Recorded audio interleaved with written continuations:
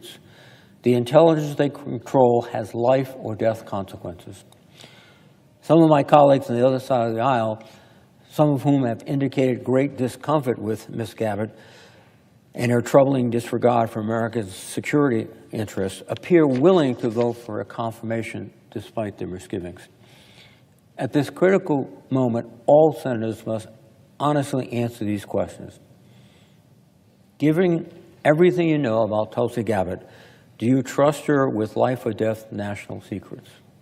Can you look members of our intelligence community in the eye and say that you believe Tulsi Gabbard will serve and protect them and this nation? I have seen enough to know my answer, and I urge my colleagues to vote against this nominee. Madam President, I would note the absence of a quorum. The clerk will call the roll. Ms. Alster-Brooks.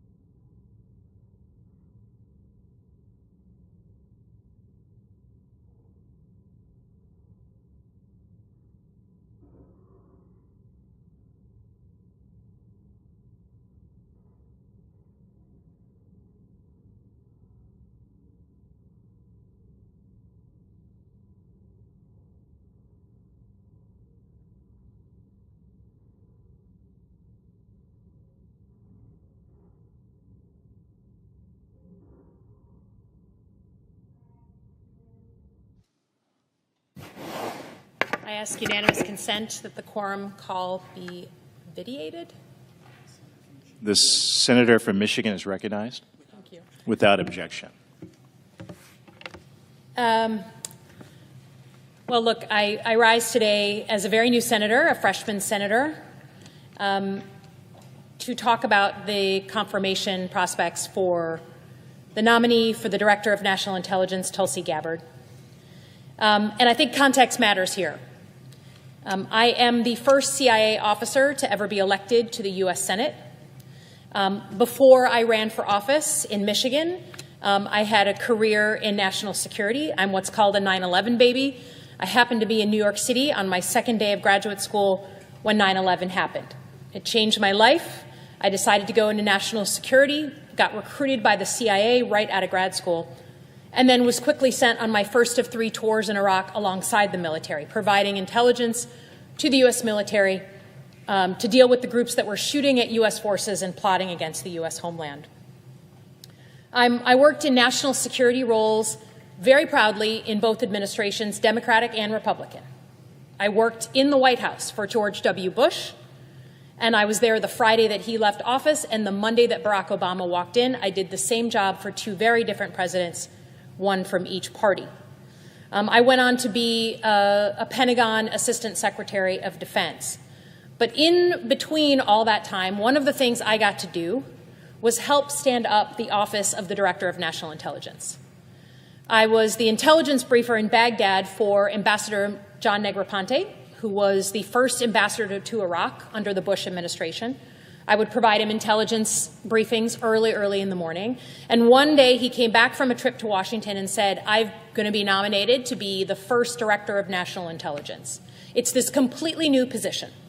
It's a position that has been created because of the failures of 9/11, our failures to anticipate the attacks of 9/11, to put the pieces together between the FBI, the CIA, the military, all those who had a piece of the story but didn't have a place and a venue to combine it all together to anticipate the most devastating attacks on the U.S. soil since Pearl Harbor. I came home and happened to be one of those first employees to set up the Director of National Intelligence. I think it was employee number 5. I was John Negroponte's first special assistant. So I was his, body person, helping him set up that office. So when I talk about the nomination of Tulsi Gabbard, I don't do it willy-nilly. I don't do it without a background on these topics. And I believe that the people who should be taking the positions that are critical for national security should be people of competence and character. What does the Director of National Intelligence do? The office was created, as I said, to combine all of the different threads of information at the 17 different intelligence community agencies that we have to prevent intelligence failures like we had on 9/11. This is a serious position. This is a position that in the past has been in the Oval Office every morning with the intelligence briefings provided by the agencies. This is the position in the dead of night that makes consequential decisions on the security and safety of people here. And most Americans have no idea the number of threats that we still thwart every single month against our homeland. We sleep well at night because the intelligence community is working together to prevent those threats, along with our partners and our allies and our military. So for me, I want to know that the person who's going to be woken up in the middle of the night to make those last-minute decisions, do we move on that intelligence? Do we act based on that threat, that they are someone, again, of competence and character? And what I've seen from Ms. Gabbard does not meet that threshold. She has, first of all, repeatedly questioned the integrity of the intelligence community, right? She's gone after the intelligence community that she hopes to lead.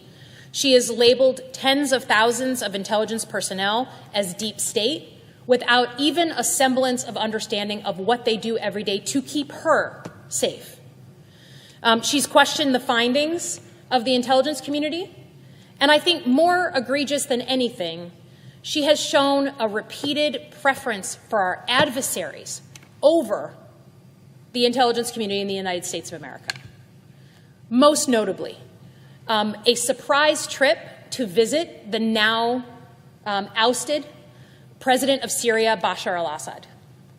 Imagine the decision-making that goes into planning a secret trip to visit a man who has killed thousands of his countrymen, thousands of relatives of Michiganders that I represent, a man who we know has used chemical weapons, violating international law, devastating communities, a man who has seemingly sat aside as insurgent groups, terrorist groups, took territory in his area and allowed them to project attacks into neighboring states and to plot against the U.S. homeland. She makes the decision to go and visit this man, throw flowers at his feet, do public TV with him, go publicly and show her support. Now, I don't know if she's just deeply naive. I don't know if in some twisted way she thought that this was her way of being helpful. But whether she did it out of naivete or she did it knowing what this man has done and the implications of her actions, either way shows a complete lack of judgment. Same goes for her seeming glorification of Vladimir Putin. It is hard to understand, coming from the country that defeated the Soviet Union in the Cold War, that we would put a woman in charge of our entire intelligence community who has shown over and over repeated interest in Vladimir Putin, taking his side of the argument, wondering what he's done right and our intelligence community has done wrong. Can you imagine what it feels like to be a member of the intelligence community right now, with everything going on, with all of the discrediting of what they have done and what they do every single day, and now this woman is going to be in charge of this agency? It is an insult to people who have dedicated their lives and put themselves in harm's way to have her confirmed into this position. Now, we've watched her flip-flop on a bunch of issues, right? Issues that Democrats and Republicans have concerns with. You know, she used to have a lot of concern about what's called Section 702 of the Foreign Intelligence Surveillance Act. She fought against it. Now she's somehow for it. I'm not saying people can't change, but I'm just saying someone who doesn't have the backbone to stand up and be clear with their principles, I'm having a hard time imagining them lead in the heat of the moment when you're in the Situation Room and consequential decisions are being made. I think the feeling that I have about where we are in this country right now is that we're sort of in this fever dream. There's this race to discredit, to attack, to cut. And look, I'll be the first person to say that there is fat on the bone in the federal government. I worked in the federal government. There are plenty of things that can be reformed in the federal government. But the double whammy of attacking the people who keep us safe every day, of trying to push them out. I just had a Republican on my way here member say, hey, I've just heard about what's going on at CIA. Are they trying to get everyone to leave? Or what about people who are in sensitive positions? Great question. But the other punch is to put someone in charge of the intelligence community that has such disdain for our allies, for our intelligence officers, and such love for our adversaries. And so I urge all of my Republican colleagues to search their soul, right? Play the long game. Don't live in fear of the Trump administration and Donald Trump specifically. You know in your heart that these people aren't qualified and that the life and limb of American citizens is in their hands. So I urge all of my colleagues to vote against Tulsi Gabbard. I will be voting against her here later today. I hope that we as American citizens can come up and up for air from this fever dream and remember that reform of the federal government does not mean slashing the people that keep us safe every day. And with that, I yield back.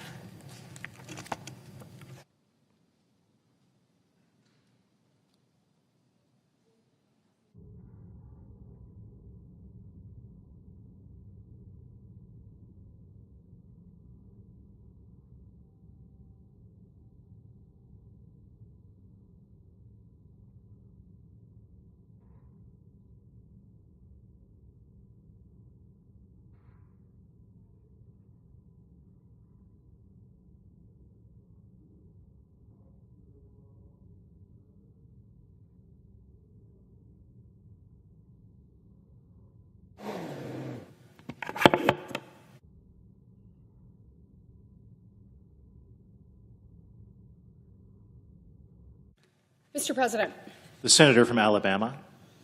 I rise today to discuss an epidemic that is affecting our nation's youth. A crisis each and every parent should be concerned about, and one that so many parents I know already are. Our kids' worsening mental health is an emergency, and it's an emergency clearly and undeniably linked to social media. Emergency room visits among adolescents for anxiety, mood disorders, and self-harm have all risen dramatically in the years since social media apps exploded onto the scene. Over that same time period, and during the second decade of this century, rates of depression amongst teenagers more than doubled. By 2019, 20% of teenagers agreed with the notion that, quote, life often feels meaningless. Almost a 100% increase from a decade earlier. According to the CDC in 2021, and buckle up for this, 1 in 3 high school young women said she actually considered death by suicide. 25% of teenage girls made a plan to do so. 9% of high schoolers and 13% of teenage girls actually attempted death by suicide. As a mom, that is beyond horrifying. I worry for my own kids. I worry for their friends. And as a senator, I worry about the future of the next generation of Americans. To make matters worse, social media companies know the harm their platforms create. Instagram's parent company, Meta, conducted internal research that showed that 1/3 of teenage girls who use the app report it makes them feel worse, but they cannot stop. And while social media companies have taken some steps, it is clear that there is work for Congress to do. The last time a United States president signed a major piece of legislation addressing children and the internet was, wait for it, 1998. So you look almost 30 years ago, the Children's Online Privacy Protection Act was signed into law. For reference, at that time that the law was signed, MySpace didn't even exist. It's time for an update, and there is a clear place to start. Studies have shown that the most damaging time for an adolescent to use social media is during their preteen years, and the 1998 law tried to address that. The law says that websites and other online services cannot collect personal information from children under 13 years old without parental consent.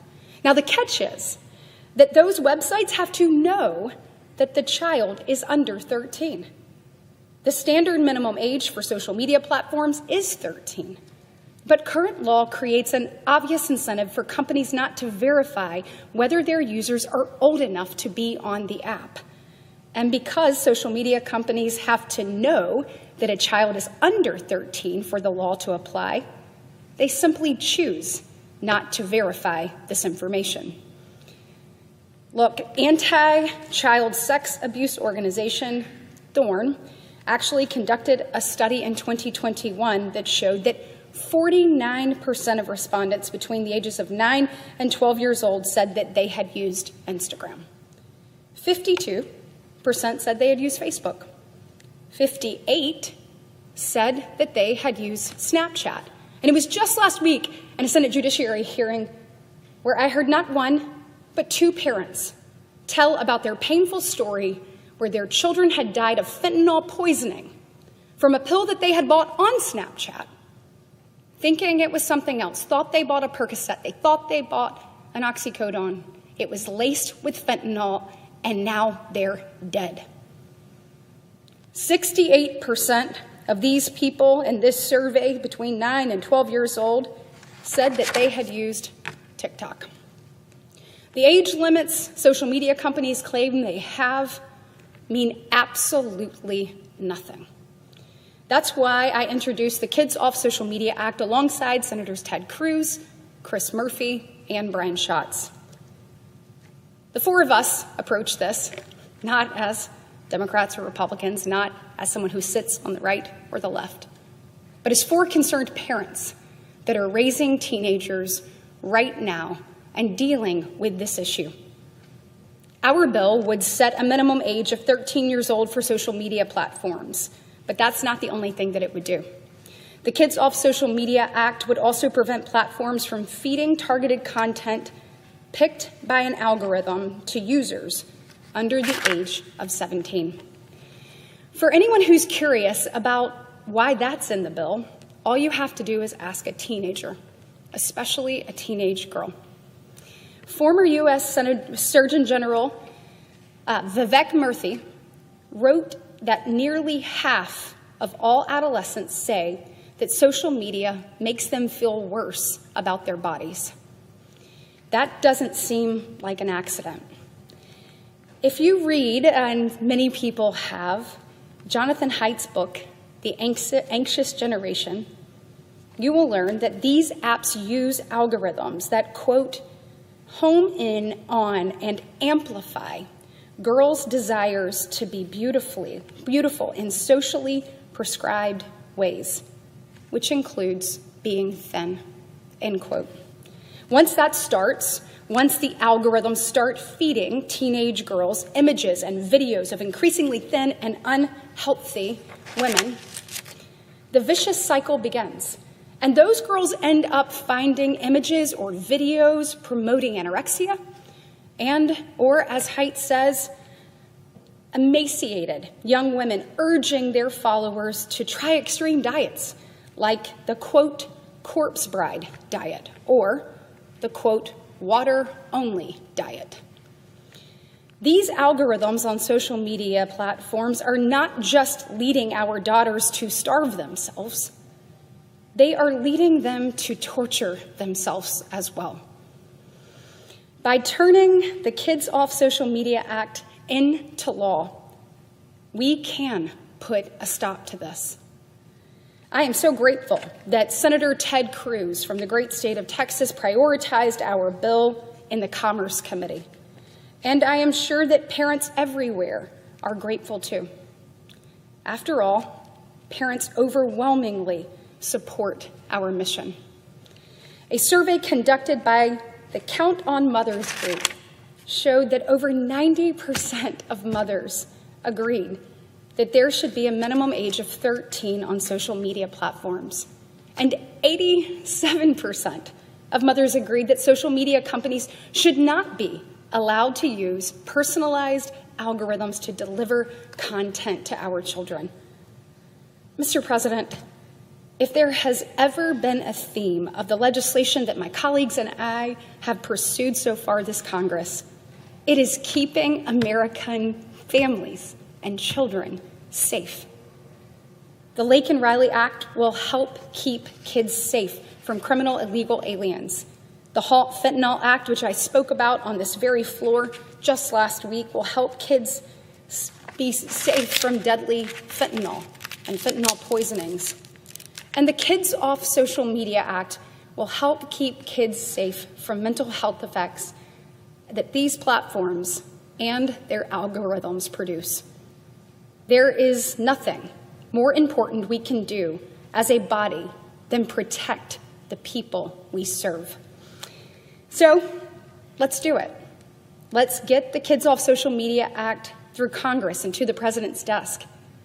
There are parents across this country that are counting on us to step up, to put the proper guardrails in place so their children can be safe and their children have an opportunity to both explore and to succeed. All of our country's children are free to pursue their own American dream, just as our generations were, and this will enable them to do that. Thank you, Mr. President. I yield the floor.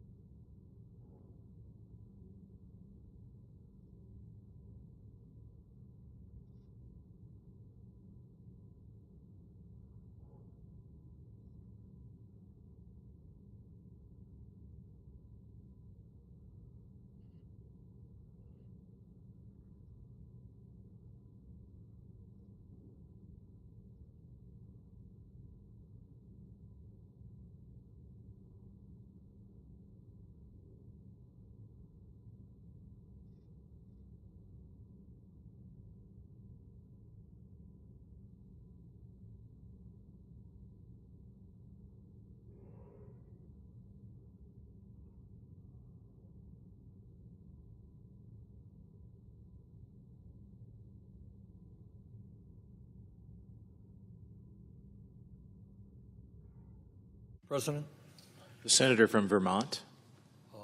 are we in a quorum call here? We are not. Okay. Mr. President, we are living in an extremely dangerous time. And future generations will look back at this moment, what we do right now, and remember whether we had the courage to defend our democracy against the growing threats of oligarchy and authoritarianism. They will remember whether we stood with President Abraham Lincoln at Gettysburg, who in 1863, looking out over a battlefield where thousands of people had died, thousands of soldiers died in the fight against slavery, and he stated that, quote, "This nation under God shall have a new birth of freedom, and that a government of the people, by the people, for the people, shall not perish from the earth." Do we stand with Lincoln's vision of America, or do we sit idly by and allow this country to move into a new vision? And that is a government of the billionaire class, by the billionaire class, for the billionaire class. But it is not just oligarchy that we should be concerned about. Not just the reality that today 3 people own more wealth than the bottom half of American society, 170 million. 3 people, more wealth than the bottom 170 million Americans.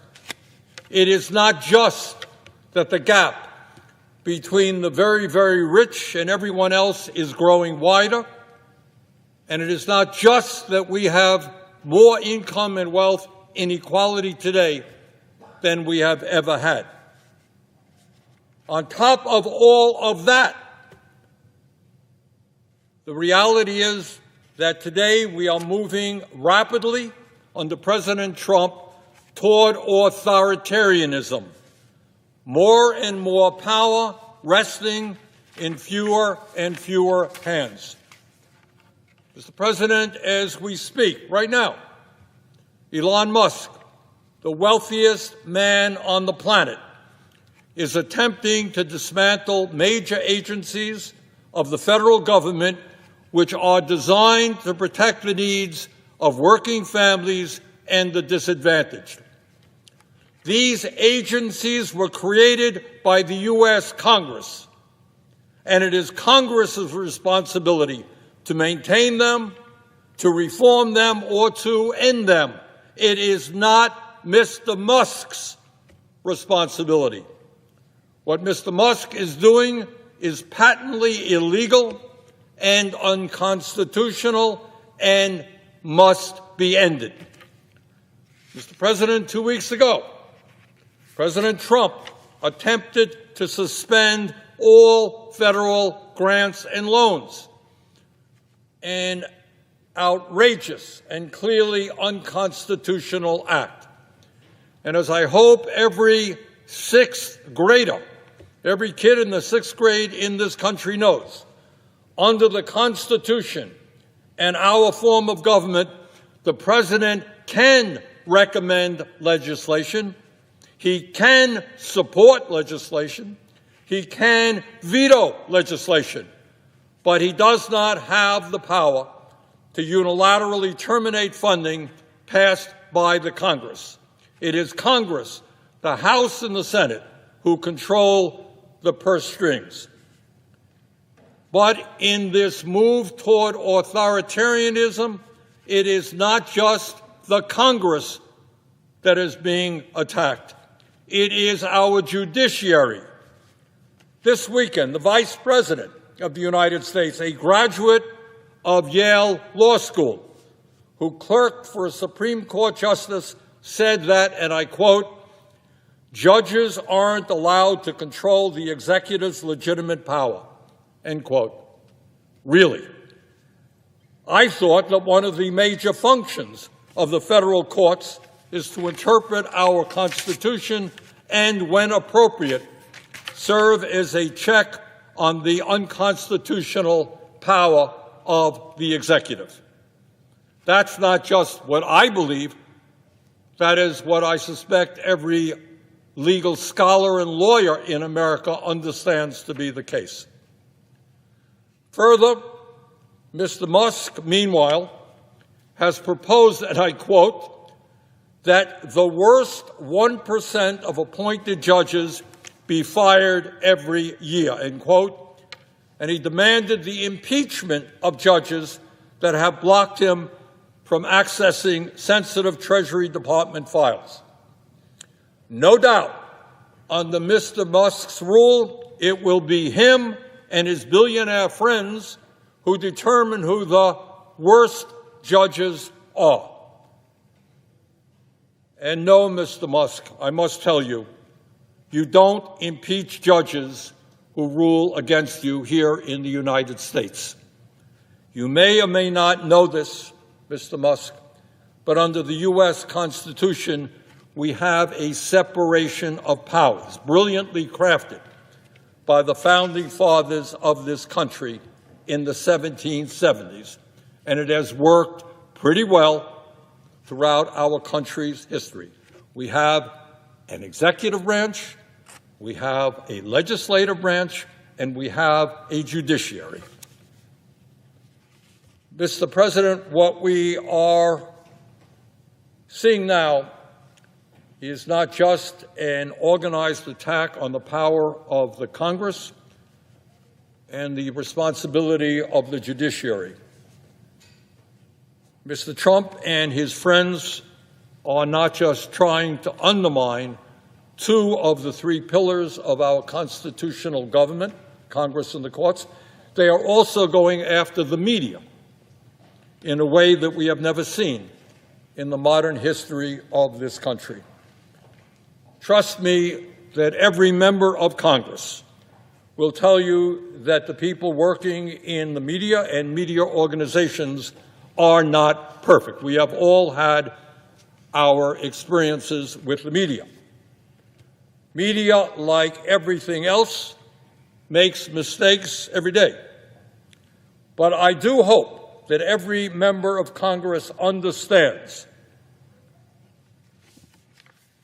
that you cannot have a functioning democracy, you cannot have a free flow of information, you cannot have the pursuit of truth without an independent press. A press not intimidated by presidents of the United States, but a president who writes it and sees it the way they understand it to be.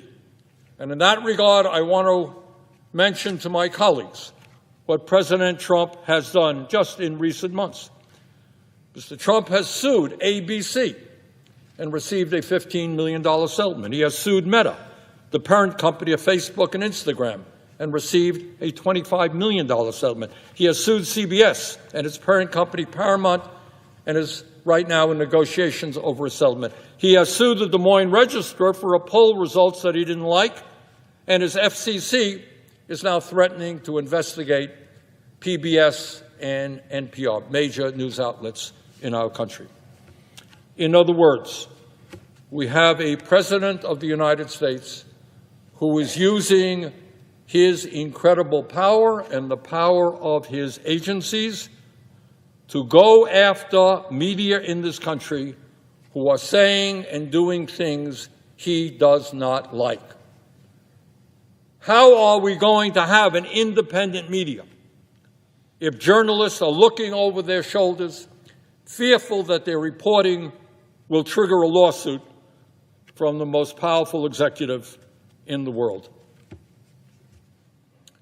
Mr. President, in the midst of all of this, I think that now is the time to ask a very, very simple question, something I think that is on the minds of millions of Americans.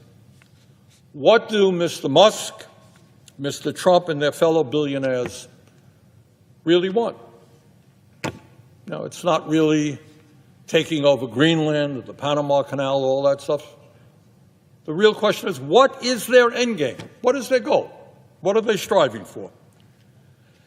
And in my view, the answer really is not complicated.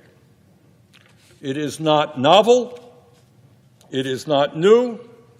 It is, in fact, exactly what ruling classes throughout history have always wanted and have always believed to be their right,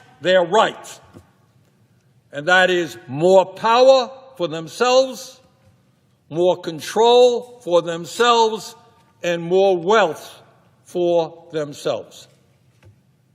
And in their pursuit of more power, more control, and more wealth, they are determined to not allow democracy and the rule of law to get in their way. For Mr. Musk and his fellow oligarchs, the needs, the concerns, the pain, the ideas, the dreams of ordinary people are simply an impediment to what they, the oligarchs, are entitled to. And that is really what they believe. They are entitled to all of the wealth and the power they have, and they are determined to stop anyone who gets in their way. Mr. President, this process, this phenomenon that is going on right now is not the first time that we have seen this in our country's history. As I think many Americans understand, in pre-revolutionary America, before the 1770s, before the creation of the United States and the writing of our Constitution, the ruling class of that time governed through a doctrine called the divine right of kings. The belief that the King of England was an agent of God, that God appointed him, and that he was not to be questioned by mere mortal human beings. He was appointed by God. In modern times, we no longer have the divine right of kings. What we now have is an ideology being pushed by the oligarchs, which says that as a very, very wealthy group of people, often self-made, often the masters of revolutionary new technology, and as high IQ individuals, it is their absolute right to rule. In other words, the oligarchs of today are our modern-day kings. And Mr. President, it is not just power that they want. Despite the incredible wealth that they currently have, they want more and more and more. Their greed has no end. Today, Mr. Musk is worth $402 billion. Mr. Zuckerberg is worth $252 billion, and Mr. Bezos is worth $249 billion. With combined wealth of $903 billion, these three people own more wealth than the bottom half of American society, 170 million Americans. And not surprisingly, since Trump was elected, their wealth has soared.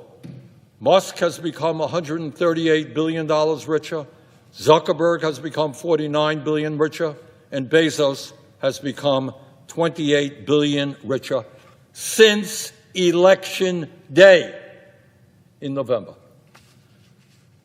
Meanwhile, Mr. President, while the very rich become much richer, 60% of Americans live paycheck to paycheck.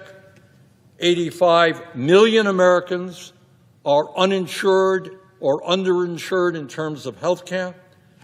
25% of our seniors in this country are trying to survive on $15,000 a year or less. 800,000 Americans are homeless, and we have the highest rate of childhood poverty of almost any major country on earth. And real inflation-adjusted wages for the average American worker has not gone up in 50 years. Does anyone really think that the oligarchs give a damn about ordinary? Trust me, they don't. Musk's decision to dismember USAID means that tens of thousands of the poorest people in this world will either go hungry or die of preventable diseases. Tens of thousands of people. But it's not just USAID and what's happening abroad. Here in the United States, mark my words, if we do not stop them, they will soon be going after the health care, nutrition, housing, and educational programs that protect the most vulnerable people in our country, all so that they can raise the money they need to provide huge tax breaks for themselves and for other billionaires. As modern-day kings who believe they have the absolute right to rule, they will sacrifice without hesitation the well-being of working people in order to protect their power and their privileges. Further, they will use the enormous media operations they own to deflect attention away from the impact of their policies while they entertain us to death. Mr. Musk owns Twitter. Mr. Zuckerberg owns Meta, which includes Facebook and Instagram. And Mr. Bezos owns the Washington Post and Twitch. Further, they and their fellow oligarchs will continue within our corrupt campaign finance system to spend huge amounts of money to buy politicians in both major political parties. Bottom line, the oligarchs, with their unlimited amounts of money, are waging a war on the working class of our country, and it is a war that they are intent on winning. Now, I'm not going to kid anybody. The problems that our country faces right now are enormously serious, and they are not easy to solve. Our economy is rigged. The rich get richer, poor get poorer, and the middle class struggles. Our campaign finance system is totally corrupt. Billionaires can now pour as much money as they want into both political parties. And climate change is ravaging our country and the world with unprecedented levels of extreme weather disturbances, among many other crises our country faces. But, Mr. President, in the midst of all of these crises, this is what I do know, and this is what I do believe. And that is that the worst fear of the ruling class of our country is that the American people, whether they are black or white or Latino, whether they are urban or rural, whether they are young or old, gay or straight, whatever.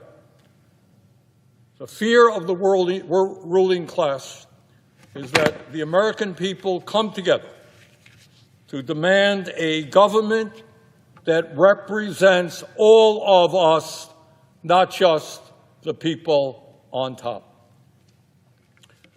The oligarch's nightmare is that we will not allow ourselves to be divided up by race, religion, sexual orientation, or country of origin, and will come together and have the courage to take them on.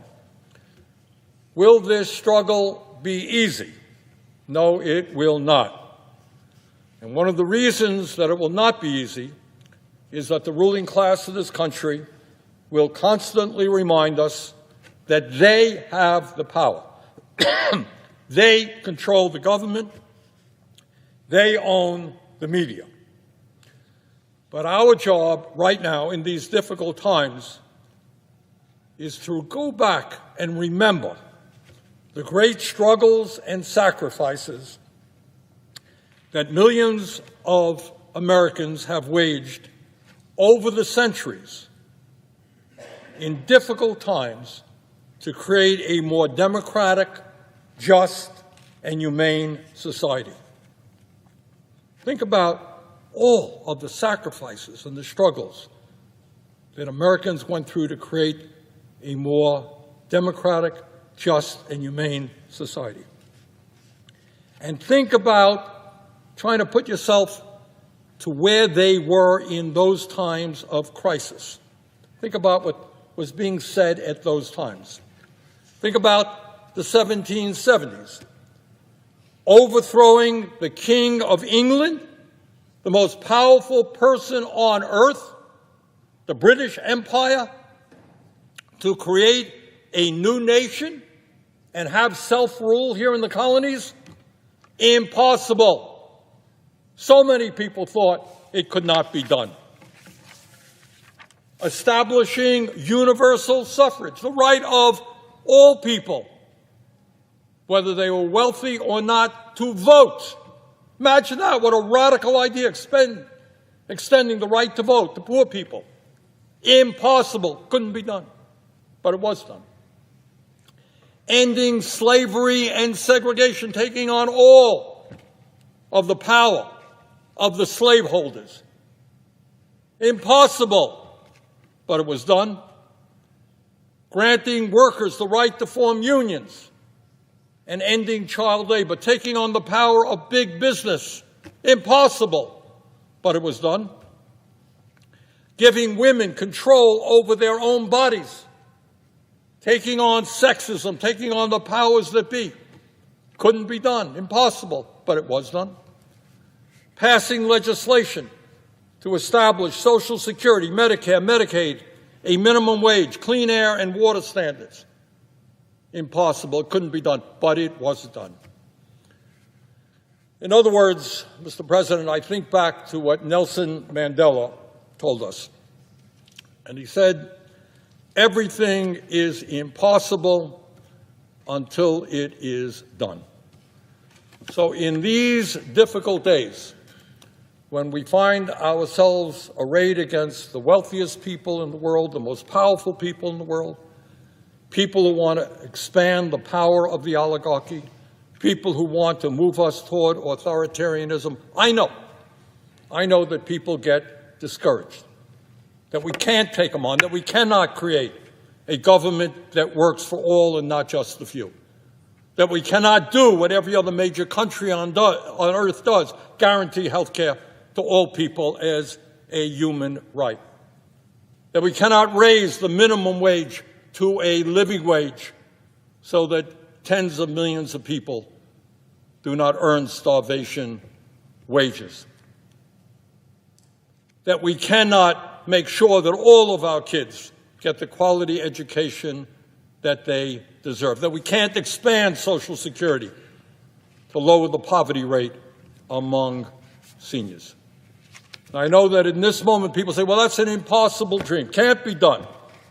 But I think if you look back on American history, you will find that in very difficult and dark days, when people came together, they did the impossible.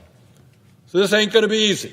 We're taking on enormously powerful people who really do not believe in democracy or the rule of law. But if we stand together, we're going to win this fight. And not only will we save American democracy, we're going to create the kind of nation that I think most of us know we should become. With that, Mr. President, I yield the floor. Thank you.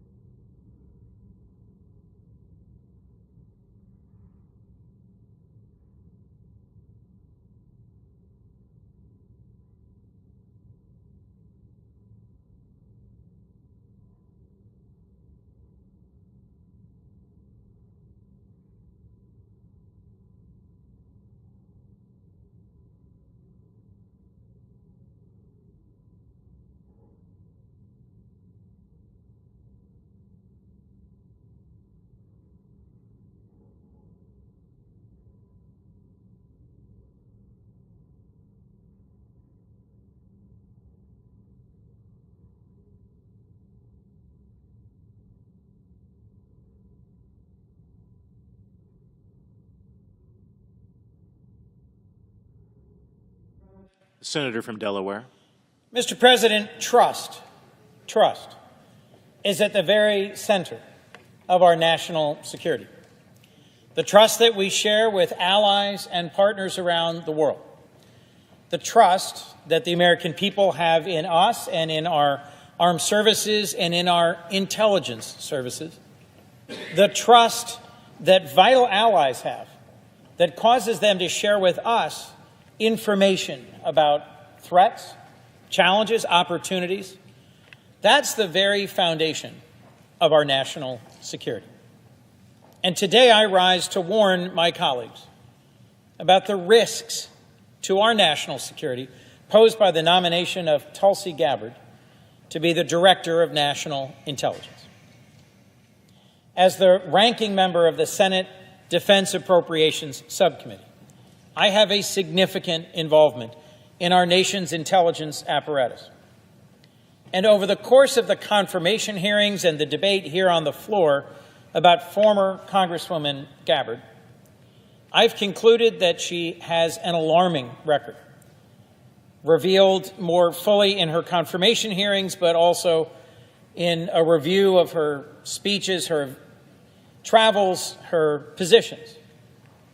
As a Democrat, as a Congresswoman, as a candidate for president, as a supporter of President Trump. She has gone quite a distance. She has defended Edward Snowden. Snowden is widely viewed by folks in our intelligence community, our national security apparatus, our armed forces, and many here as a traitor who betrayed some of the most important secrets that are critical to keeping the United States secure. She would not, in her confirmation hearings, answer the question, is Edward Snowden a traitor? Ms. Gabbard bemoaned the rise of HTS in Syria, which recently overthrew the brutal dictator Bashar al-Assad, without mentioning the fall of Assad. She talked about how tragic it was that HTS overran Damascus, without mentioning the side benefit of the fall of a brutal dictator. And in her confirmation hearings, repeatedly dodged pointed and relevant questions about FISA and Section 702, key tools for our intelligence community. All of this is in keeping with a long-standing record as an apologist for authoritarians and even enemies of the United States. She has repeatedly blamed the United States and NATO for Russia's full-scale invasion of Ukraine in 2022. And I will tell you, as someone who is about to go to the Munich Security Conference this weekend with a broad and bipartisan delegation from this body and from the House, I will never forget being at the Munich Security Conference just before Russia invaded Ukraine, broad spectrum. They'd been in eastern Ukraine at that point for years. They had occupied Crimea and then launched a war into the Donetsk, the Donbass, the eastern part of Ukraine.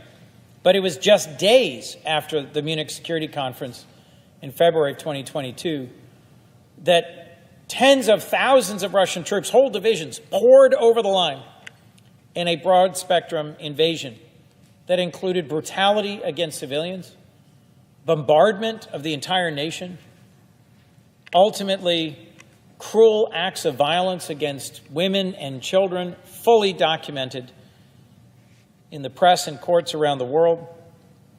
And yet Ms. Gabbard blamed the United States and NATO for provoking this invasion by Russia of a sovereign nation, a nation where the United States, in writing, guaranteed its territorial sovereignty in the 1994 agreement that led to them giving up their nuclear weapons. Ms. Gabbard visited Syria and met with Bashar al-Assad for several days in 2017 and relied on pro-Assad sources to cast doubt on accounts of his use of chemical weapons against his own people. She has a long history of repeating pro-Kremlin talking points and has become a favorite on Russian state media.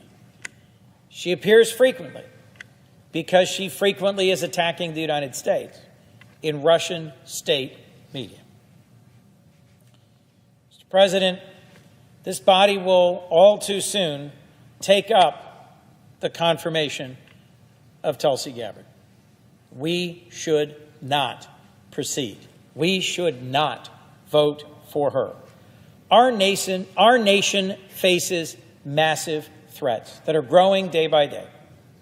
Our nation is facing threats around the world, from North Korea and Iran, from China and from Russia, and we need an intelligence service equipped to respond to these challenges. Can we trust Tulsi Gabbard to lead our intelligence services and to respond to these threats? I cannot, we cannot, and we should not. This body should not vote to confirm Tulsi Gabbard as the next Director of National Intelligence.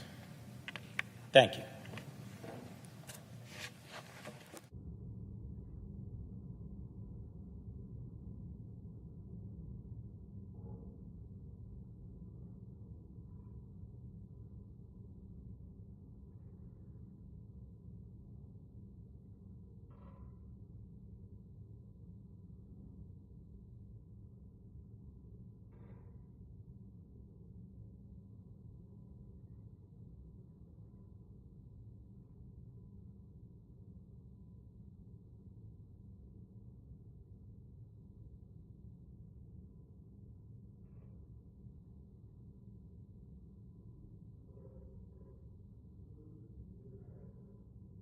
Mr. President, do you remember where you were on September 11th? Most Americans do. I do. It was right outside that door. I was in a meeting at 9 o'clock in the morning, and as we had the meeting, we looked down the mall. We were watching a little television set, and we saw these planes flying into skyscrapers in New York. Nobody could quite understand what was going on. First, we thought it was an accident, as most people probably felt the same way. But then when the second plane hit, we knew there was more. Then there came a moment when somebody said, "Look down the mall." We looked down the mall and saw black smoke billowing across the mall here in Washington from the Pentagon, because a plane had crashed into the Pentagon. And there was this moment where people didn't know which way to turn, where to get answers, what was going on. And someone came racing into the room and said, "Evacuate the Capitol building. Another plane is coming directed toward this building." We all raced out down the steps and stood on the lawn outside, didn't know which way to turn, had no idea what was going on. Tourists were coming up to me because I had a suit and tie on and said, "Where are we supposed to go?" Well, I told them where the metro stations were and pointed in several directions. It's a day you won't forget.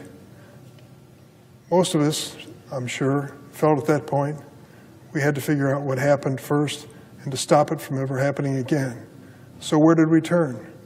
First, we turned to law enforcement for obvious reasons. That's who you call, 911. See if they can give you any information, give you any advice, and keep you safe. But also, in this town, you think, we hope our intelligence agencies, the ones that collect information, know who those people were so we can stop them from ever doing this again. Those intelligence agencies were critical, not just for the security of this country, but the survival of this country. The wake of September 11th, the most historic terrorist attack in our nation's history, we learned the hard way that agencies within the intelligence community need to be good, effective, and coordinate what they're doing.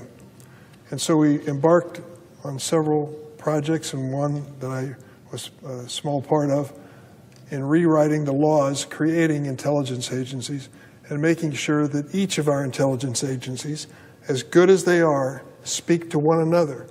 It seems so obvious. They need to coordinate, but they had what they called smokestacks, where they kept their information to themselves and didn't share it with other agencies. Well, that changed, and we changed the whole attitude towards intelligence and coordinating information. We created the Office of the Director of National Intelligence. It oversees 18 different intelligence agencies that span the CIA, Defense Department, State Department, Energy Department, and others. It is now essential to modern safety in America. But yet the President, Donald Trump, has selected a person to run this critical agency coordinating 18 different intelligence agencies who has little or no experience leading this critical American security apparatus. Her name is Tulsi Gabbard. During President Trump's first term, he made clear of his fondness for certain leaders in the world who were controversial, such as Viktor Orban of Hungary, Vladimir Putin of Russia, and Kim Jong-un of North Korea.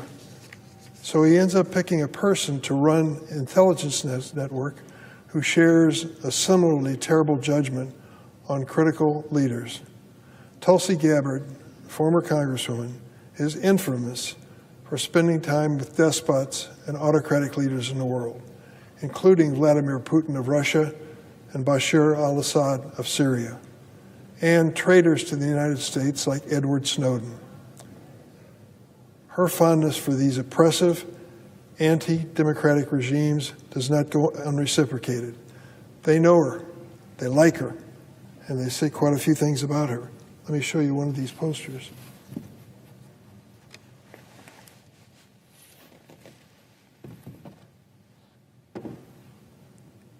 Hosts of Russian state media have cheered her nomination, Russians cheering her nomination as the Director of National Intelligence, because it will, quote, dismantle America.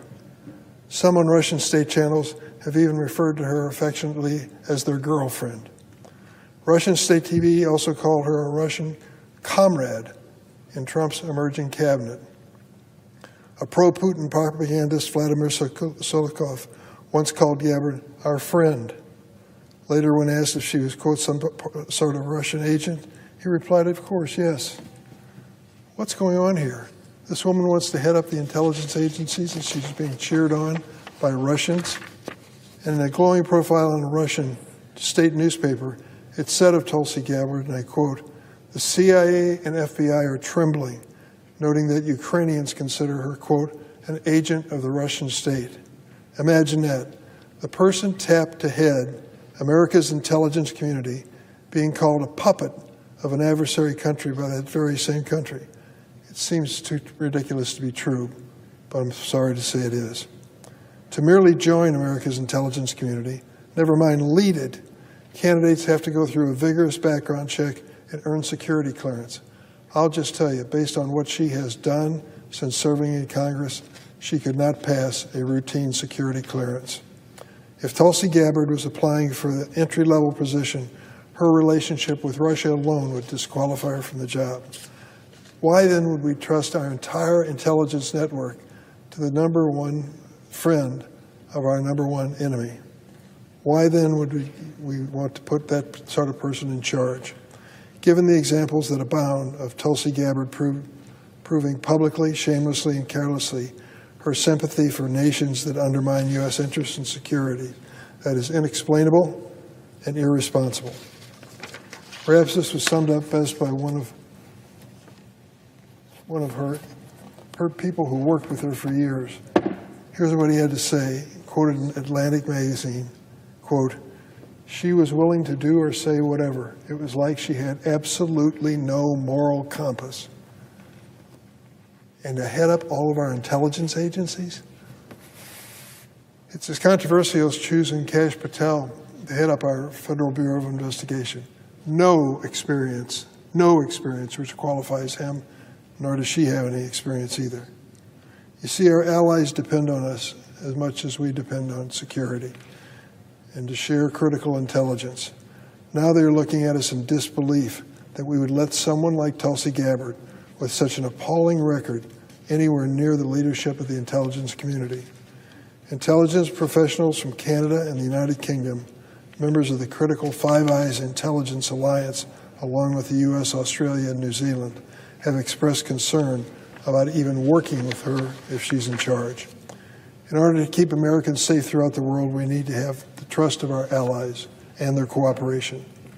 This position she's aspiring to of D&I does not just impact the collection of intelligence, it also impacts the action taken on it. Because of this, I have great concern about the impact Tulsi Gabbard's confirmation would have on our support in Ukraine defending against Russia. Since Russia's full-scale invasion, Gabbard has taken Russia's side many times, claiming, quote, in reference to Ukraine and Russia, Russia had legitimate security concerns, the words of Tulsi Gabbard. And then she blames NATO, our alliance, as one of the most significant security alliances in the world. Let me be clear, supporting democracies has not historically been a partisan manner.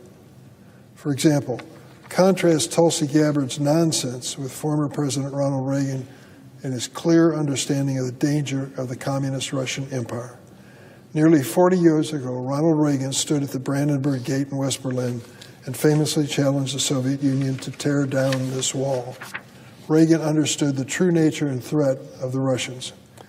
And we've all seen the horrific cost of Russia's war in Ukraine and increasing attacks on NATO allies. Is there a deal to be made to end this war? Perhaps. But doing so must be with the best intelligence available, a clear eye about who we're negotiating with and for, and long-term guarantees of the security of Ukraine and of Europe and the transatlantic alliance. One would think that any American president navigating such difficult waters would want a top official to serve as head of national intelligence. Tulsi Gabbard fails that test. She would not be qualified for an entry-level position within the intelligence community and certainly not qualified to lead it, period. Some of President's cabinet nominees are hard to imagine because they are so unqualified. But for the position of Director of National Intelligence, putting someone unqualified in charge is not funny at all. It's life or death dangerous. I yield the floor. Suggested the absence of the quorum. The clerk will call the roll. Ms. Also Brooks.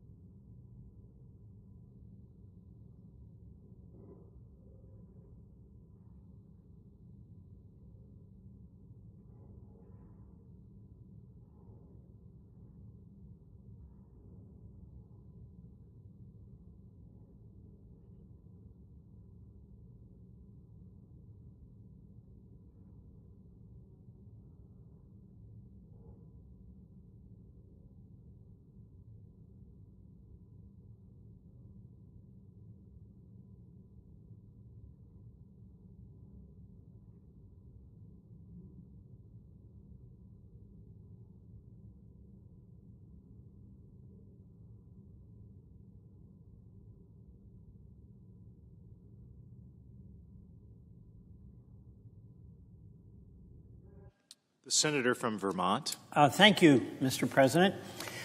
I want to speak about what The Senate is in a quorum call. I request unanimous consent to vitiate the quorum call. Thank you. Without objection. Thank you, Mr. President. I want to speak about what Elon Musk is doing to destroy the U.S. Agency for International Development. Here's what's happening. Mr. Musk, of course, a non-elected billionaire who knows really nothing and cares less about how the federal government works, is demolishing one of the most important agencies we have for countering Russia, China, authoritarianism, and anti-American extremism around the world, all being done in the name of, quote, efficiency. As one former State Department official said, disbanding USAID is the strategic equivalent of scuttling the Navy. Mr. Musk, he bragged about feeding USAID into a wood chipper. What he's really doing, after locking USAID's staff out of their offices and blocking their access to email, is destroying the careers of thousands of professionals who administer programs, that are critical to U.S. national security, not to mention the well-being of their families. And Mr. President, I want to acknowledge something. Many Americans ask me, and they ask you, why should we send aid to other countries when we have so many problems here at home? And we do have problems at home. So that's a legitimate question. In my view, we haven't done enough, Congress, to solve our own problems, the cost of food, housing, health care, or dealing with drug addiction, gun violence, homelessness, the challenges facing our farmers and small businesses, and the devastation to communities from wildfires, floodings, droughts, and other national disasters. Both parties have that obligation to address these issues. And our citizens do come first. But we also have a role in the world that is absolutely vital to our own national security. And there is a sense, magnified by a lot of the misinformation Mr. Musk and others put out, that foreign aid is this huge component of our budget, really compromising our ability to meet those needs that afflict all of our citizens here in the country. People think it's like 25 or 30% of the budget. Foreign aid is less than 1% of our budget. So as a percentage, really quite modest. And incidentally, not that we necessarily want to compare, but as a per capita spending portion of our budget, what we spend in the United States on foreign aid is a lot less than our European allies and Japan. So it's modest, but significant. But even at this less than 1%, the foreign aid budget is very important to America, and it serves our national interest. Why is that? Our USAID program started 64 years ago under then President John F. Kennedy. And he asked the question, is foreign aid program really necessary? His answer? The answer is that there is no escaping our obligations, our moral obligations as a wise leader and good neighbor in the interdependent community of free nations, and our political obligations as the single largest counter to the adversaries of freedom. There were adversaries then, there are adversaries today. President Kennedy went on to say, quote, to fail to meet those obligations now would be disastrous and in the long run more expensive. For widespread poverty and chaos lead to collapse of existing political and social structures, which would inevitably invite the advance of totalitarianism into every weak and unstable area. Thus, our own security would be endangered and our own prosperity imperiled. A program of assistance to underdeveloped nations must continue because the nation's interests, that is our nation's interests, and the cause of political freedom require it. The words of John F. Kennedy. But fast forward, only 5 months ago, George Bush's Secretary of State, Condoleezza Rice, said about the need for continued U.S. engagement in the world, quote, the United States has got to make both a statement and a reality of America's willingness to remain engaged in the world, because great powers don't just mind their own business. And if we don't shape the international environment, then others will.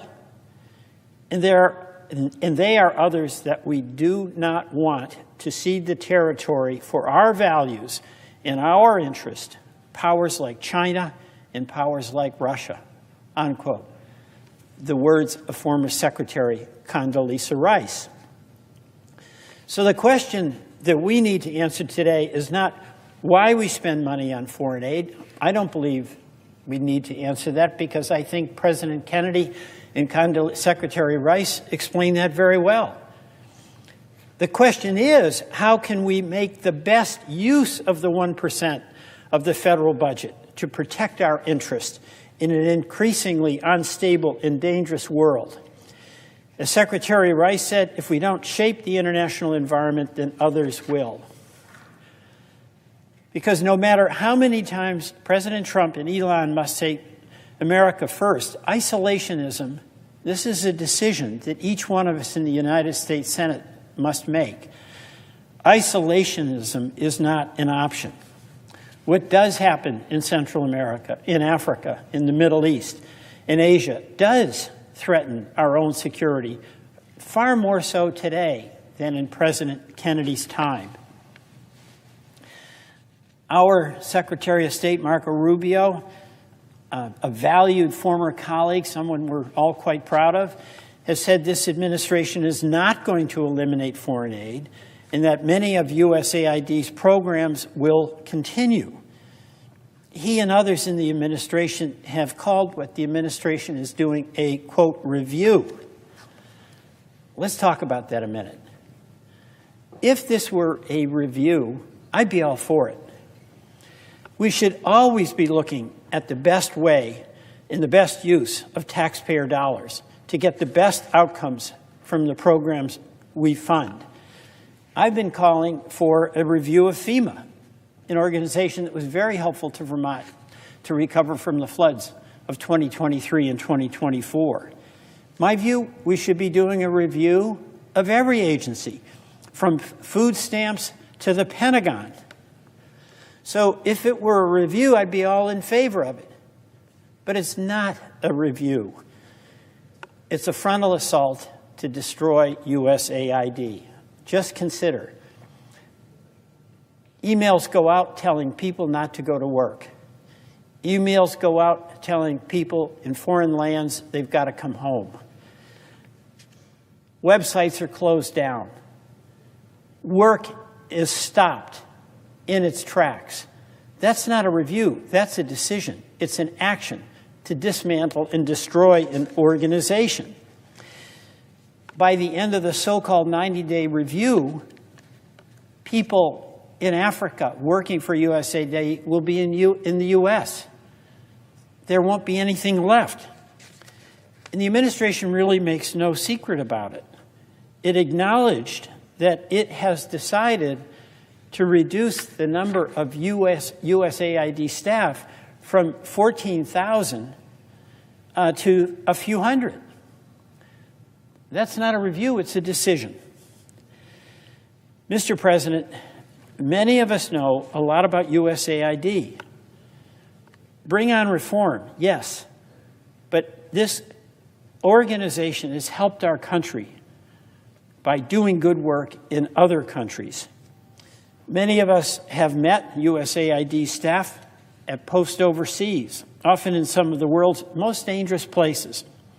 The folks in that organization are serious, purposeful, and patriots. They put their lives at risk every day, and they don't have body armor. If the goal really is reform of USAID, then I say to Secretary of State Rubio, and I say to my Republican colleagues, I want to work with you. Anything we can do to make any program that we're responsible for better, I am absolutely all in. And we know there's ways we could make USAID better. But what Elon Musk is doing is dangerous, it's cruel, and it's illegal. It's illegal because this Congress has appropriated money for these programs, and Elon Musk is making a unilateral decision without any congressional oversight or authority to discontinue those authorized programs. Also, what does it really say to the millions of people in governments around the world when we've made a commitment, whether it's one that you agreed with or I did, but as a body, as a country, we made a commitment, and then suddenly there's an email out saying we're just kidding. We're not going to follow through. And what does it mean when you think about it? That because of, in effect, this stop work order, we have food for hungry people that's not being delivered. We have vaccines, medicines that can save lives, avert injury, and they're not being delivered. Why are we doing that? Why would anyone do that? It would be like your neighbor's house is on fire, you have a hose, and you won't let them use it. That's not the way we operate. At least I hope so. You know, the USAID work, it's invisible to most people. It shouldn't be invisible to us. We're supporting civil society leaders who are inspired by our own Declaration of Independence. These folks fight for human rights and democracy, and they do that in the face of corrupt and abusive governments that imprison their political opponents. These programs have been stopped. There are programs that have strong bipartisan support and have had it for decades. And I want to acknowledge many of my Republican colleagues who've done so much, in particular Senator Lindsey Graham, who knows this does protect our national security. And they present the best face of America that the rest of the world sees. You know, the administration talks about waste, fraud, and abuse. And when they talk about that, I ask myself the question, is there a single American any of us can identify that is in favor of waste, fraud, and abuse? So they raise the question without proof of where that waste, fraud, and abuse is found. And instead of looking to identify it specifically so they can actually take action to eliminate it, they just leave it out there as an explanation to justify shutting down a valuable program and not doing the hard work of reform. That's applying not just as an approach, not just to USAID, but to many other programs, like farm programs, where I'm getting calls from farmers. What happened to the agreement I had with the federal government, the U.S. Department of Agriculture, about doing new type of crop rotation in exchange for getting a contract price? What's happened to folks running domestic violence shelters who can't get on the portal to get money paid to them that they're owed? This is happening throughout our nonprofit systems, including our community health centers. We had a woman who had an appointment with a dentist at a community health center and got the notice that it was closed because of the order that went out from the administration. So, Mr. President, I believe in USAID. I believe it's wrong for the administration to essentially make the decision to feed it to the wood chipper. I believe in reform, but I do not believe that this is a serious effort at reform. It's a serious effort to destroy the program started by President Kennedy that has been embraced by Republican and Democratic presidents since President Kennedy started it 64 years ago. And while there is a perception that it's 25 to 30% of our budget, it's 1%. And it's at a time when the reputation of the United States as a country that is going to stand behind the commitments it made is being jeopardized. So my hope is that all of us, whether we agree or disagree about the ultimate value of USAID, will stand up for protecting what we've already committed ourselves to. And that to the extent there is reform to be made, we work together on that so that the American taxpayer and American national security interests can continue to be served by the men and women of the U.S. Agency for International Development. Mr. President, I conclude my remarks on USAID, and I request the opportunity to speak about the nomination of Tulsi Gabbard. Senator is recognized. Thank you, Mr. President. As you know, Mr. President, the Director of National Intelligence is a very critical position. The Director is the primary intelligence officer serving the President. She or he is tasked with managing America's 18 intelligence community agencies in more than $100 billion in national and military intelligence program budgets. It's an awesome responsibility. The DNI also has access to information about literally the most sensitive programs within the United States government. These programs are so sensitive that most members of Congress and senators are not briefed about them, including even rank-and-file members of the intelligence committees. That alone indicates the magnitude of this responsibility. My view, on the basis of everything I've seen, is that the nominee will put loyalty to Donald Trump first, and my apprehension is that if there is information that he does not want or wants it interpreted a certain way, there'll be excessive deference to the pressures that the President has shown he has the capacity and the inclination to insert. Also, in the hearings, Ms. Gabbard did not reflect independent thoughts about the security of issues like Taiwan, the territorial integrity of Ukraine, nor the endless ongoing theft of U.S. data by the Chinese government. She was asked quite rightly, where are you on these? What should we be doing? What she indicated is she'd leave that up to Donald Trump. Now, I get it that as someone who is serving the President, it's ultimately his decision. But a person who is in the highest level of national security, I would expect, would have opinions from prior experience. And Ms. Gabbard did not disclose what those opinions were at all.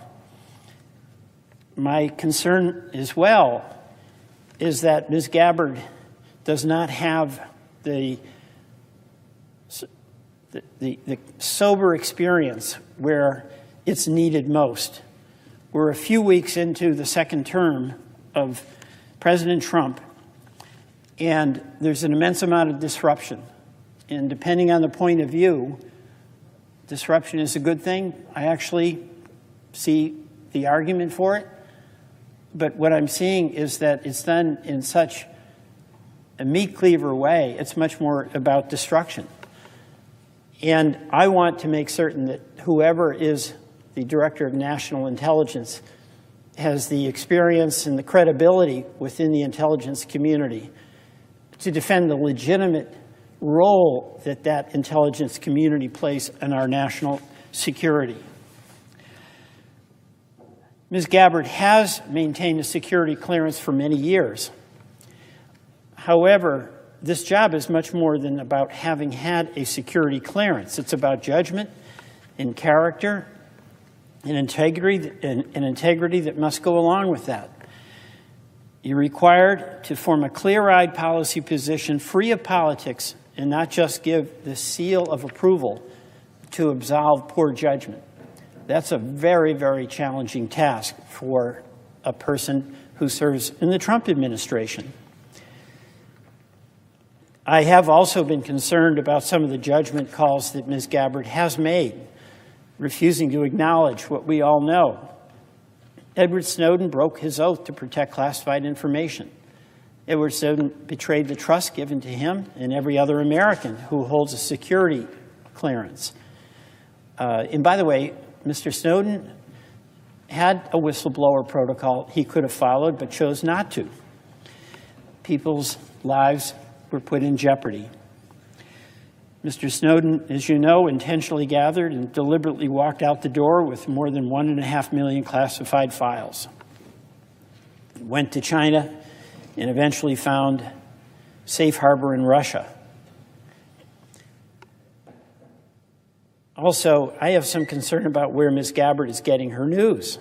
I have grave concerns that giving access to our nation's most tightly held secrets to an individual who has amplified Russian talking points, and that is the spread of misinformation. That's what Russia does, and who watches Russia's state-owned TV, which is a propaganda organ. I have concerns about that, as well as the trip to Syria to see Bashar al-Assad, who is in the process of murdering his own people. And of course, Ms. Gabbard said she was skeptical that his government was responsible for the 2017 chemical weapons attack that killed dozens of Syrians. Our intelligence community was not skeptical about that. Both sides of the aisle hold our national security in high regard, as you do, Mr. President, and I do as well. On the basis of the lack of experience, the questionable judgment, lack of confidence that I think many of us have in the capacity of this person to be the Director of National Intelligence, I urge that we vote no on her nomination. With that, I yield back. Thank you, Mr. President.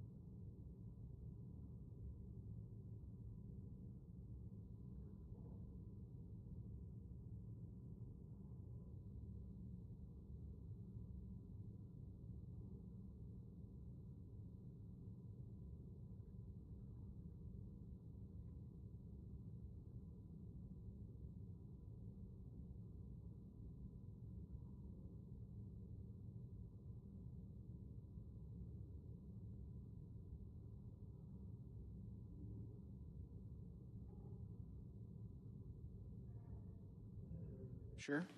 Mr. President, I come to the floor this afternoon to join a number of my colleagues because of my concern for the national security of the United States. Whether it's a terror attack, a cyber attack from a non-state actor, whether it's a threat from Russia or China or Iran, we in the United States are the targets of foreign adversaries every single day. But thanks to our intelligence community and the thousands of Americans who dedicate their lives to our security, we're safe. These brave men and women are counting on us to have their backs, which is why the nomination of Tulsi Gabbard is so concerning. Our adversaries will be thrilled if we confirm Tulsi Gabbard as Director of National Intelligence. No one more so than Russian President Vladimir Putin. Ms. Gabbard has not hidden her positive views of Russia and President Putin. While Ukrainians fight valiantly to protect their homeland and defend freedom and democracy, Tulsi Gabbard cozies up to Putin and publicly defends Russia's brutal invasion. The former Congresswoman has parroted Russian propaganda, saying that the war could have been avoided if NATO and the Biden administration had simply, and I'm quoting, simply acknowledged Russia's legitimate security concerns.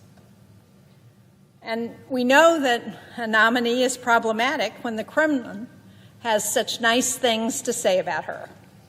On November 17, 2004, a major Russian state-controlled news agency called Tulsi Gabbard Superwoman and noted her past appearances on Russian TV. Well, I don't relish the idea of America's Director of National Intelligence, a role that includes such sensitive responsibilities such as producing the President's daily brief and setting U.S. policy for intelligence sharing with foreign entities. I don't appreciate the fact that she's called Superwoman by a mouthpiece for the Kremlin. Not only does Putin have kind words for Ms. Gabbard, but they also share mutual friends, namely ousted Syrian dictator Bashar al-Assad. Since her clandestine meeting with Mr. Assad in 2017, a visit that took place while she was serving in Congress, former Congresswoman Gabbard has faced numerous questions about why she went to Syria and arranged this meeting in the first place. She's answered none of those questions, nor has she provided any substantive details on her conversation with Assad.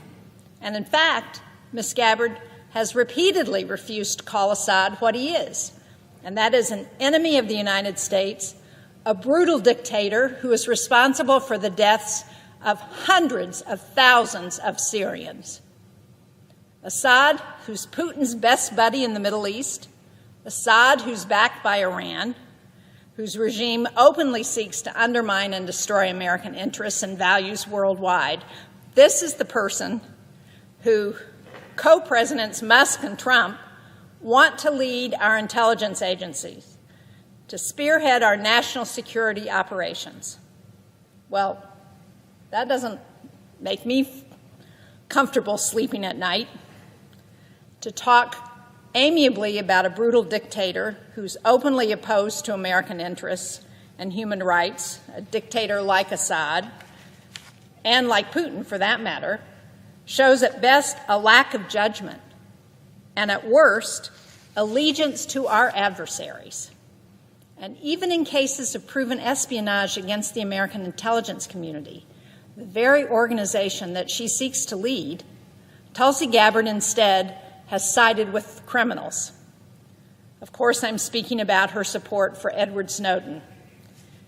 In 2020, while she was a member of the United States House of Representatives, she introduced a resolution suggesting that the federal government should drop all charges against Edward Snowden. There was only one other member who co-sponsored this resolution, and that was former Congressman Matt Gaetz. Now in 2025, Ms. Gabbard still refuses to call Snowden what he is, a traitor to the United States.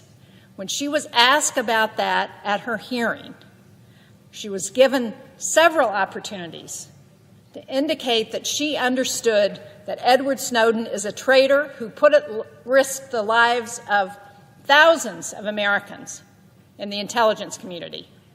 She refused to acknowledge that he's a traitor.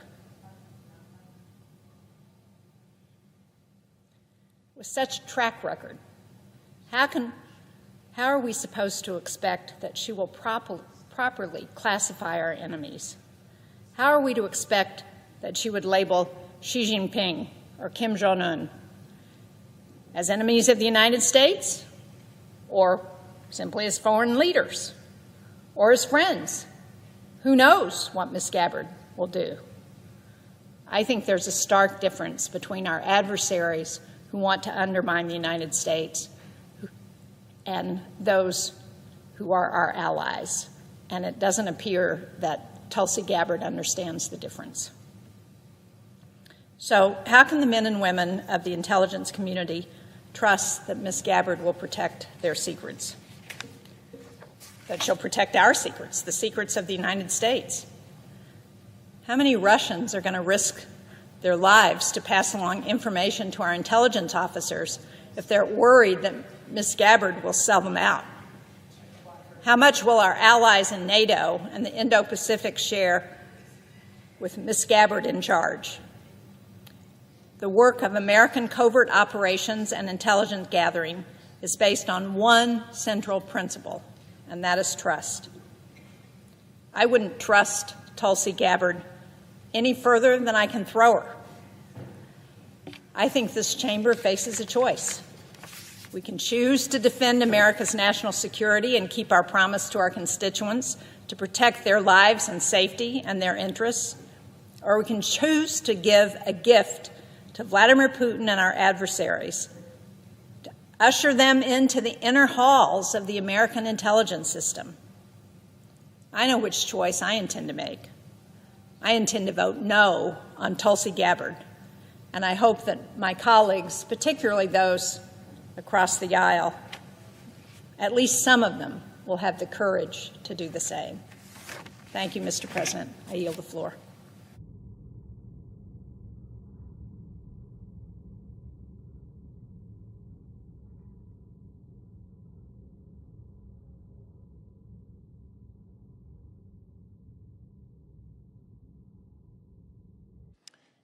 The senator from Nevada. Thank you. Mr. President, every member of this body is sworn to protect our national security and safety and the well-being of the American people. There is no more important responsibility for Congress to fulfill than this. Senators take an oath to defend the Constitution of the United States against all enemies, foreign and domestic. And when the American people go to sleep at night, they rest assured that our homeland will be kept safe. As senators, we play a key role in making sure that the men and women in charge of our nation's security, well, that they're up to the task, that they're experienced, that they're qualified, that they're prepared.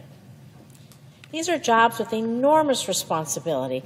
There is a zero room for failure here. When unqualified or inexperienced candidates make mistakes in these jobs, often the result is that innocent people get hurt and in some cases die. That is why the Senate's confirmation process is just so important, because the stakes are so high, because there's no room for error when it comes to those who are placed in national security roles.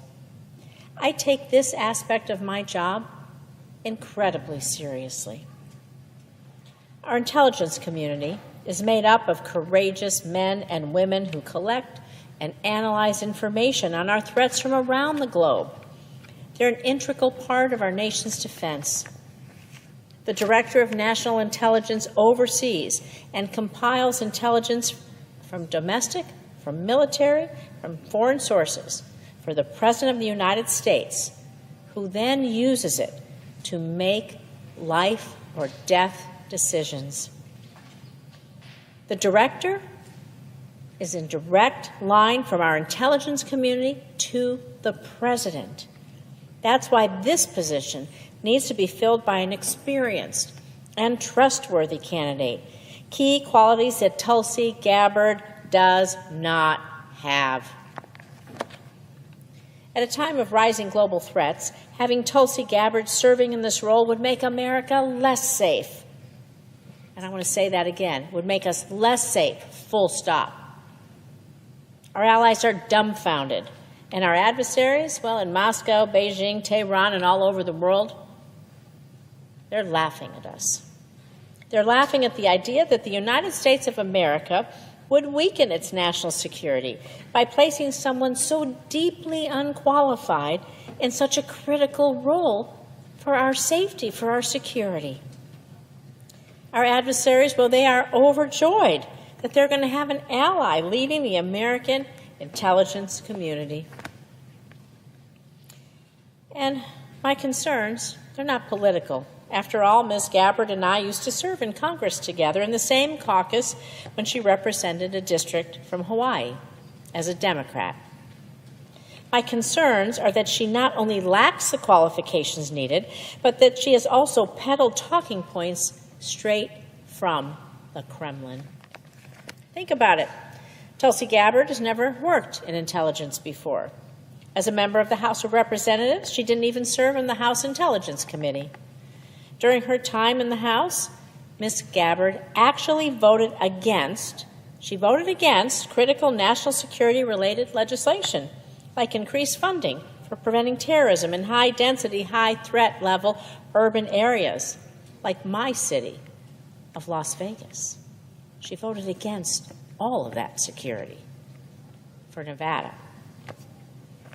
This funding was actually pursued by former Nevada Congressman Joe Heck, who was a Republican, and it's something I've continued working to secure here in the Senate. And yet, Tulsi Gabbard, she voted against bipartisan proposal to protect our cities from terrorism. And she was the only member of House Armed Services Committee to vote against the National Defense Authorization Act every year during markup.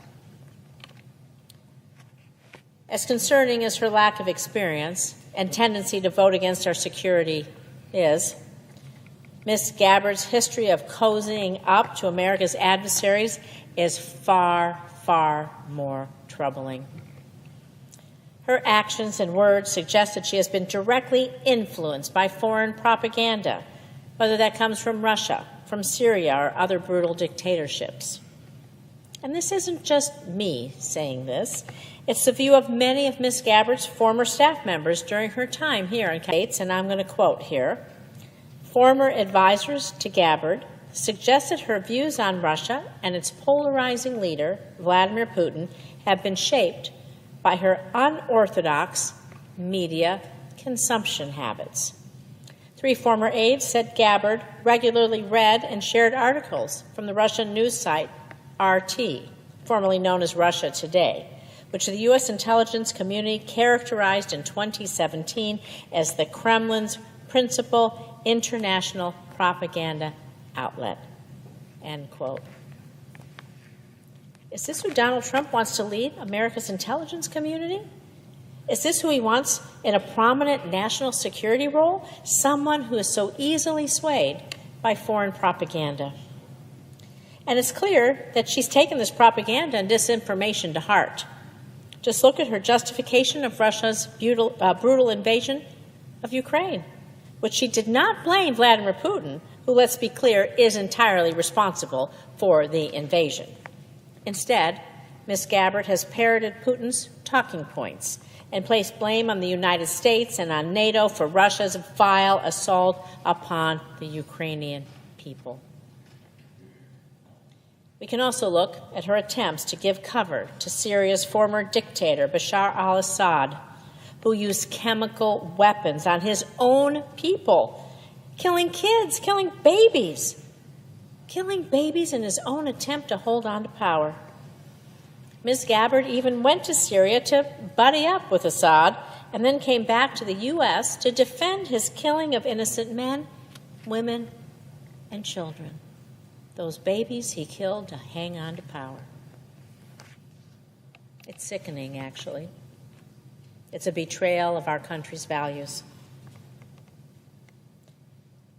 Time and time again, Ms. Gabbard has rejected the findings and conclusions of our own intelligence officials and has instead chosen to, well, cozy up to dictators and our adversaries. She did so again in her defense of Edward Snowden, a man who committed treason against the United States of America by leaking highly classified information that jeopardized our national security, the safety of our troops, our men and women in uniform who take an oath to serve and protect us every day. And she jeopardized the clandestine intelligence operatives who are out there working behind the scenes, again, to keep us safe and secure every day. After committing these serious crimes against the U.S., Mr. Snowden fled to Russia in his continued attempt to escape justice. Those weren't the actions of a whistleblower. They were the actions of a traitor to the United States of America, a traitor who Tulsi Gabbard, who has repeatedly defended. Because of these incidents and so many more, America's allies are rightfully concerned about what Tulsi Gabbard would do if confirmed to lead our intelligence community. In fact, there have been reports that if Ms. Gabbard is confirmed, our allies might stop sharing crucial information with us, well, in order to protect themselves, to protect their own country, to protect the people they love. So think about that. If our allies no longer share intelligence with us, think about the damage that does to our national security, to our safety, to our men and women in uniform, to our operatives around the world, and to each and every one of us here in the United States of America. It doesn't make us safer. I can tell you that. Our allies do not trust her, and neither should we. I urge my colleagues to review Ms. Gabbard's recent hearing before the Senate Intelligence, a Select Committee on Intelligence. In response to almost every question, Tulsi Gabbard avoided providing any real answer, whether it came from Democrat or Republican. She simply dodged the questions over and over and over. And that's not leadership. This isn't not an example of someone who's qualified. And this is not a candidate who will keep America safe. I urge my Republican colleagues to join me in listening to common sense, to thinking about our men and women who serve, to think about folks around the globe, to think about everyone here in America, to reject this clearly unqualified and dangerous nominee. It doesn't have to be this way. Let's have President Trump nominate someone else who we can agree is qualified for this critical and consequential role, who has our nation's best interest in their heart. Tulsi Gabbard is not that person. The safety and well-being of our country depend on having a qualified nominee. Again, I urge my Republicans to join us to reject Tulsi Gabbard and put someone up who has the heart and experience to do this important job. Thank you. I yield the floor. Mr. President. The Senator from Louisiana. Thank you, Mr. President. With me this afternoon are three of my colleagues from my office, Ms.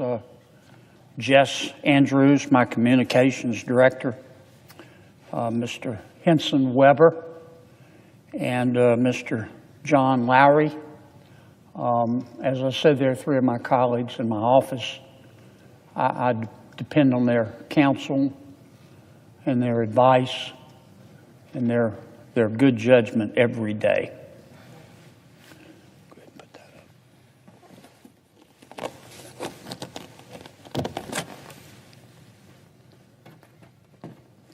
I want to talk for a few minutes, Mr. President, about about public broadcasting in America. But first, I want to make a brief comment about the continuing saga that our new president is doing, in my judgment, a good job of prosecuting here in Washington. I'm talking about his audits of federal government spending and all of the wasteful spending, I call it spending porn, that he is finding. And I want to make two quick points. Number one, it strikes me as breathtakingly ironic. The cynic might say cynical, that the people who are screaming so loudly about President Trump's decision to audit federal spending are the very same people under President Biden who wanted to hire 80,000 new IRS agents with guns to audit the American people. As I've said before, if it weren't for double standards, there wouldn't be any standards at all in this town. The battle lines are drawn, Mr. President. The battle lines are drawn.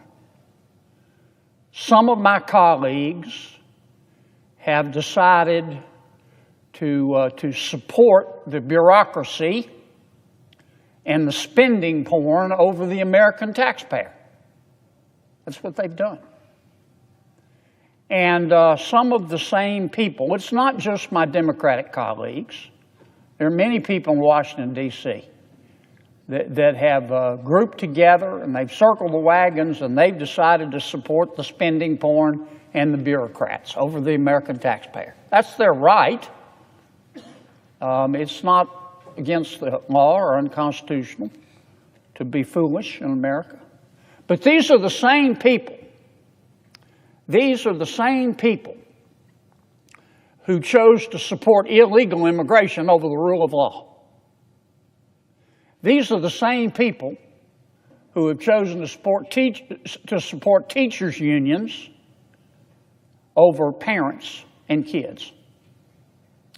These are the same people who have chosen to support criminals over cops and victims. These are the same people who have chosen to support transgender athletes over women's sports. And these are the same people who have chosen to support Hamas over Israel. They think they're winning. Maybe in this town, they are. If you listen to a lot of the pundits up here, if you listen to a lot of the members of the wokerati in Washington, but they're not winning in America. The justice stick is coming, and I'm very proud to be part of that effort. Now, let me say a word about public broadcasting. There was a time, Mr. President, I don't know if you remember it, but I do, when families in the evening would gather around a single radio. They just had one radio in the house, or a single TV, often black and white TV, to hear the evening news. And for many Americans, particularly in rural areas, public broadcasting was the only option for them. That was true in some parts of our country. They could only access public broadcasting to get up-to-date news and information. Those days are gone. Things are much different today.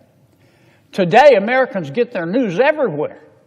Everywhere. Websites, podcasts, social media posts, radio shows, cable TV, streaming, broadcast television. The world has changed, particularly the world of mass communications. I think back 10, 15 years ago in my state, Louisiana, newspapers were king, followed closely by local television stations. Newspapers led with the news and everybody else followed in terms of what was newsworthy. Boy, those days changed. I polled recently in Louisiana to find out where my people in Louisiana get their news. 4% of the people in Louisiana get their news from the newspapers. That's just a fact.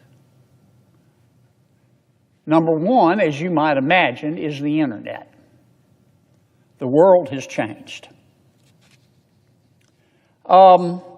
This trend is not partisan. It's not a Republican thing or it's not a Democratic thing. President Trump and former Vice President Harris, they both did popular podcasts in their election. And many of my fellow senators and many of my friends in the House running for election also did podcasts as well. A lot of the pundits have even called the 2024 race the podcast election. No American today, not one that I know of, is dependent on a single source of news to remain informed. And that's a good thing. It might have made sense many, many, many years ago for the federal government to subsidize and fund public broadcasting. 50 years ago, that might have made sense. But the ability of the American people today to access whatever news they would like to hear from whatever form of media they choose is no longer limited. It's virtually unlimited just only by the imagination. So here's my question, Mr. President, and something that we need to think about. If all this is true, if media has changed, and it's accessible to everyone, why is the United States Congress still spending $500 million a year, not $500,000 a year, $500 million a year to fund the Corporation for Public Broadcasting? It makes no sense. The Corporation for Public Broadcasting, we call it CPB, Mr. President, as you know. It's a nonprofit entity that takes taxpayer money that it gets from Congress and distributes it to local TV and radio stations. Now, you might not have heard of CPB, but you probably heard of two of its, I won't call them subsidiaries, but two of its closely affiliated entities, I'll call them. The Public Broadcasting Station, we call it PBS, and National Public Radio, NPR. Now, here's how it works. Every year, Congress gives the Corporation for Public Broadcasting $500 million. And the Corporation for Public Broadcasting takes that money and gives it to a lot of the local TV and radio stations. And a lot of those local TV and radio stations are encouraged to, and indeed do, buy programming if they're radio stations from NPR, or if they're television stations, they buy a pre-recorded, pre-developed programming from the PBS. Congress established this system and established the Corporation for Public Broadcasting in 1967, over 50 years ago.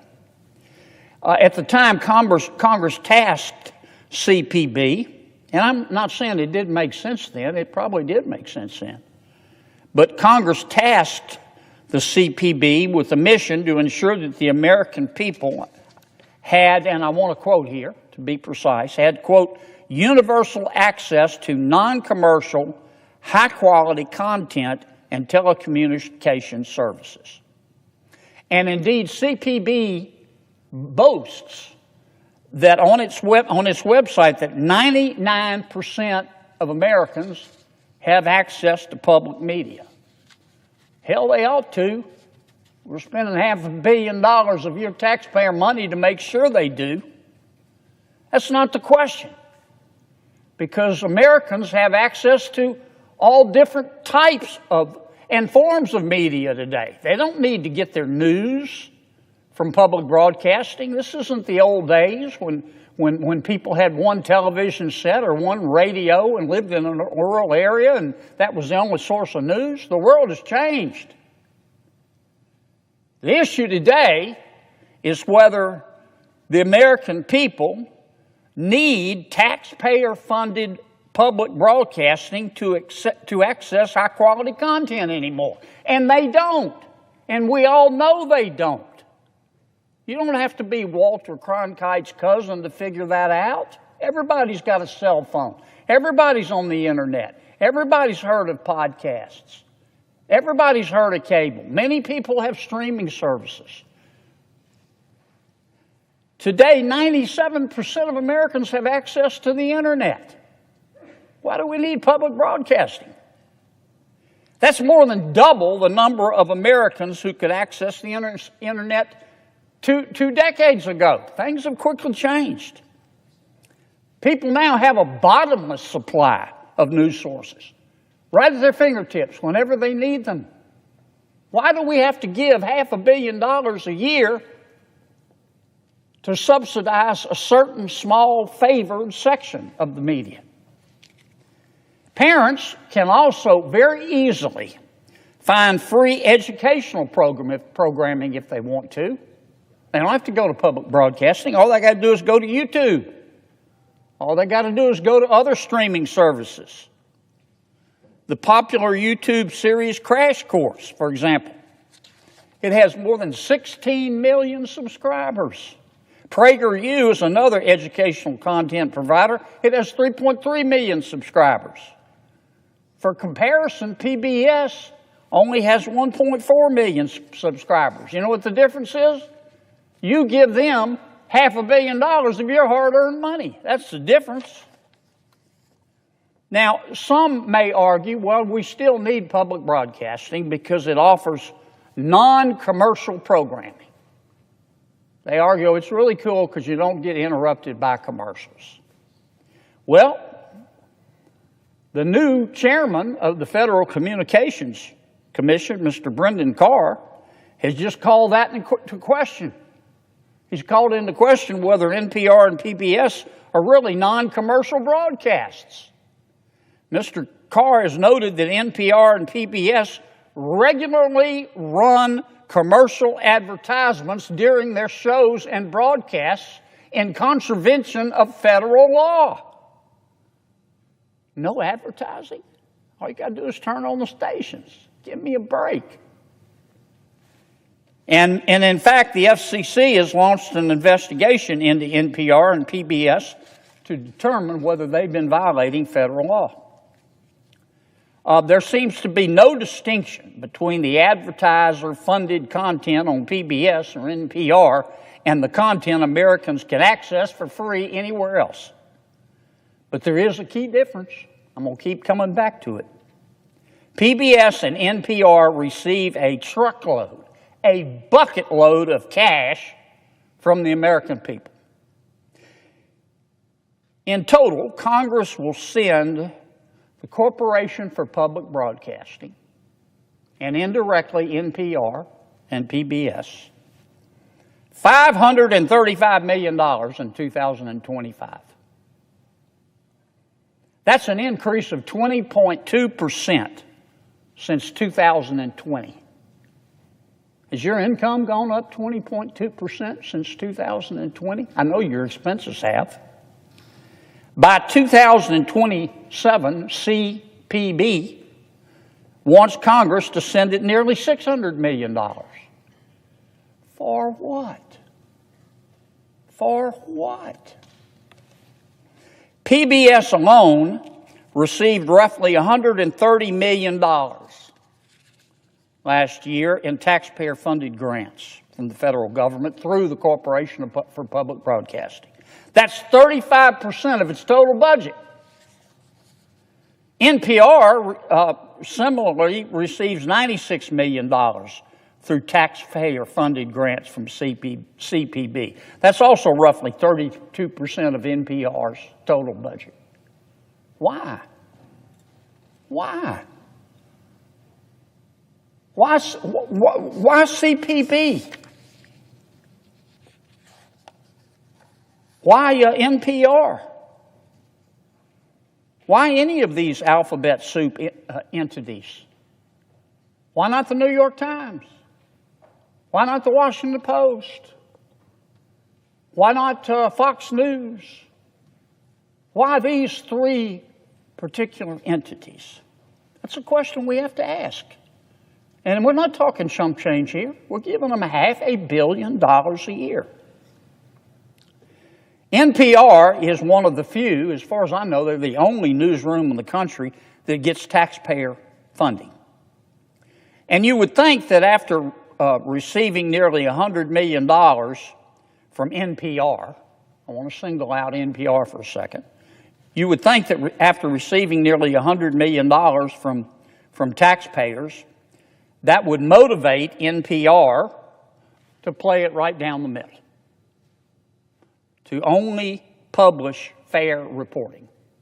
You would think that with the American taxpayer giving NPR $100 million every year, like clockwork, you should be able to go to NPR and look at the news and say, I don't know what party these folks are in. I don't know whether they're liberals. I don't know whether they're conservatives. I don't know whether they're left of center or right of center. I just know that they fairly report the news. But that's not the case, Mr. President. That's not the case. I want to give you a few examples of stories that NPR has published using taxpayer money. I'll just read the headlines. First headline, NPR News Service. Michael Avenatti, quote, a profile of the media-savvy attorney. They love Michael Avenatti. You know where Michael Avenatti is today? He's in jail. You know why? He's a crook. But for a while, he was a media darling on NPR. Here's another headline from NPR. How racism became a marketing tool for country music. I kid you not. The American taxpayers are spending $500 million a year to pay a local station to buy content that says country music is racist. Here's another headline from NPR. Donald Trump's long embrace of Vladimir Putin. Remember the Russiagate? The Steele dossier? NPR was right in there promoting it. A couple more headlines that NPR is putting out there using your tax dollars. This headline, monuments and teams have changed names. Let me say it again. Monuments and teams, presumably sports teams, have changed names as America reckons with racism. Birds are next. I don't know any birds that are racist. Here's another headline. Eating less beef is a climate solution. Eating less beef is a climate solution. I don't have anything against vegetarians. I'm a semi-vegetarian myself. I eat beef and cows eat grass. So that makes me a semi-vegetarian. But that's my choice. Not on NPR. Eating less beef is a climate solution. Here's why that's hard for some American men. Here's a final headline. I could go on the rest of the evening. How the Taliban adds to Afghanistan's woes when it comes to climate-fueled disasters. Boy, I can tell you that's on the mind of every person in Afghanistan today, is climate change. And the Taliban. I can guarantee you. I don't have a problem with these headlines. This is America. If you want to publish articles like this, which no person with a brain above a single-cell organism would call fair and balanced, if you're a news outlet and you want to publish this kind of stuff, that is your right as an American. We have freedom of the press. We have the First Amendment. You're not free in our country if you can't say what you think. You're not free in our country if you can't express yourself. I'm all for this, if that's what these outlets want to do. But I'm not for taking $500 million every single year and giving it to these stations to the exclusion of everybody else so they can do it. That's immoral. That's illegal as far as I'm concerned, or should be.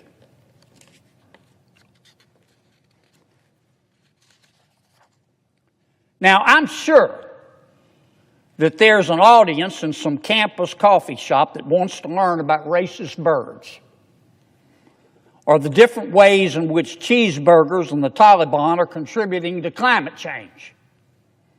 But most American taxpayers would probably prefer that Congress spend their money on something other than these controversial points of view that appeal to only a small segment of America's population, while the rest of us foot the bill.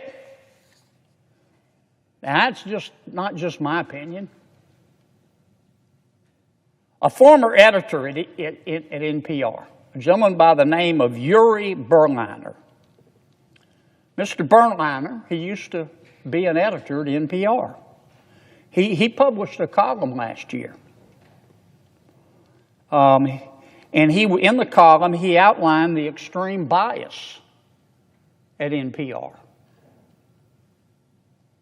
He detailed how NPR decided to censor the Hunter Biden laptop story.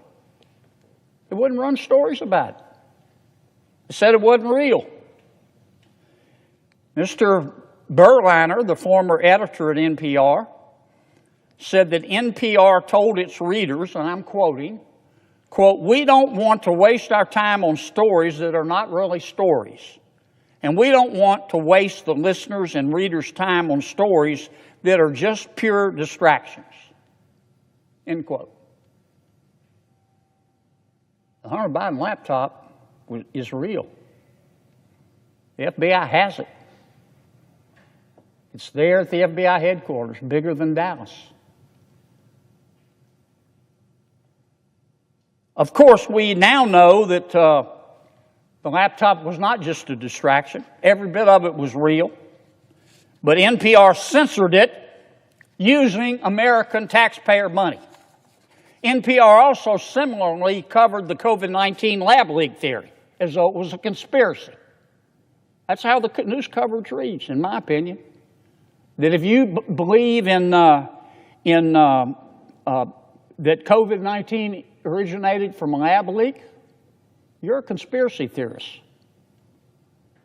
I would point out that we're going to have to get some new conspiracy theories in America because all the old ones turned out to be true. The conspiracy theorists are up something like 37-0. But not if you read NPR. They say or said that the COVID-19 lab leak theory, you had to be some kind of conehead, some kind of meathead, some kind of whack job to believe in that stuff. Now the federal government, the CIA, the FBI, they've stated publicly that the pandemic likely originated from what? A lab leak. I can't make this stuff up. Now, other independent analysts have shown that NPR's content also leans left. And that's fine. As I say, that's fine. Many Americans lean left. I've got a lot of friends who lean left. I lean left on some issues. I think it's great. But I'll tell you what isn't great. Having American taxpayers spend $500 million a year to fund a news service that in turn we all have to pay for. That's not right. Since 1970, the United States Congress has given NPR more than $14.5 billion. With all those taxpayer dollars, NPR bought a $201 million office space just up the road from the Capitol. It's swell office space, $200 million worth. NPR pays its hosts as much as $532,000 a year. It pays its chief diversity officer $320,000 a year. Pretty good work if you can get it. Not NPR money. Came from you. You paid those salaries. And despite all the spending, NPR's audience continues to decline because they're obsolete.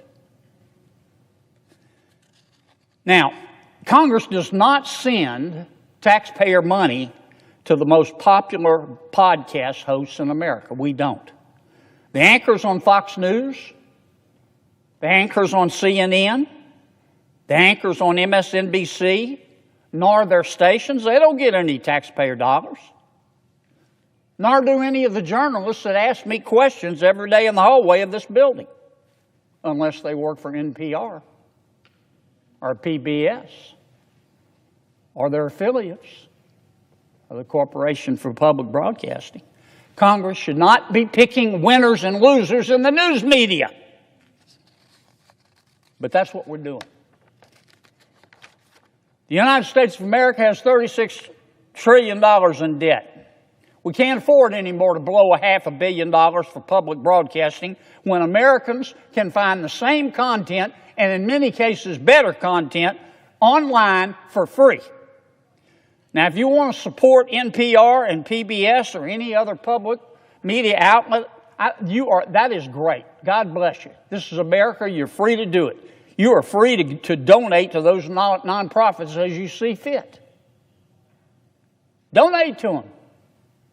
But Congress should not compel taxpayers to fund them, to fund a service that the American people don't need, especially when the content, well, you can read what the content is, and maybe you agree with it. But a whole bunch of Americans don't. A whole bunch of Americans don't think that birds are racist.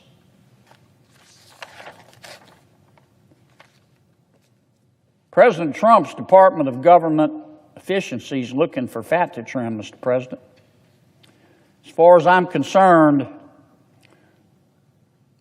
this gravy train with biscuit wheels called the Corporation for Public Broadcasting is the perfect example of a project the American people no longer need and should not fund.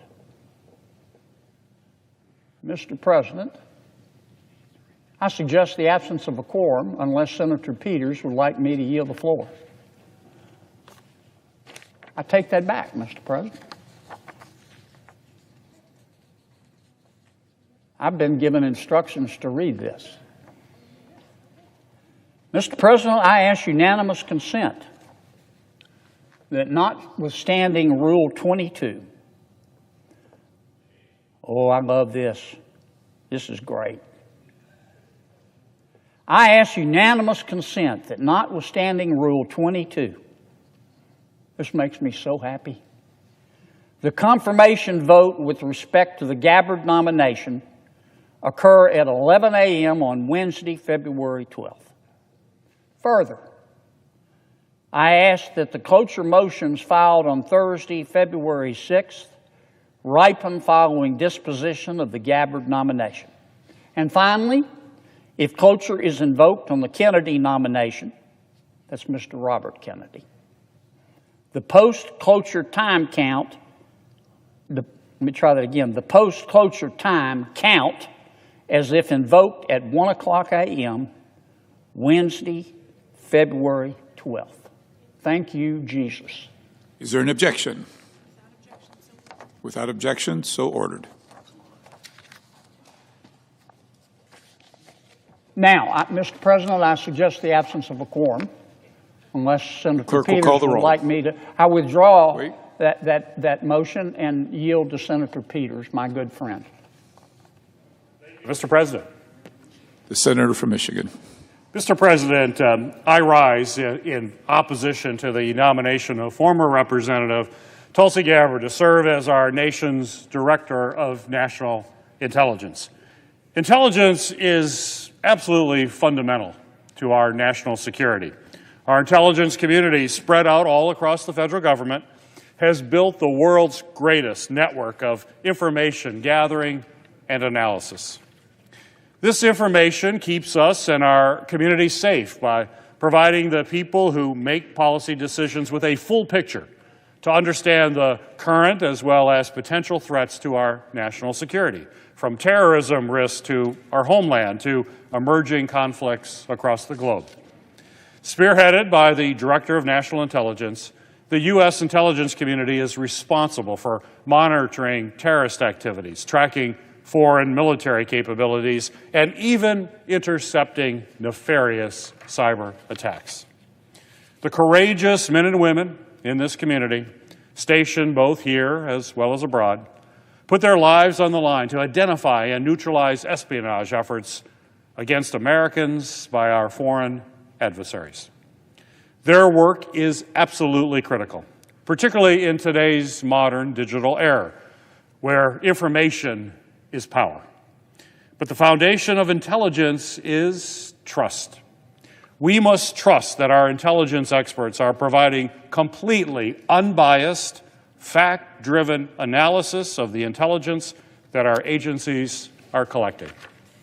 Our experts must trust their ability to pursue intelligence that keeps Americans safe wherever it may lead, without fear that discovery of the wrong issue might result in the end of their career.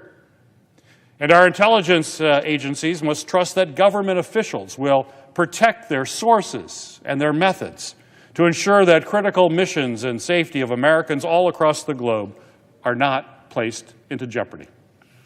And unfortunately, I do not believe that Tulsi Gabbard has the qualifications, nor has she earned our trust to serve as Director of National Intelligence. She has spread conspiracy theories peddled by our adversaries. She claimed that those who were investigating domestic terrorism and the deadly January 6th insurrection were, quote, domestic enemies, end of quote. More dangerous than the individuals who violently stormed the U.S. Capitol, attacked law enforcement officers, and tried to overturn a free and fair election. She cannot differentiate between our adversaries and our allies, between those who seek to harm our country and those who seek to defend it. Time and time again, Ms. Gabbard has proven that she does not hold the judgment to serve as the leader of our intelligence community. So let's start with Russia. Start with Russia. As we know, Russia engaged in a widespread disinformation campaign before its deadly invasion of Ukraine in an attempt to justify its actions and manipulate public opinion. Russia actually claimed that the United States was to blame for the war, for failing to recognize Russia's, quote, legitimate security concerns about Ukraine's ascension to NATO. Tulsi Gabbard agrees with Putin and Russia. She said that the United States was entirely to blame for the war in Ukraine. Russian propaganda efforts also push lies that the United States was supporting bioweapons labs in Ukraine. A claim, by the way, that has been debunked by Ukraine's government, the U.S. government, news organizations, and independent researchers around the world. But Ms. Gabbard posted on her social media in 2022 supporting this conspiracy and accusing the Biden-Harris administration of a cover-up. Former Republican U.S. Senator Mitt Romney called Ms. Gabbard's post treasonous and saying that she was, quote, parroting fake Russian propaganda, end of quote. So now let's talk about Syria. Tulsi Gabbard has a long history defending former Syrian ruler, Bashar al-Assad. In 2015, she even introduced a bill to end U.S. support to opposition to the Assad regime. She didn't think the opposition to Assad, who is responsible for crimes against humanity and the deaths of hundreds of thousands of his own people, should be supported. Not only did she oppose the support, Gabbard then traveled to Syria and met with Assad in 2017. Gabbard tried to justify her meeting, going as far to say that Assad is not the enemy of the United States.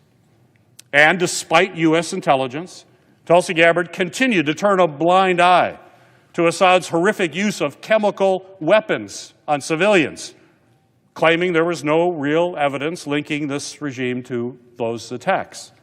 Even though the intelligence community under the first Trump administration attributed these chemical attacks to the Assad regime. Ms. Gabbard has promised to, quote, end the politicization of the intelligence community. But what we have seen in just the last few weeks from the administration in the name of freeing our government from politicization, weaponization, should certainly give us pause. This administration has fired dozens of prosecutors in a matter of days for doing their duty to provide justice on criminal cases stemming from the January 6th attack on our nation's capital. The administration has also fired most of the senior leaders of the FBI and is trying to go after every single FBI agent who was involved investigating January 6th, even if they were just doing their job as ordered by their superiors. And let's be clear, January 6th was an attack on our nation, our Constitution, and our democracy. But to be a part of Trump administration, you have to show absolute loyalty to him over anything else. Don't worry about facts, just show loyalty. And don't worry about the law, just show loyalty. So this pattern certainly begs the question, with Ms. Gabbard at the helm, will the intelligence analysts and operatives who worked on investigations into January 6th or any other domestic terrorism plot, are they now going to be fired as well? Will Ms. Gabbard follow the lead of Trump's newly confirmed Attorney General and shut down U.S. efforts to collect intelligence on malicious foreign influences from our adversaries like China and Russia? Will she penalize anyone who has been responsible for tracking our adversaries' misinformation and disinformation campaigns that target our elections? Will she stand up to President Trump if he seeks to use the powers of the U.S. intelligence community against the American people? Will individuals in the intelligence community who disagree with her views on Russia, Syria, or the threats of chemical and biological weapons be in danger of censorship, or worse, even retribution? We have no reason to trust Ms. Gabbard will not simply follow the lead of others in his administration and oust those who do their jobs to serve all the American people and not just Donald Trump.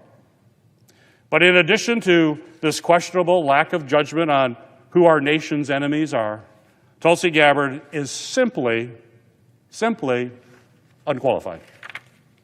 Tulsi Gabbard does not have the extensive experience needed to oversee this highly complex network of intelligence operatives and analysts. Experience that directors of national intelligence until this point have all possessed, because it's understood how essential this position is and why these qualifications are critical. There is broad bipartisan consensus that we are facing one of the most dangerous times in American history. Threats from our adversaries, like the Chinese and Russian governments, continue to grow and evolve with every passing minute. We need the person leading our intelligence community to be the most qualified candidate available. This is the person briefing our senior leaders, all the way up to the commander-in-chief, on the real threats that face our nation each and every day. This is the person tasked with protecting our vast network of sources and highly classified methods of collecting information. We need someone we can trust to safeguard the tools that our intelligence agencies need to access the darkest corners of the world. but also someone with the knowledge and understanding of this community to protect the brave Americans who are risking their lives gathering this information and intelligence firsthand on the front lines. We need someone who our allies will trust to share their own intelligence to help protect our people and our interest. Because without America's utmost confidence in Ms. Gabbard's ability to do this job, where will that leave us as a country? It will leave us in the dark, vulnerable against our adversaries. It will make our allies question whether or not they should share their intelligence with us, because they do not know whether the head of our intelligence community will actually share that information with our adversaries instead of our allies. It will leave us with an intelligence community that is afraid to speak truth to power or even just do their jobs for fear of offending the Trump administration and then getting fired. We are in unprecedented times with an administration that has shown that it's willing to break the law in order to break our government. We are in uncharted times with an administration that would rather target our institutions than protect our people. We are in perilous times with foreign adversaries waiting to pounce as the administration strips away the tools that we have used to protect ourselves. Mr. President, our national security is on the line. We cannot destroy our intelligence community and the progress that generations of Americans have built to keep our country safe by confirming someone who we cannot trust to act in the United States' best interest, or who simply lacks the necessary experience to lead this critical organization. Mr. President, that's why I'm voting no on Ms. Gabbard's nomination, and I urge my colleagues to do the same.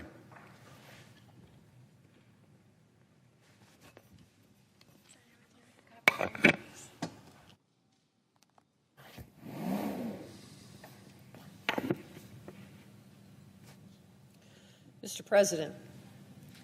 The senator from Nevada. Thank you, Mr. President. Almost 3 years ago, President Vladimir Putin launched a massive, illegal ground invasion of Ukraine, which has become the largest and deadliest conflict in Europe since World War II. Now, I've stood up again and again with my fellow senators, leaders of both parties, and our allies across the world to condemn Putin's war, which has killed thousands of civilians, including hundreds of children, and left millions of Ukrainians displaced. It is not a hard position to take. But Tulsi Gabbard has repeatedly justified Putin's expansionist war. She chose to blame the United States, our NATO allies, and even Ukraine itself for Putin's war. Now, President Trump wants Ms. Gabbard to be the Director of National Intelligence. The day the war started, she echoed Russian state media and said the war could have been avoided if the U.S. and NATO had acknowledged Russia's, and I quote, legitimate security concerns. She made baseless claims that Russia was justified in invading Ukraine because the U.S. had secret biolabs there. Where did she find that claim? It came directly from a Kremlin propaganda website. The Director of National Intelligence position was created after September 11th terrorist attacks to act as the principal advisor to the President, the National Security Council, and Homeland Security Council on intelligent matters related to our national security. It seems obvious to anyone who holds this position that they should have extensive national security experience, something Ms. Gabbard doesn't have.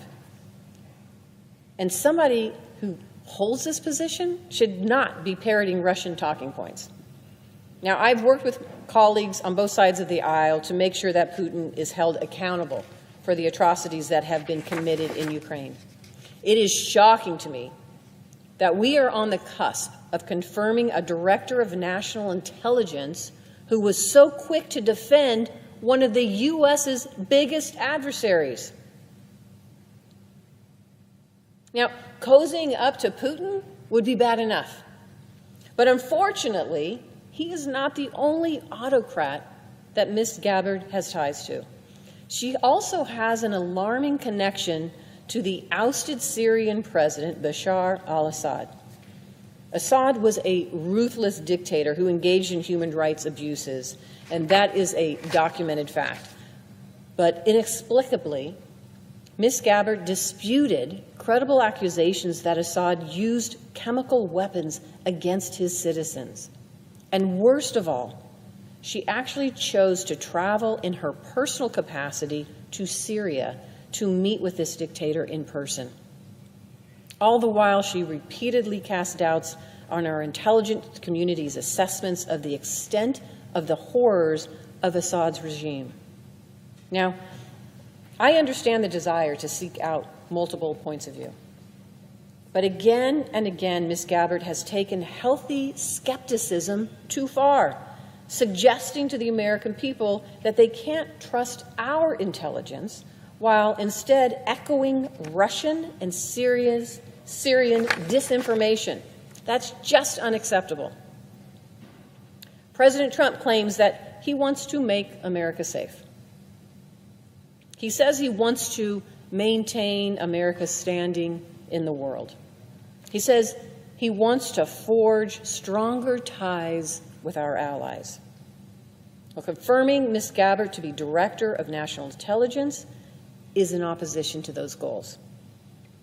The Director of National Intelligence oversees 18 agencies in the United States intelligence community, including the CIA and the NSA.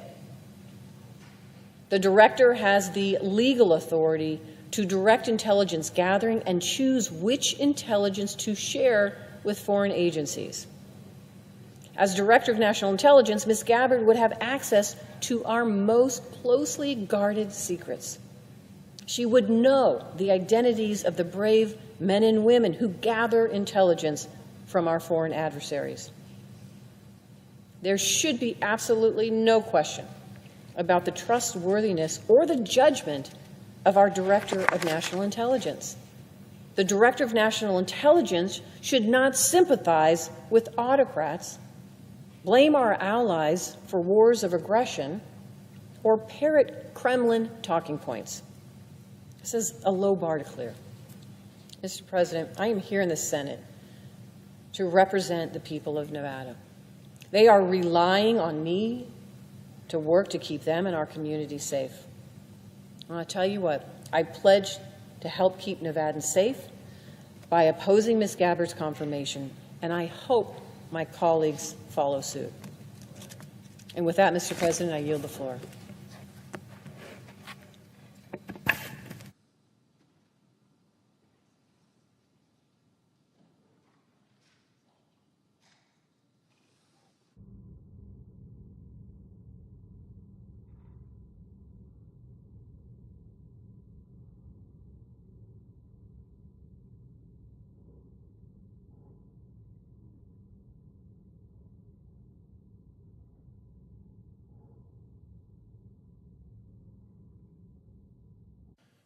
Mr. President. Senator from New Mexico. Are we in a quorum call? No. Mr. President, every one of us remembers where we were when the first plane struck the World Trade Center the morning of September 11, 2001. And that day we watched in horror as the North and South Towers fell, terrifying debris clouds flooding the ground beneath them. We witnessed the Pentagon, the heart of our national defense, engulfed in flames as a hijacked plane crashed into it head-on, taking the lives of all the people aboard that flight and over 125 employees in the building itself. And our hearts broke as we saw yet another plane go down in an open field in Pennsylvania, after brave Americans decided to fight back and regain control of the aircraft before it reached its intended target here in this very Capitol building. From that day forward, we pledged to never forget the nearly 3,000 Americans who lost their lives that day, and the thousands more who were first responders that have died since. That pledge led us to immediately establish a bipartisan commission devoted to understanding how our nation's intelligence agencies could have left us vulnerable to this attack. And the 9/11 Commission discovered that our intelligence community had received warnings about the dangers posed by al-Qaeda, but that a systemic lack of communication and coordination between intelligence agencies that were effectively stovepiped off from one another had left glaring blind spots at the highest levels of our government. And to fix this, the Commission recommended that our government establish a new cabinet-level position called the Director of National Intelligence, the DNI. And the DNI is specifically dedicated to coordinating all of our intelligence gathering operations that protect the safety and security of the American people.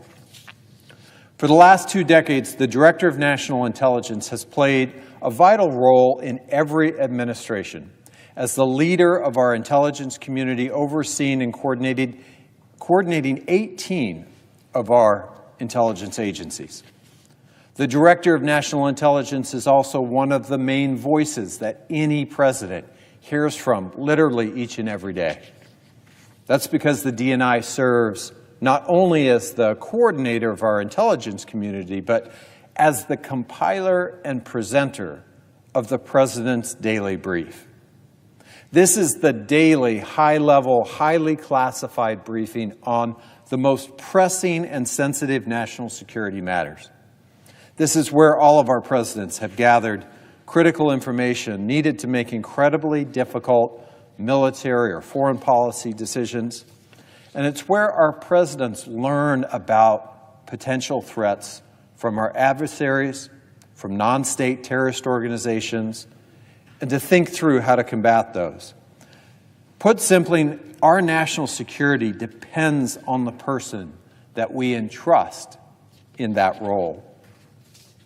In fact, we need to implicitly trust that this person is relying on and providing credible and accurate information so that our country's commander-in-chief can make the decisions that will determine our security as a nation. And as a member of the Senate Select Committee on Intelligence for the last 12 years, I do not say this lightly. I do not believe that Ms. Gabbard has demonstrated the judgment to merit our trust as Director of National Intelligence. Ms. Gabbard's statements and actions leading up to and during the confirmation process should make all of us question her qualifications for this essential national security role. And they should make us seriously question her basic judgment. Time and again, Ms. Gabbard has elevated conspiracy theories, parroted dictators' talking points, and repeatedly undermined our country's national security. Let me give you some specific examples of her statements and her legislative track record.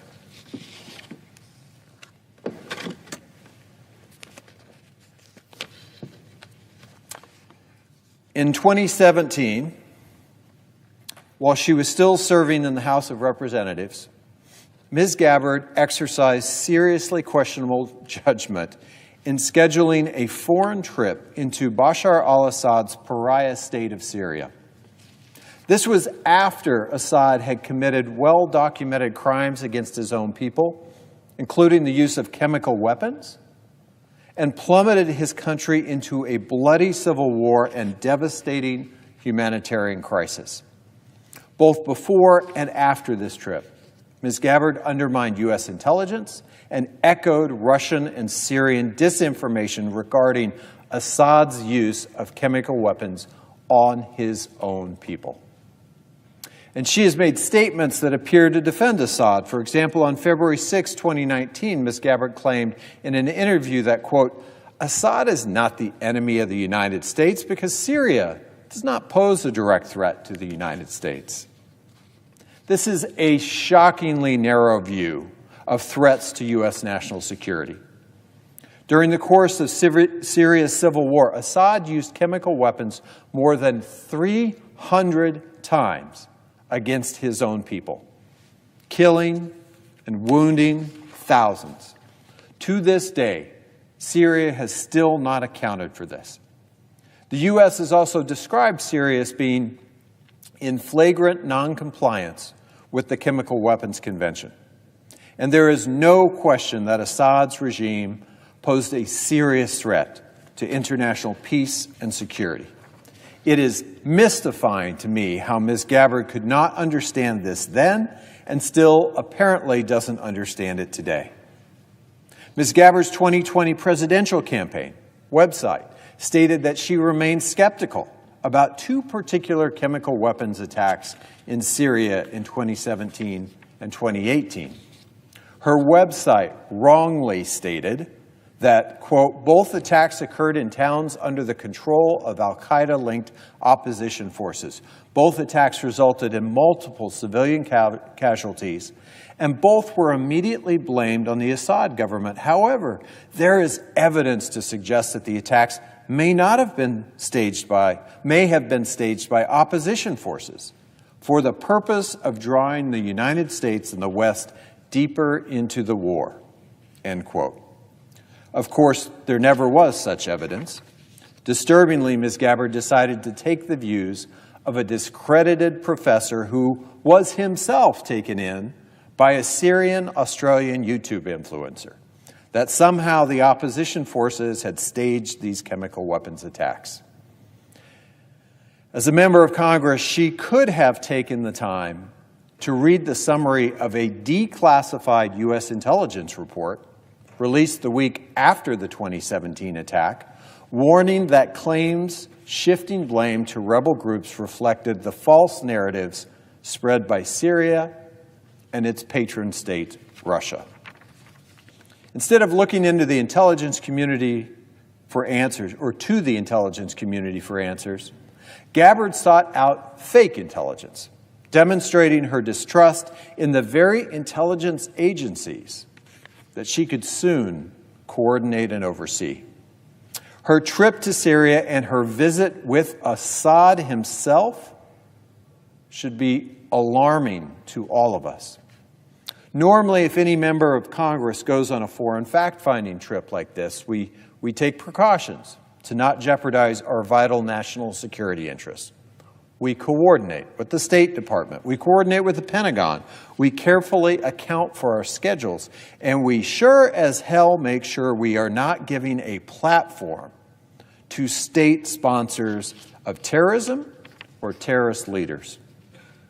Ms. Gabbard did none of these things on this rogue trip into Assad's Syria.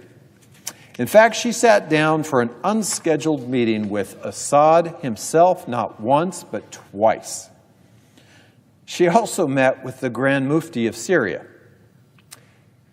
The Grand Mufti was appointed in 2005 to be Syria's most senior Sunni Muslim cleric. In 2011, he threatened Western countries, including the United States, against taking military actions in Syria. And he said in a speech, "I say to all of Europe, I say to America, we will set up suicide bombers who are now in your countries." Now, during her confirmation hearing last month, I asked Ms. Gabbard directly about this meeting with the Grand Mufti, Mr. Hassoun. She claimed that this was the first she had ever heard about Mr. Hassoun's threats to set up suicide bombers to target America and our European allies. However, records from her congressional office suggest that almost immediately after returning from her controversial trip, she was fully aware that she had met with a leader with direct ties to terrorism. According to recent reporting in the Washington Post that helped to unearth these records right after she returned from Syria, Ms. Gabbard and her congressional staff worked feverishly to account for her meetings and official paperwork and to contain the political fallout.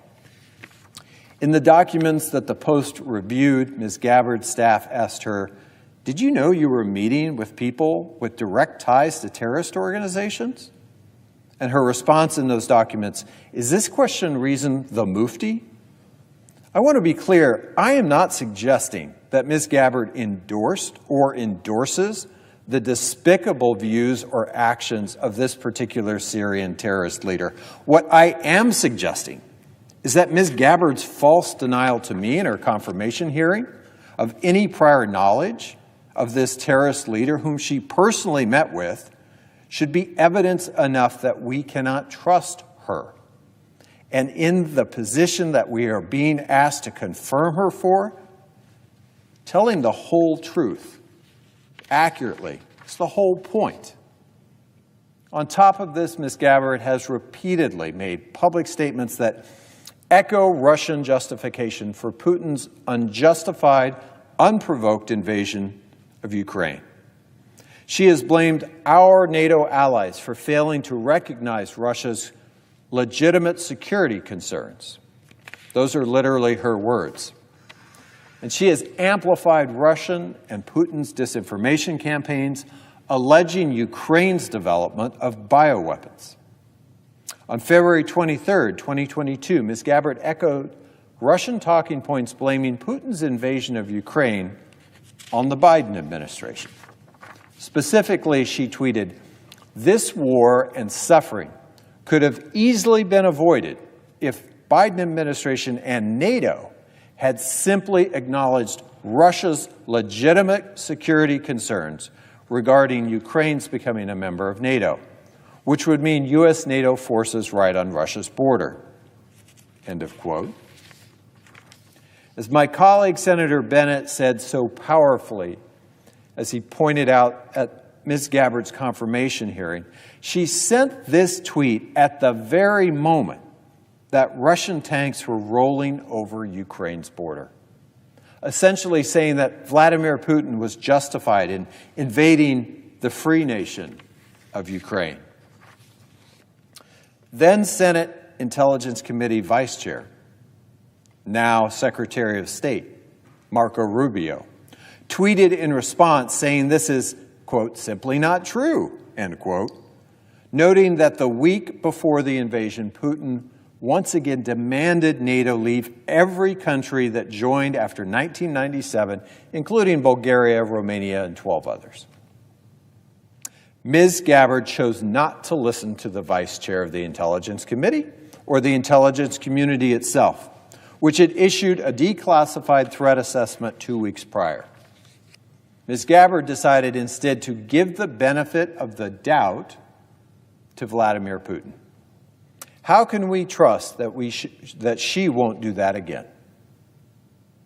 Ms. Gabbard has also repeatedly praised Edward Snowden, a former National Security Agency contractor who fled to China, then to Russia, after he was charged in 2013 with illegally exposing government surveillance methods and classified information.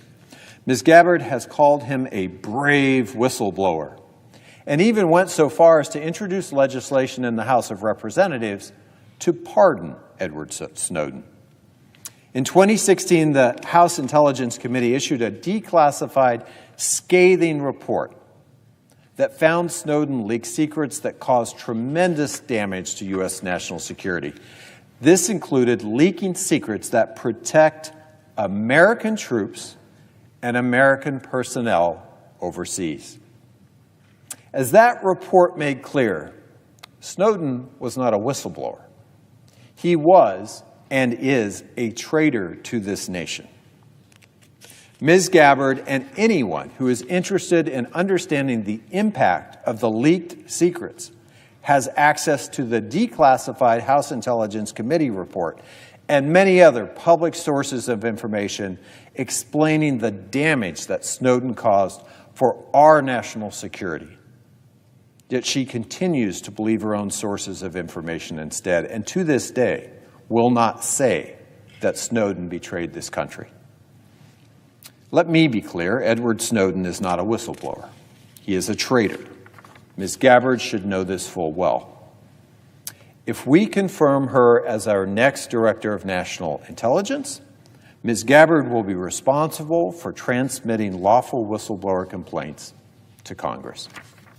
Her past statements on Snowden reveal deficient understanding of our nation's whistleblower laws that should be patently disqualifying for any Director of National Intelligence, much less any national security appointee.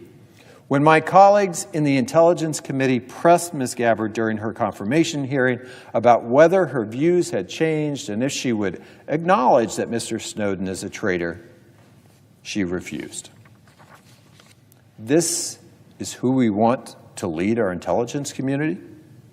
Someone who outright refuses to condemn the actions of someone who jeopardized our national security and put the lives of many members of our intelligence community and national security community at risk. It's hard to believe that we could be so reckless. Finally, Ms. Gabbard has also advocated a full repeal of Section 702 of the Foreign Intelligence Surveillance Act, or FISA. Section 702 is one of our intelligence community's most important tools to effectively fight terrorism, disrupt foreign cyber attacks, impede drug trafficking, and protect U.S. troops serving abroad. Ms. Gabbard introduced a bill in the House that would have completely repealed Section 702. I will be the first to say that there are reforms to Section 702 that we should make to ensure that this law always focuses on the communications of foreign targets abroad and is never inadvertently used in a way that threatens the privacy of innocent Americans. In the past, including just last year, I've worked closely with my colleagues to advance some of these reforms. A wholesale repeal of Section 702, however, is a wildly out-of-step and dangerous proposal. Do we really want to confirm a Director of National Intelligence who has advocated for the dismantling of such a foundational source of foreign intelligence to protect our national security?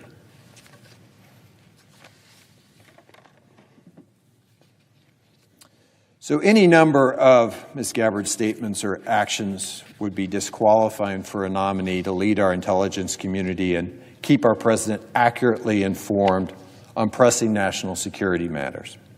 But I am not alone in raising concerns about this nomination. And as with many of President Trump's unqualified nominees, I have heard from many New Mexicans, many constituents in my own state, in opposition to Ms. Gabbard's nomination. And I want to take a moment to read to you from some of these letters that I have received.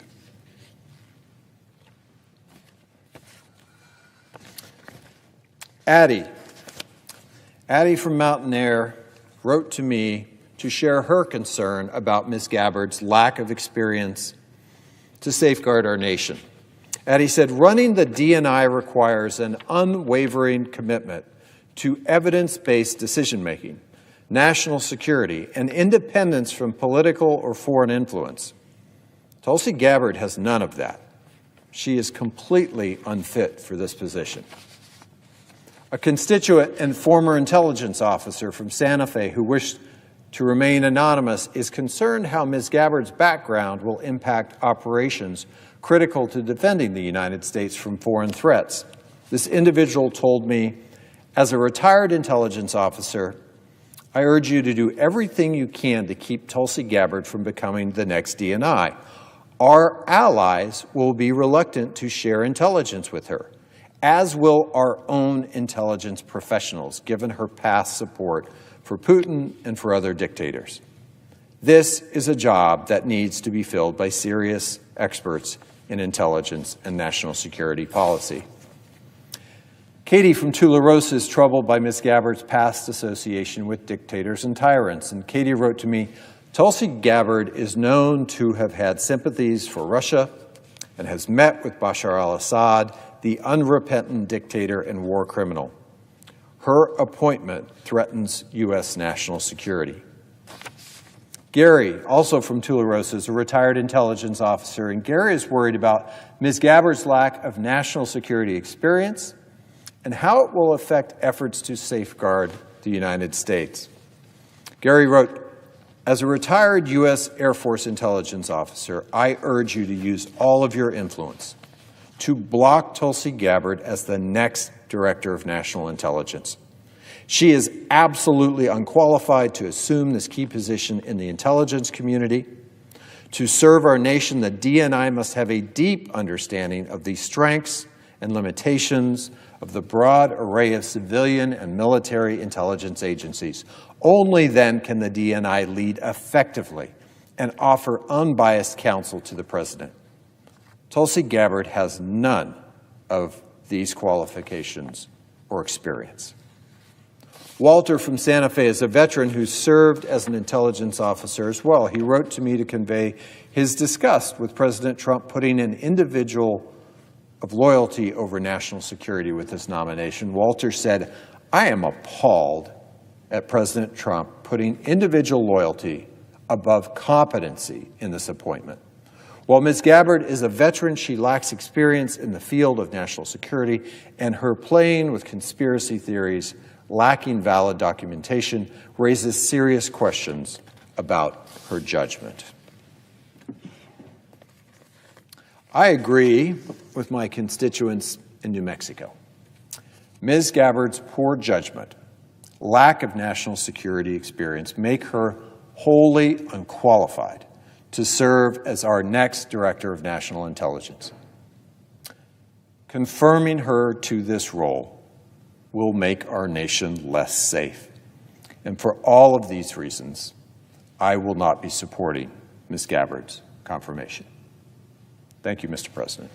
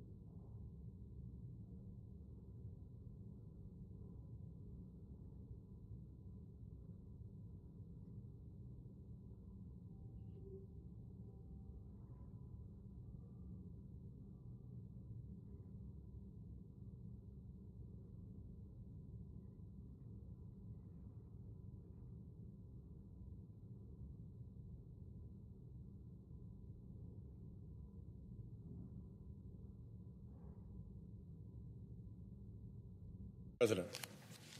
The senator from Rhode Island. Mr. President, is the Senate presently in a quorum call? We are not. In that case, Mr. President, I am here to speak in opposition to the nomination of Tulsi Gabbard to serve as the Director of National Intelligence of the United States of America. Setting aside her lack of qualifications and setting aside her rotten judgment, her nomination strikes me as being part of a pattern of unilateral disarmament by the Trump administration against Russia. One can hazard as to why this is happening, but the fact that it is happening seems hard to deny.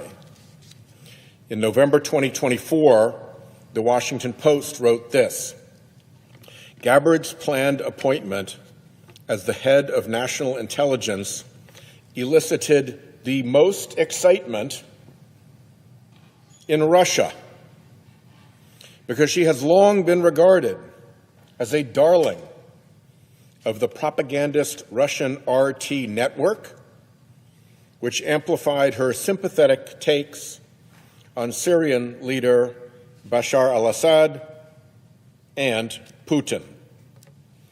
Russian state TV has called Ms. Gabbard our friend Tulsi. The Russian newspaper Komsomolskaya Pravda published an op-ed, and it was titled, "The CIA and FBI are trembling. Why Trump protege Tulsi Gabbard will support Russia as head of national intelligence." So the Russians are telling us pretty plain and simple, she's with us.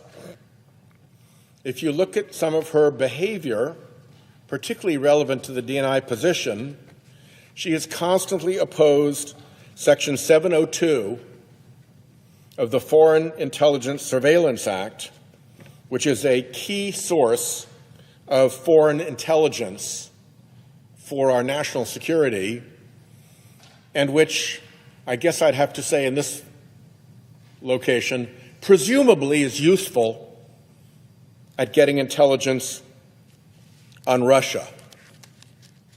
She's not alone. Over at the FBI, Trump's nominee for FBI director, Kash Patel, we just found out, was paid $25,000 by a Russian filmmaker with Kremlin ties to participate in a documentary attacking the FBI, which is an adversary of Russia's, which spends a great deal of time and effort keeping an eye on Russia's adverse intelligence activity in the United States. To make it worse, Kash Patel has said he wants to shut down what he calls the intel shops, the part of the FBI that would go after Russian intelligence operations and Russian criminal networks in the United States. He's even said he wants to shut down the FBI building and run everybody out into the field offices around the country. Well, guess what takes place at FBI headquarters? Our intelligence and counterterrorism operations. If you empty that place out and you move everything out to the field where people are doing regular criminal work, it's another way of saying we're going to shut down our intelligence operations. And just in the past week, since she has been in, Attorney General Bondi has pulled down the DOJ Kleptocracy Asset Recovery Initiative, which has recovered billions of dollars in ill-gotten gains from foreign kleptocrats, many Russian, many close to Vladimir Putin. And she shut down DOJ's Task Force Kleptocapture, which is the entity that has been working to target the Russian oligarchs around Putin, seize their assets that have been used to support Putin in his illegal, brutal invasion of Ukraine, and take those assets and provide them to the Ukrainians for their rebuilding and defense. So, common theme here. Tulsi Gabbard wants to come in as our friend Tulsi, according to Russian state TV, to have the CIA and FBI trembling because she will support Russia. Kash Patel's coming into the FBI, who takes money from a Kremlin-associated filmmaker and promises to shut down or at least degrade our intelligence capabilities within the FBI. And Attorney General Bondi is busy over at the DOJ taking down the anti-kleptocracy initiatives that focus on Putin's little gang of oligarchs who prop him up. It's 3 for 3 in unilateral disarmament by the United States against Russia.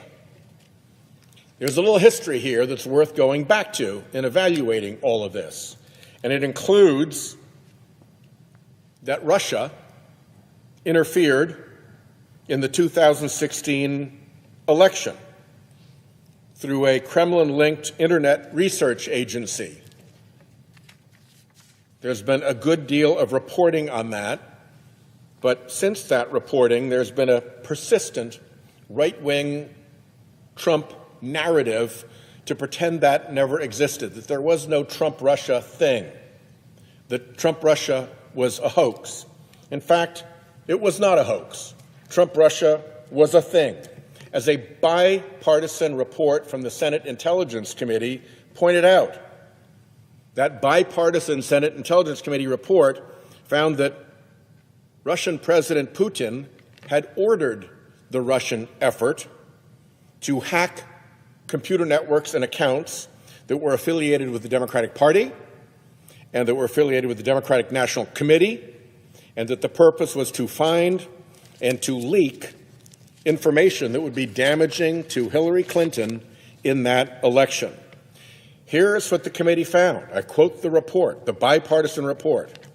Moscow's intent was to harm the Clinton campaign, tarnish an expected Clinton presidential administration, help the Trump campaign after Trump became the presumptive Republican nominee, and undermine the U.S. democratic process. That was the finding of the U.S. Intelligence Committee. That was the finding of, the Intelligence Community, as well as the finding of the Senate Intelligence Committee. It went on. You remember that famous meeting where Trump took the Russian ambassador and the Russian foreign minister right into the Oval Office and divulged to them highly classified information. Highly classified information which caused U.S. officials to warn that Trump's revelations jeopardized a key source of intelligence in the Islamic State. They had to ping out to other intelligence agencies and to our offices in the field, look out, classified information has just been given to these Putin officials to try to shore up and defend our sources and methods. The Mueller report went to exhaustive effort with all the support of grand jury and senior FBI and Department of Justice officials, and they concluded that the Trump campaign both knew of and welcomed the Russian interference and expected to benefit from it. It even talked about obstruction of justice by President Trump.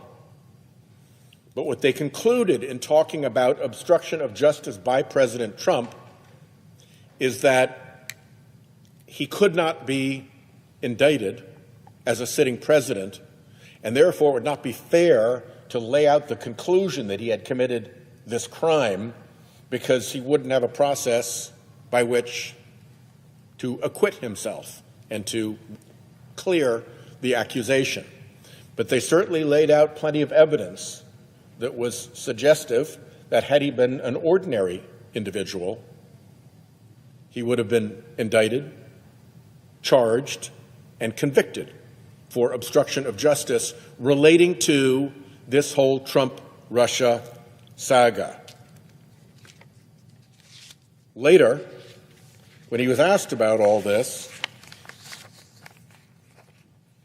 at a conversation about Vladimir Putin, he said in November of 2017 about Putin, he said, Putin said he didn't meddle in the election. I asked him.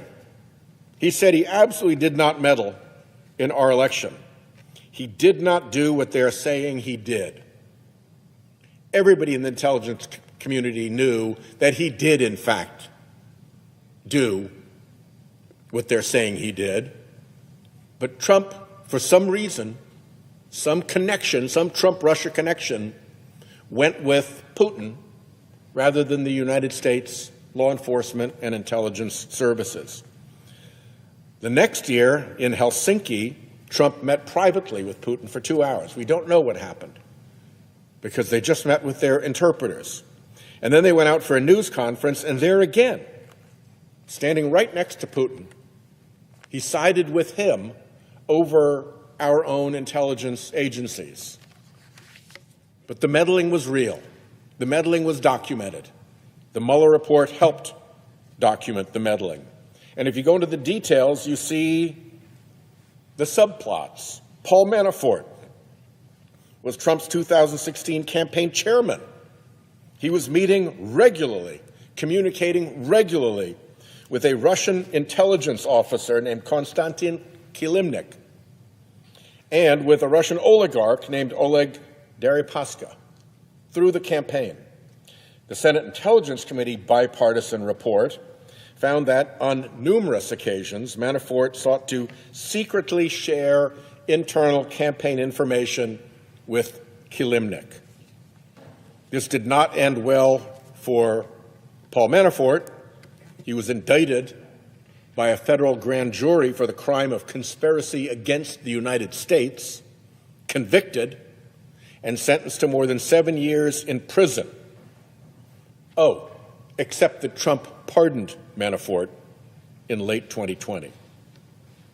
There was the infamous Trump Tower meeting in which Donald Trump Jr., the same Paul Manafort, and son-in-law Jared Kushner met with Russian billionaire Emin Agalarov and a Russian lawyer connected to the Kremlin right in Trump Tower.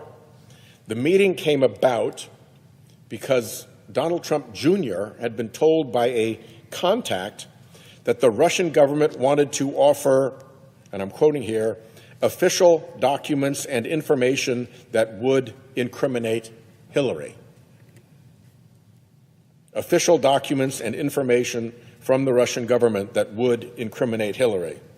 The response, if it's what you say, I love it. And they went ahead to the meeting. Clearly, the Trump campaign's purpose for that meeting was to obtain from Russia incriminating information on Clinton to influence the election.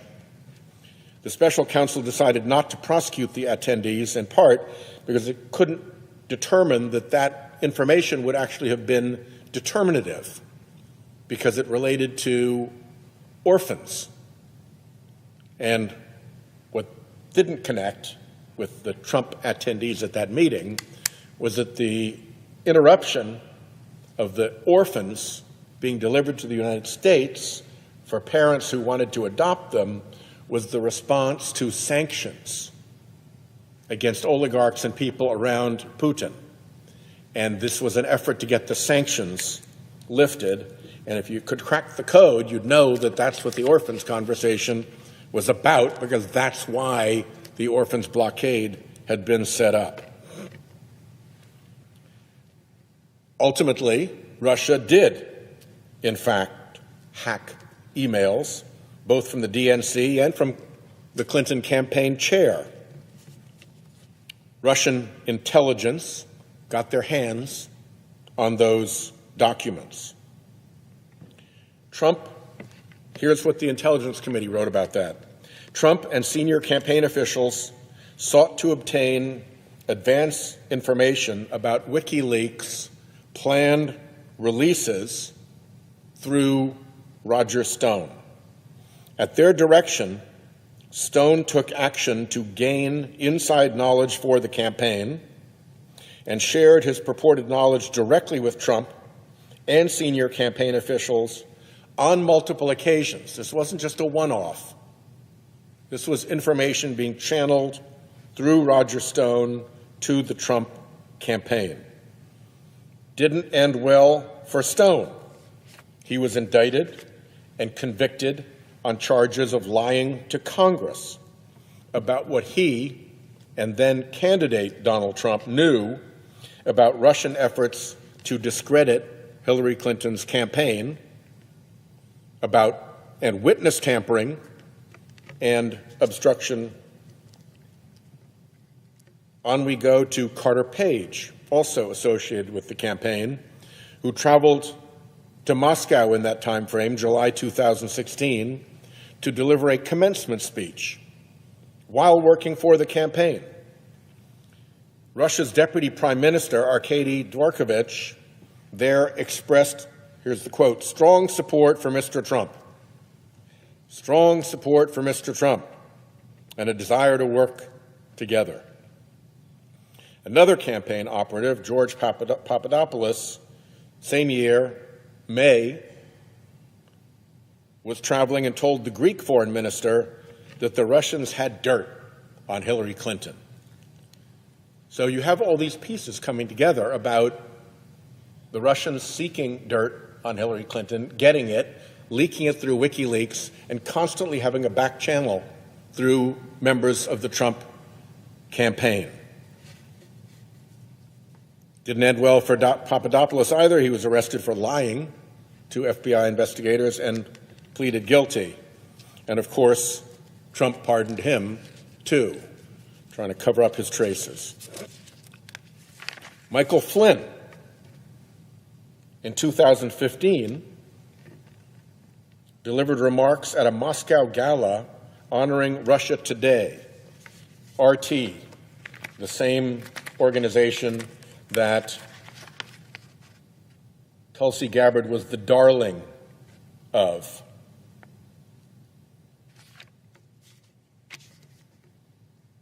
He was seated at the gala next to Putin.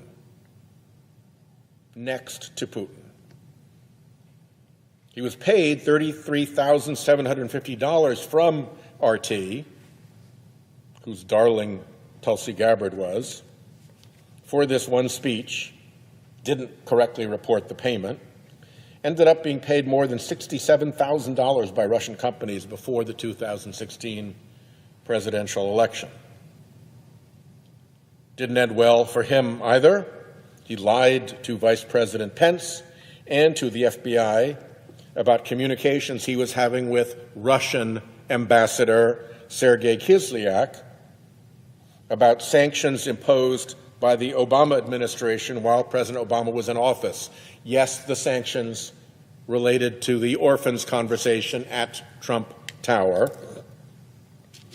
Flynn pleaded guilty to lying to the FBI about that conversation, and, of course, Trump pardoned him days before Flynn was due to be sentenced.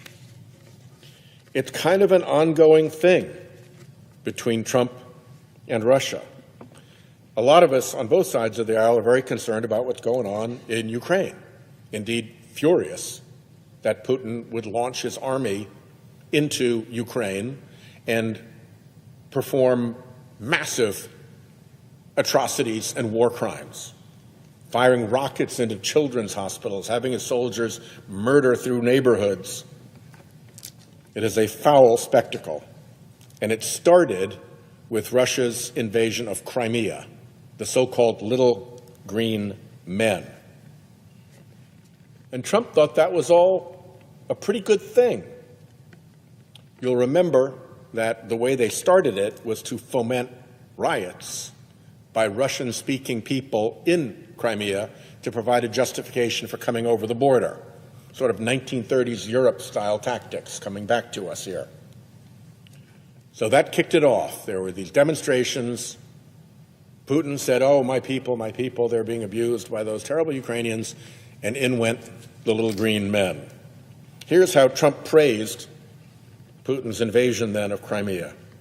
When you see the riots in a country because they're hurting the Russians, okay, we'll go and take it over.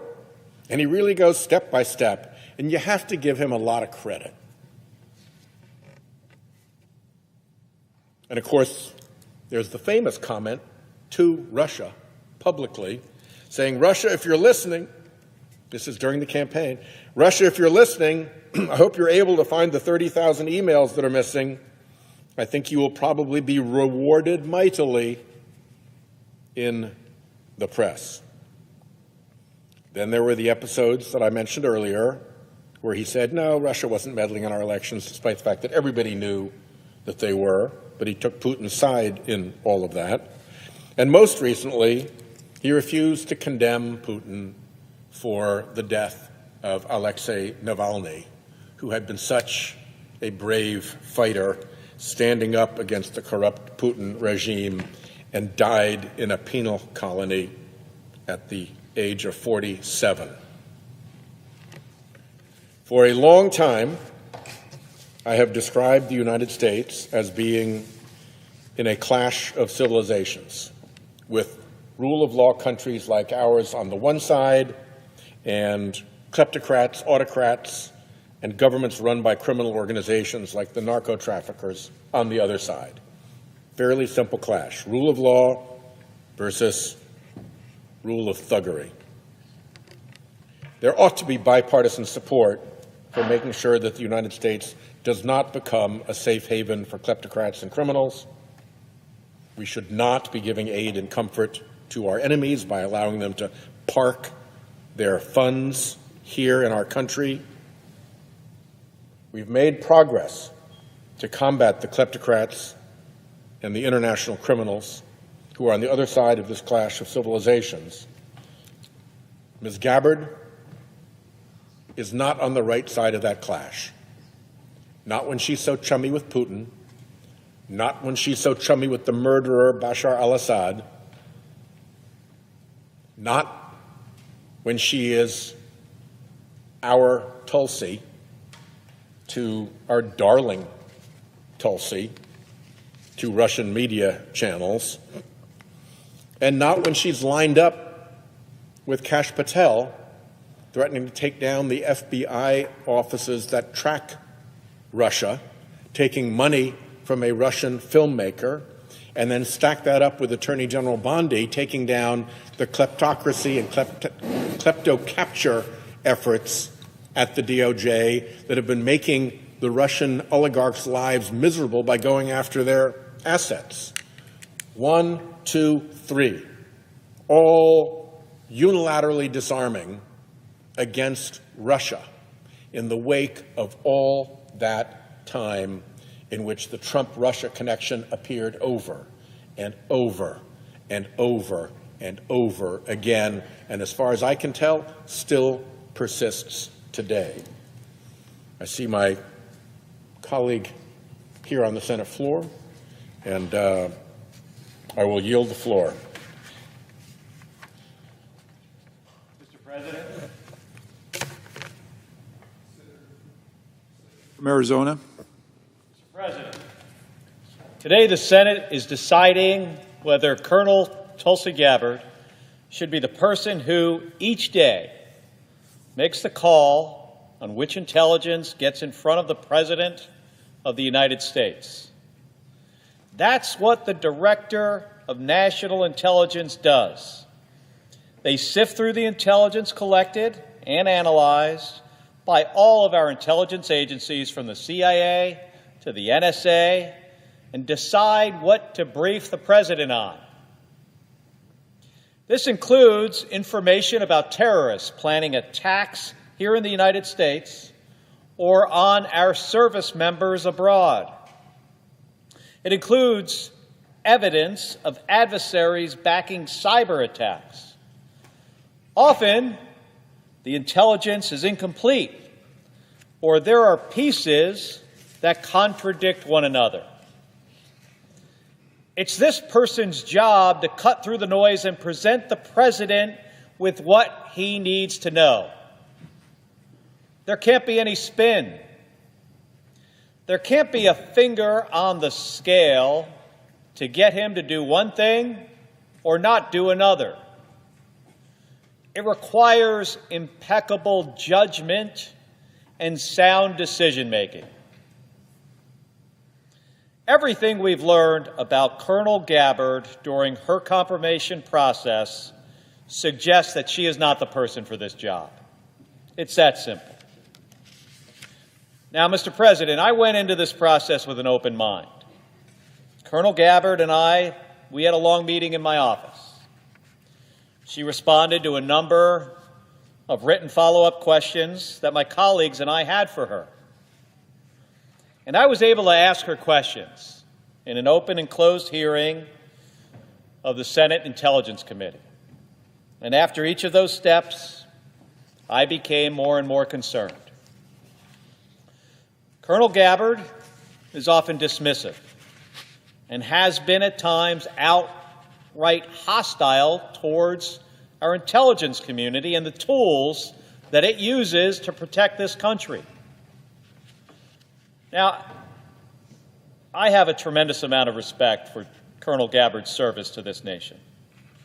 And I do think that healthy skepticism is a good thing. It's something that I always valued in my crew members at NASA, and I value it today in the Senate. But that's not what we've seen from Colonel Gabbard. She has a track record of embracing overblown, flimsy claims that confirm her own viewpoint while easily dismissing the thorough assessments and the methods of our own intelligence community. That's not the person that we should want in this job. Now let's start here with her record on Edward Snowden. Edward Snowden was a government contractor who stole and then leaked highly classified information from the National Security Agency in 2013. Snowden could have used whistleblower protections to securely and legally share concerns that he had about the legality of certain surveillance programs. But he didn't do that. Instead, he stole millions of documents, most of which didn't pertain to the programs that he had raised concerns about, and then he leaked them without caring about what would the lasting damage be to our national security. After the Department of Justice revealed charges against him for committing espionage, Snowden fled to Russia, where he was welcomed with open arms. Edward Snowden exposed our government's secrets to the world, including to our adversaries. He put intelligence operatives and service members around the world at risk, at great risk. And he made all of us less safe. And that's true even today. He should be in prison for betraying our country. Colonel Tulsi Gabbard wanted him to be pardoned. She introduced legislation calling on the federal government to drop all charges against Snowden, and unsurprisingly, it failed to gain support. This was in September of 2020, after he'd been in Russia for nearly 7 years. And after the House Intelligence Committee had released a bipartisan report to the public detailing Snowden about how he had broken the law and made our country less safe.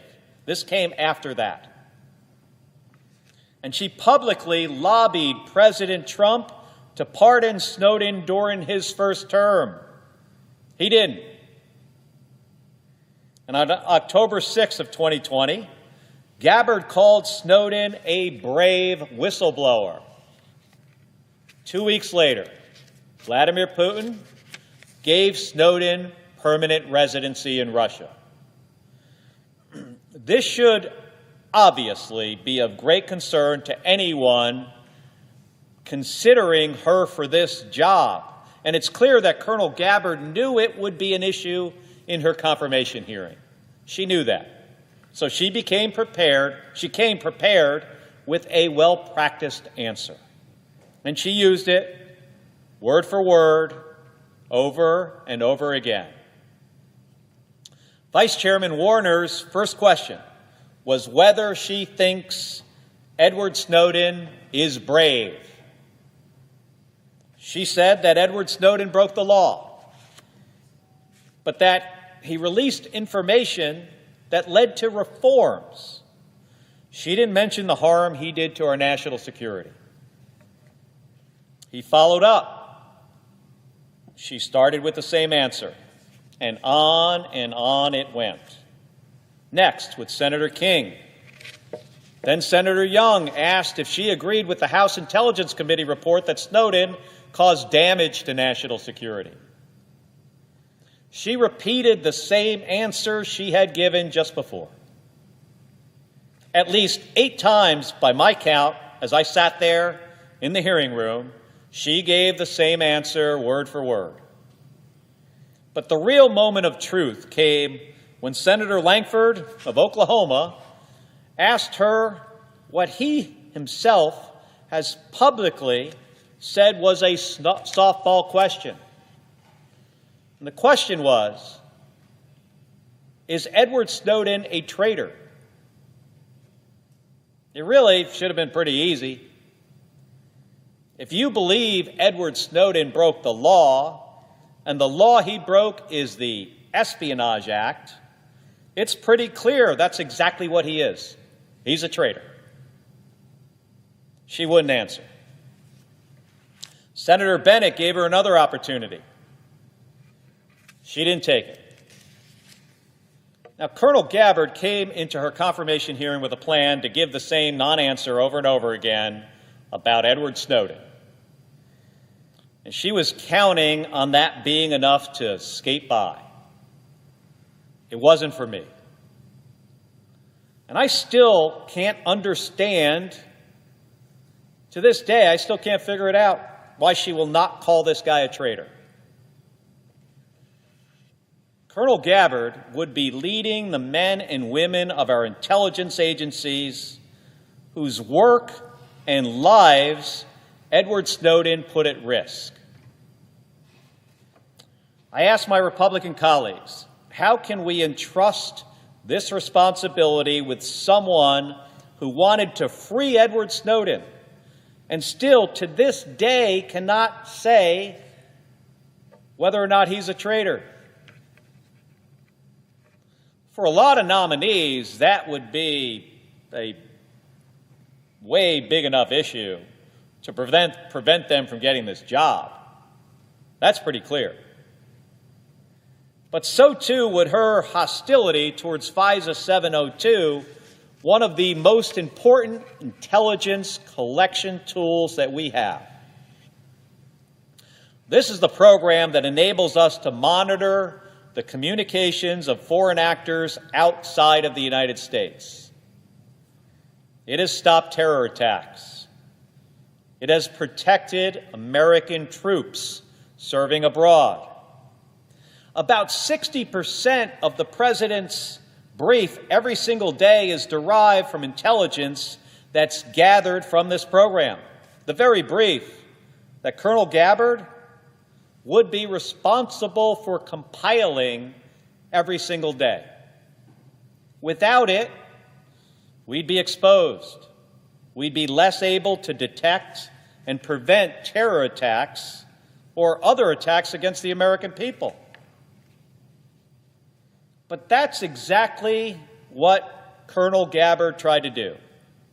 She voted against reauthorizing this program in 2018. And in 2020, she introduced legislation to repeal it, all of it.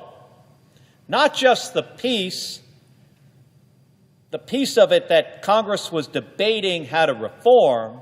She wanted to just get rid of the whole thing, all of it. And when she advocated for doing away with the program, she made false statements about how it works and how it impacts American citizens. This should be a concern for anyone being considered for this job. Because while the Senate Intelligence Committee has a range of views on how this program should work, none of us on the committee on either side of the aisle has any interest in getting rid of it. Because we know how important it is, how critical it is to the safety of all of us. In fact, we came together with others in Congress to deliver reforms that further protect our civil liberties as Americans, while retaining the tools our president needs to stay ahead of threats. Once again, Colonel Gabbard knew that this would be an issue with her confirmation. And again, she bet that she could just say as little as possible to just get by. That's why in a written response to the committee, she said, and this is a quote, "My prior concerns about FISA were based on insufficient protections to civil liberties, and significant FISA reforms have been enacted since my time in Congress to address these issues." End of quote. Sound reasonable? Well, here's the problem. Just last year, she was on a podcast trashing those very reforms. She is now saying that they back up her position on FISA. She said, and I quote, "This legislation that was just passed recently expanded those authorities. In some other ways, it took an already bad problem and made it many, many times worse." So which is it? Did these reforms fix the issues she had with FISA, as she said in her written response? Or did they make the problem worse, as she said on the podcast? It can't be both. Colonel Gabbard was asked about this inconsistency during her confirmation hearing, and she couldn't answer for it.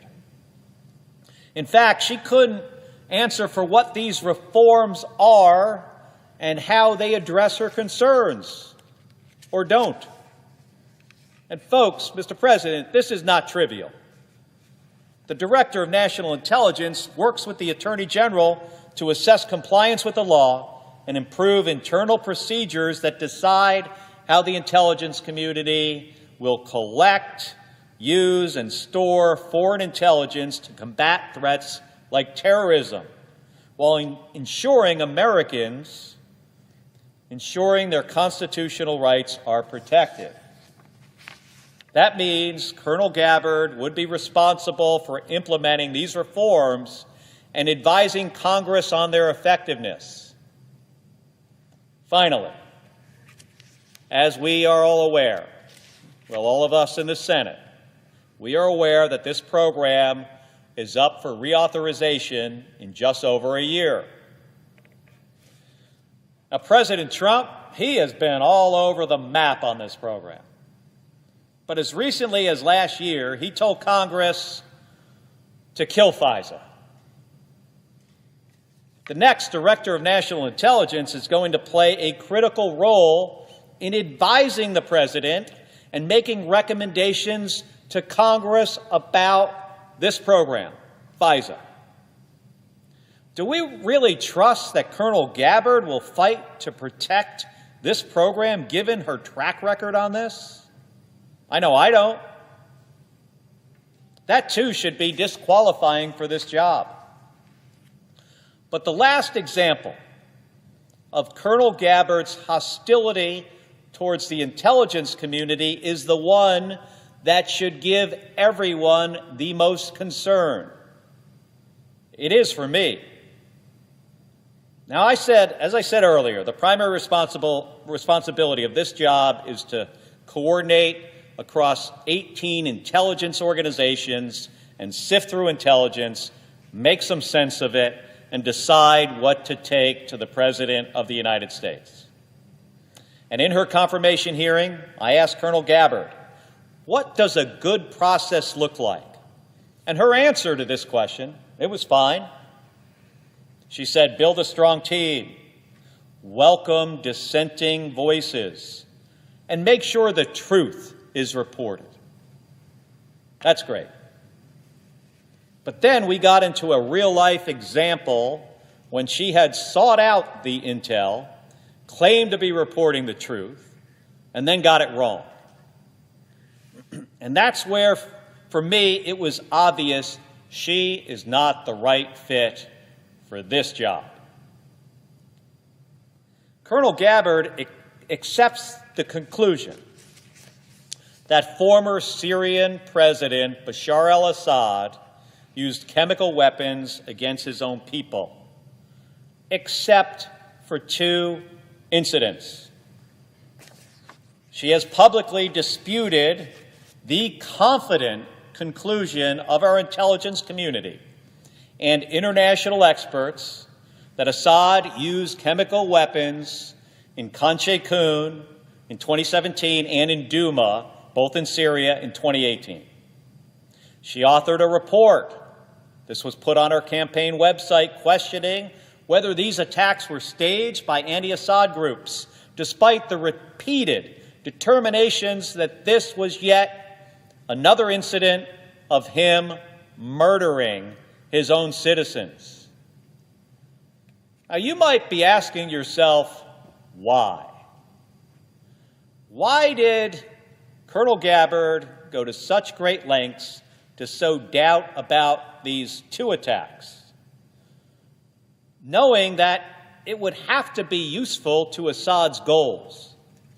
Why did she doubt our intelligence community's conclusion in these 2 cases, but not the others? Well, I asked her. And here is how that answer began. This is a quote. These 2 cases were from, this is a quote from Colonel Gabbard. These 2 cases are being looked at to be used as a pretext for major military movement. And another. And my fear, her words, my fear was a repeat of the deployment of another 500,000 soldiers like we saw in Iraq towards what was the Obama administration's goals, which was regime change in Syria. Setting aside that Obama didn't deploy 500,000 soldiers to Syria, here's the problem.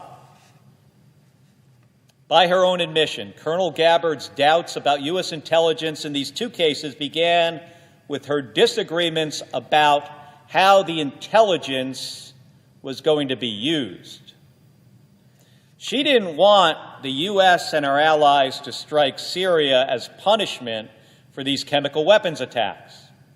So instead of making a strong argument on the policy, she tried to question whether the attacks happened in the first place. Colonel Gabbard also invoked the Iraq War, and she's right. We needed to learn important lessons from the lead up to the invasion. The biggest lesson was to carefully follow the intelligence where it actually leads, rather than bending it to fit the outcome that you want, which is exactly what Colonel Gabbard did in this case. It's that simple, folks. And it's also that dangerous, especially for someone in this job. If she's already disputed intelligence because of how it would be used, would she do it again in this position? The position of the Director of National Intelligence. She's the person deciding what the President would see. Would she withhold information? Or would she seek out confirmation without regard for from or for whom it came from, or that her viewpoint was correct. Because that's what she did in this case. The report she authored, questioning whether these attacks were staged, relied on a professor without expertise in chemical weapons. His theory, in this case, his theories were deeply flawed and have been widely debunked by experts. I asked Colonel Gabbard if she was aware that this professor had appeared on Russian propaganda news stations. She said she had no idea. To produce his findings, this professor relied on an Australian chemistry student with a history of defending the Assad regime. I asked her if she was aware of that. She said she was not at the time, but since she has been made aware. Here's what that tells me. Colonel Gabbard was unwilling to even examine, let alone weigh, the biases and shortcomings of the sources she was seeking out and elevating. She embraced these people and their half-baked theories because they confirmed what she wanted to be true, that Assad didn't gas his own people in these two cases. She wanted it to be true so badly that 5 years later, she says that she was still unaware of the facts of their background. Facts that me and my staff, that we found with some rather routine searching of public information. It was not hard. And she trusted and further publicized their claims without verification, despite our government making clear that Assad and Russia would attempt to raise these sorts of questions and theories to distract America and our allies. Mr. President, if that's not a red flag, I don't know what is.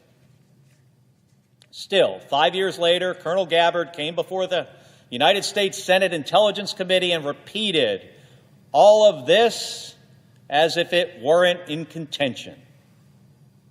She continues to apply less skepticism towards these sources and narratives than the assessments of American intelligence operatives, professionals, who have a ton of experience at this, and who she is nominated to lead, all because they support her point of view that the United States should not have struck Syria in retaliation for their use of chemical weapons. That's why she believed the people online. Now, that kind of reverse engineering to try to steer a policy outcome is dangerous in a job like this. And Mr. President, the next couple of years are going to be challenging for our national security. I think we all agree upon that. We face threats that grow more complicated each and every day. And our intelligence community, now they're the best in the world. They're really good at gathering intelligence of all kinds. Now the hardest part is sifting through that information and making some sense of what it all means. Making determinations. That's what this job is all about. And everything we have seen from Colonel Gabbard throughout this process suggests that she is the wrong person for this job. She lifted up Edward Snowden as a hero and is unwilling to call him a traitor. She tried to get rid of one of the most important intelligence collection tools that we have and has contradicted herself when answering for it. And most central to this role, Mr. President, she's displayed poor judgment and poor decision-making when assessing intelligence, especially when it comes to chemical weapons use in Syria. Each of these, each one of them on their own, should be disqualifying for holding this job. Taken together, they paint a picture of someone who is especially ill-suited and unprepared to take on this responsibility. And Mr. President, I know that these concerns are shared by my Republican colleagues. So let's be honest about it. Let's say no to the political pressure, and let's put our national security first, and let's vote no on this nominee. Thank you, Mr. President. I yield the floor.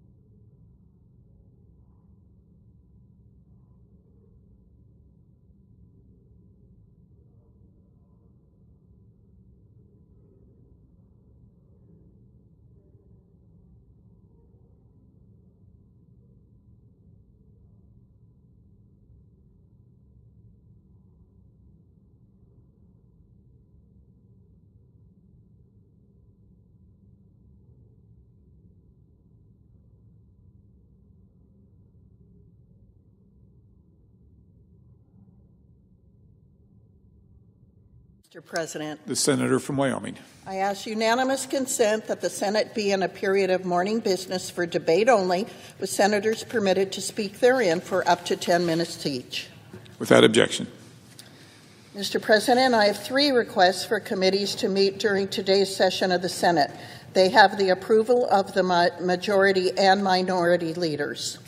Duly noted. Mr. President, I ask unanimous consent that the appointment at the desk appear separately in the record as if made by the chair. Without objection. Mr. President, I ask unanimous consent that notwithstanding the order of January 24th, 1901, the traditional reading of Washington's farewell address take place on Tuesday, February 18th, 2024, following the prayer and the pledge of the flag. Without objection, the Chair, on behalf of the Vice President, pursuant to the order of the Senate of January 24, 1901, as modified by the order of February 11, 2025, appoints the Senator from Mississippi, Mr. Wicker, to read Washington's farewell address on Tuesday, February 18, 2025.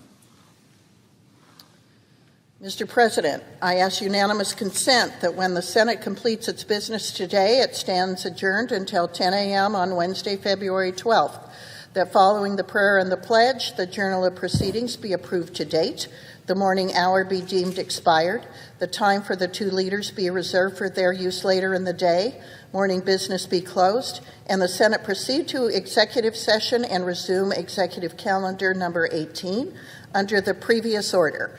Finally, that if any nominations are confirmed during Wednesday's session, the motions to reconsider be considered made and laid upon the table, and the President be immediately notified of the Senate's action. Without objection. If there is no further business to come before the Senate, I ask that it stand adjourned until the previous order, following the remarks of Senators Blumenthal, Warren, and Schumer. Without objection. Mr. President? The Senator from Connecticut. Mr. President, I'm here to ask my colleagues to join me in a very simple truth. Tulsi Gabbard should not be the next Director of Intelligence. It's a simple, unequivocal truth, and it should be so clear to everyone because she is unprepared and unqualified for this role. She lacks the competence and character, and that has been made crystal clear in the proceedings so far during her confirmation. I urge my colleagues to consider not just her lack of preparedness, but the existential threat her confirmation would pose within the intelligence community that she would head. Since the Revolutionary War, our nation's intelligence professionals have served out of the spotlight, never expecting recognition or adulation or award. They serve in some of the most demanding, dangerous posts, in harm's way and hostile environments, far from their families, in many cases unable to speak to their friends and loved ones for long periods of time, and unable to tell them where they are or what they're doing. Others serve in the nation's most sensitive facilities here in Washington, D.C. or elsewhere in this country. Many of them constitute the best mathematicians, the best linguists, the best analysts and cryptographic minds in the world. These silent sentinels choose to serve because they believe in the values and institutions that we should cherish and protect. Democracy, integrity, the truth. We expect our intelligence professionals to live to the standards personified by one of Connecticut's greatest sons, Nathan Hale, whose dying regret was that he had but one life to give to his country. He served ably and instrumentally during the Revolutionary War. He came to be admired and adulated for his patriotism, his dedication, his willingness to give his life for his country. That is the tradition of our nation's intelligence community. They know they are going into some of the riskiest places on the planet. They do it for their country, and they keep it secret. I can't support Tulsi Gabbard to be in charge of them. I can't countenance allowing someone who is this risky to them and to our country having responsibility over their lives and their capacity to contribute to the intelligence that is critical to this country avoiding disasters.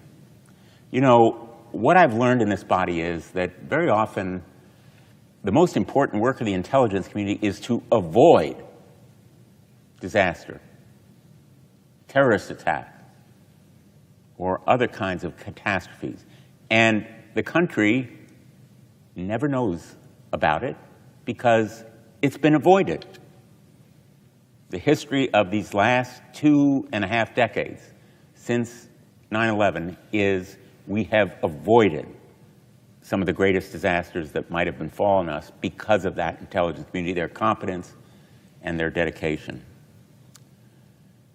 Ms. Gabbard has given a part of her life to the nation through uniformed service, and I respect her service in that role. But she has given another part of her life to our adversaries, in service to those who would see us become supplicants of ruthless, ruinous powers.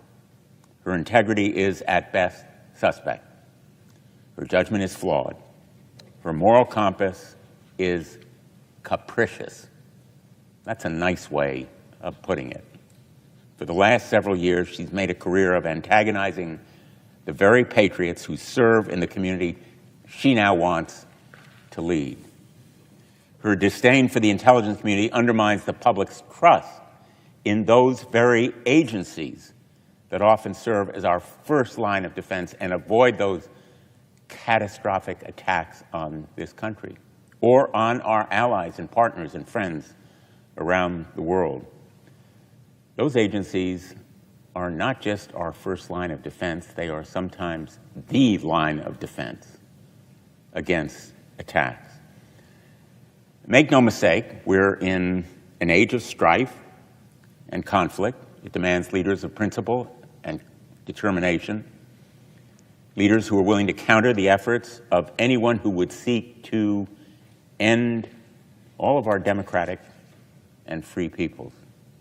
A revanchist Russia is waging an illegal, murderous war against Ukraine.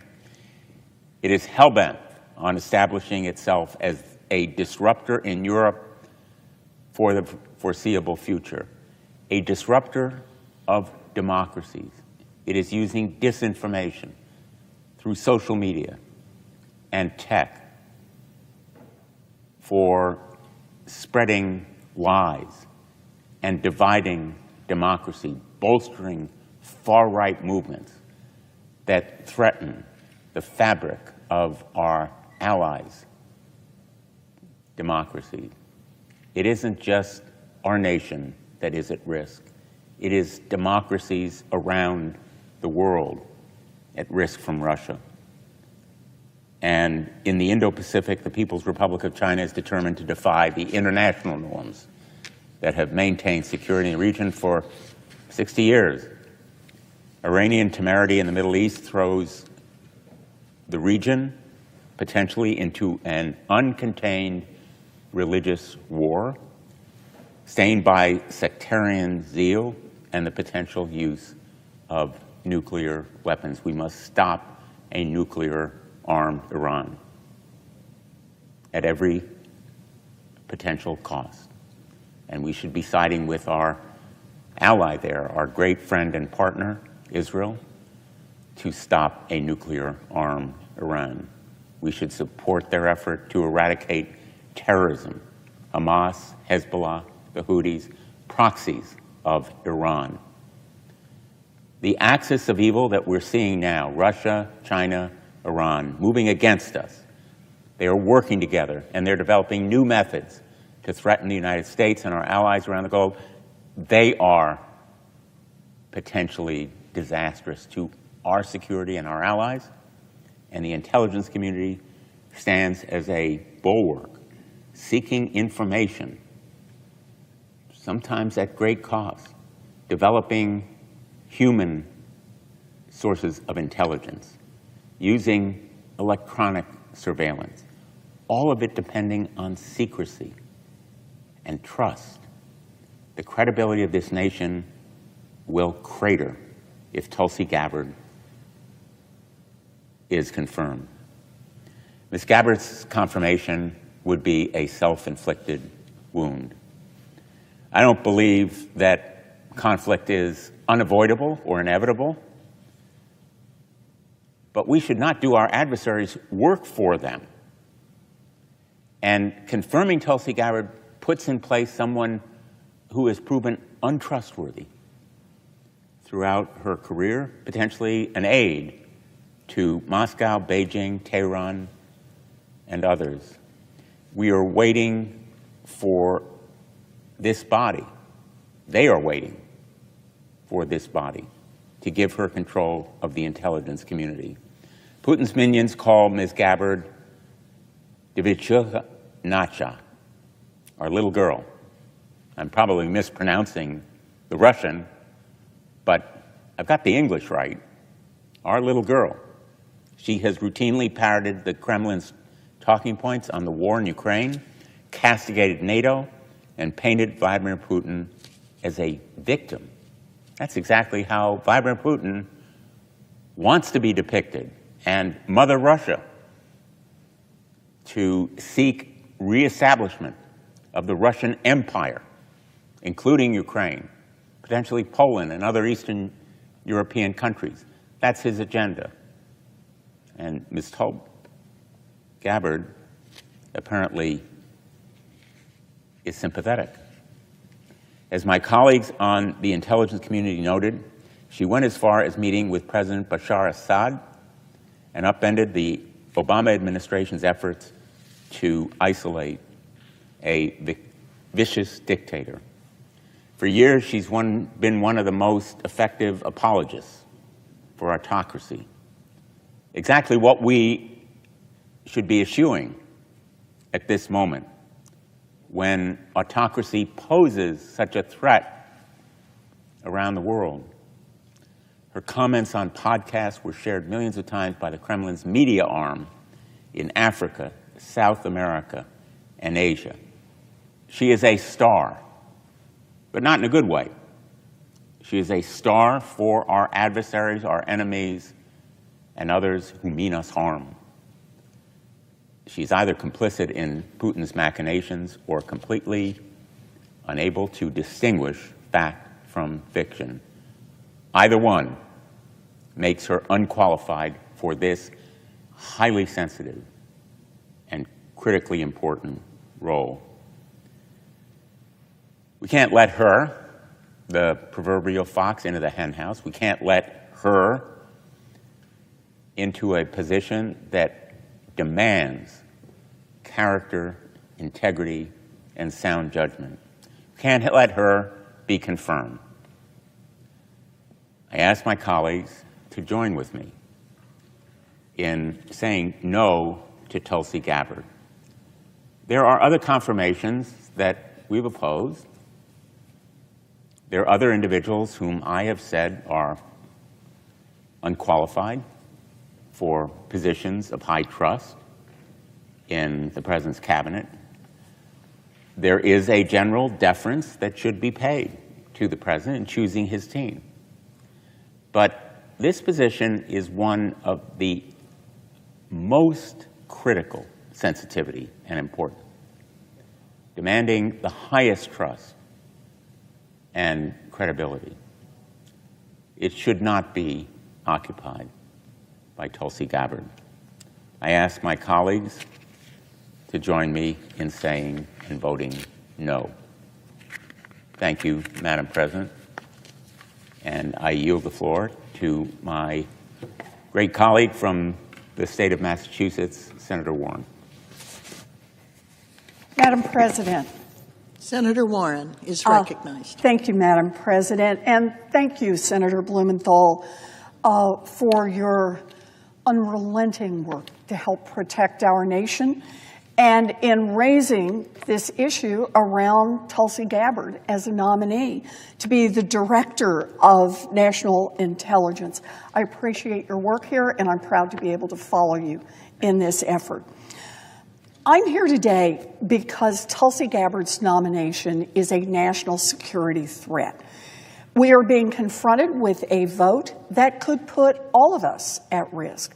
Look, everybody in the Senate understands the threat that Tulsi Gabbard poses, but I want to make sure that everyone understands the job she would have. Why do we even have a Director of National Intelligence? The short answer is to prevent another 9/11.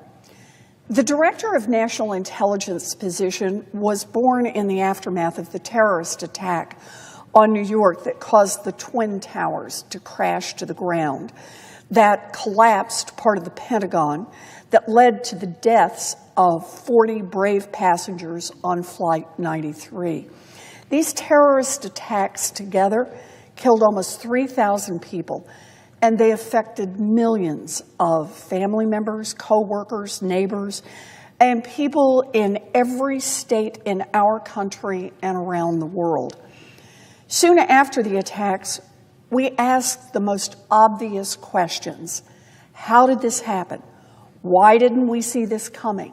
Why weren't we able to head it off? It rapidly became clear that our nation had major intelligence failures. We were gathering intelligence abroad and here at home, but we were not effectively integrating and coordinating foreign, military, and domestic intelligence. And the result of that failure was catastrophic. That's where the D&I director comes in.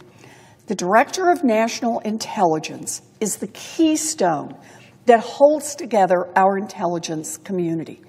This is the person who coordinates across agencies to make sure that each component of our intelligence system is talking with every other, to make sure that what happened on 9/11 doesn't happen again. This person is the principal advisor to the President on any national security-related intelligence. The Director of National Intelligence is central to how we make decisions about where our military should be deployed, is central to how we identify our greatest national security threats, and is central to knowing what our enemy is going to do next. All of that. Tulsi Gabbard is aggressively unqualified for this job, and making her the Director of National Intelligence will increase the risk of a national security crisis. For starters, she has no experience in the intelligence community, and she has never served as a national security official in the executive branch. Tulsi Gabbard is also disqualified to be Director of National Intelligence, not just unqualified, but actually disqualified. Her disqualifications mean that she should be kept far, far away from any part of our government intelligence system. The problems with Tulsi Gabbard are many. She is an apologist for Vladimir Putin, routinely spreading Russian misinformation and Russian talking points about both Ukraine and Syria. She rejected our own U.S. intelligence that Assad used chemical weapons against Syrian civilians. And she went to Syria to meet with Assad and with a Syrian cleric who had threatened to activate a network of suicide bombers within the United States and Europe. So let me state this as clearly as I can. Tulsi Gabbard would be the #1 person in charge of all of our nation's secrets, all of them, all of our intelligence, every piece of secret information that we gather from around the world, and every secret that our allies around the world might share with us. She would know all of it, and she would have access to all of it, and she would be the one who would fit it all together. Then she would be one of the people responsible for advising the president on when and where to use our military. I am deeply concerned about Tulsi Gabbard's track record and whether she can be trusted with our secrets. But I'm not the only one who's worried. With the history that Tulsi Gabbard has, can we reasonably expect other nations to trust us with the secret information that they gather? Even if Gabbard behaved admirably as DNI, the United States would likely have less access to sensitive information because our allies just wouldn't want to take a chance on her, just wouldn't want to take a chance that information that they gathered and passed along, information that could make their own operatives at risk, for example, would not want to take the chance that they would pass that information along to the United States, that Tulsi Gabbard would see it, and then who knows where it goes. I am concerned that other countries would say, because they don't want to take a chance on her, that it would further undercut national security if Tulsi Gabbard were confirmed as DNI. What I'm saying tonight is not breaking news. There's nothing here that hasn't been said before. Concerns about Tulsi Gabbard have been circulating on Capitol Hill for years. Every single senator, Democrat, Republican, or independent, knows that they are putting our national security at risk if they support Tulsi Gabbard's confirmation to head our nation's intelligence coordination. Every single senator, Republican, Democrat, independent, knows the threat that Tulsi Gabbard poses. Every single senator, Republican, Democrat, or independent, knows that Tulsi Gabbard could be handing our secrets over to our staunchest adversaries. The risks our nation faces are rising by the hour. Tulsi Gabbard at DNI, Pete Hegseth at DOD, and it isn't just confirmed cabinet appointees who are putting our nation at risk. Just look at what's going on with Elon Musk and his team of Doge minions at Treasury. In order for this handful of programmers to gain access to our over $6 trillion payment system, we don't know what safeguards those hackers pulled down. We don't know what gates they open.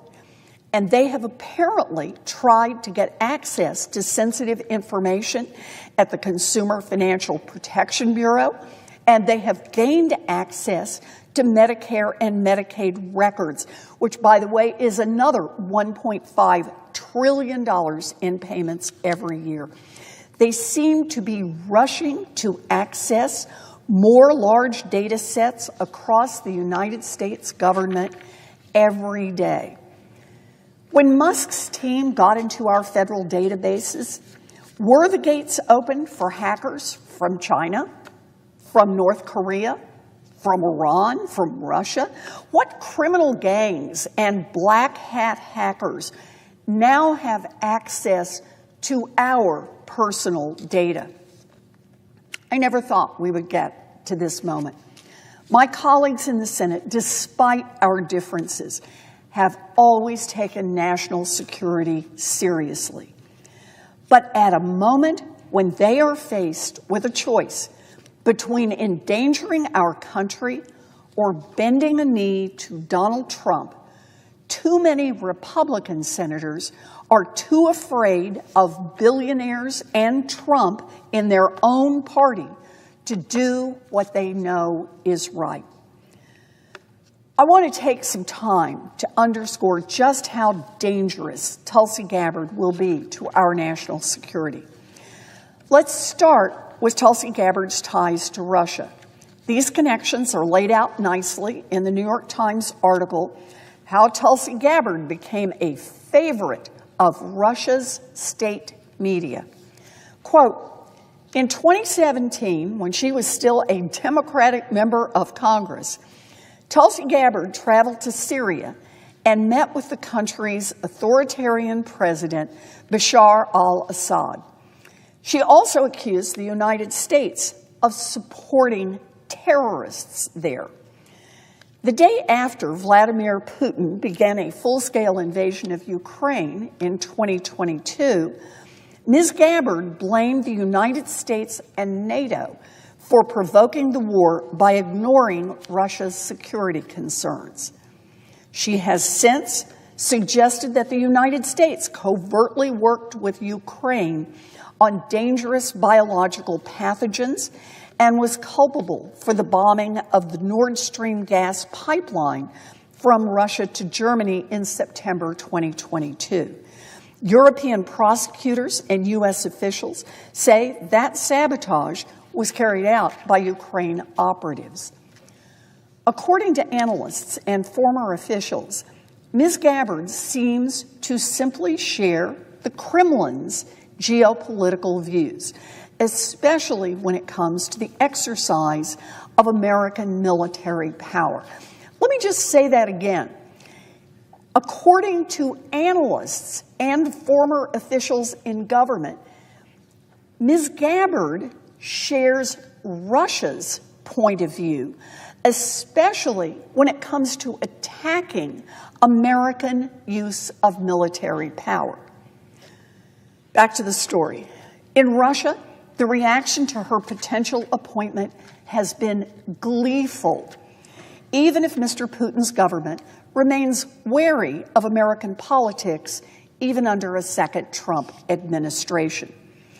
Quote, the CIA and the FBI are trembling, Pravda, a Russian newspaper, wrote on Friday in a glowing profile of Ms. Gabbard, noting positively that Ukrainians consider her, quote, an agent of the Russian state. Russia, a state television channel, called her a Russian comrade in Mr. Trump's emerging cabinet. Russian media has emphasized Ms. Gabbard's desire to improve relations with Moscow, according to Filter Labs, a firm that analyzes social media, state-run news organizations, and other internet postings to track public sentiment in Russia. Quote, Gabbard fits an overall pattern of Trump breaking with much of the post-Cold War consensus, said Jonathan Tubner, the chief executive of Filter Labs. Quote, she is, for Russia, the one that perhaps most perfectly embodies the changes they were hoping for from the U.S. In other words, Tulsi Gabbard is Russia's dream come true. Mr. Trump's critics call the choice a dangerous one that would undermine national security and that signaled a deference to Mr. Putin's worldview. Quote, nominating Gabbard for Director of National Intelligence is the way to Putin's heart, and it tells the world that America under Trump will be the Kremlin's ally rather than its adversary.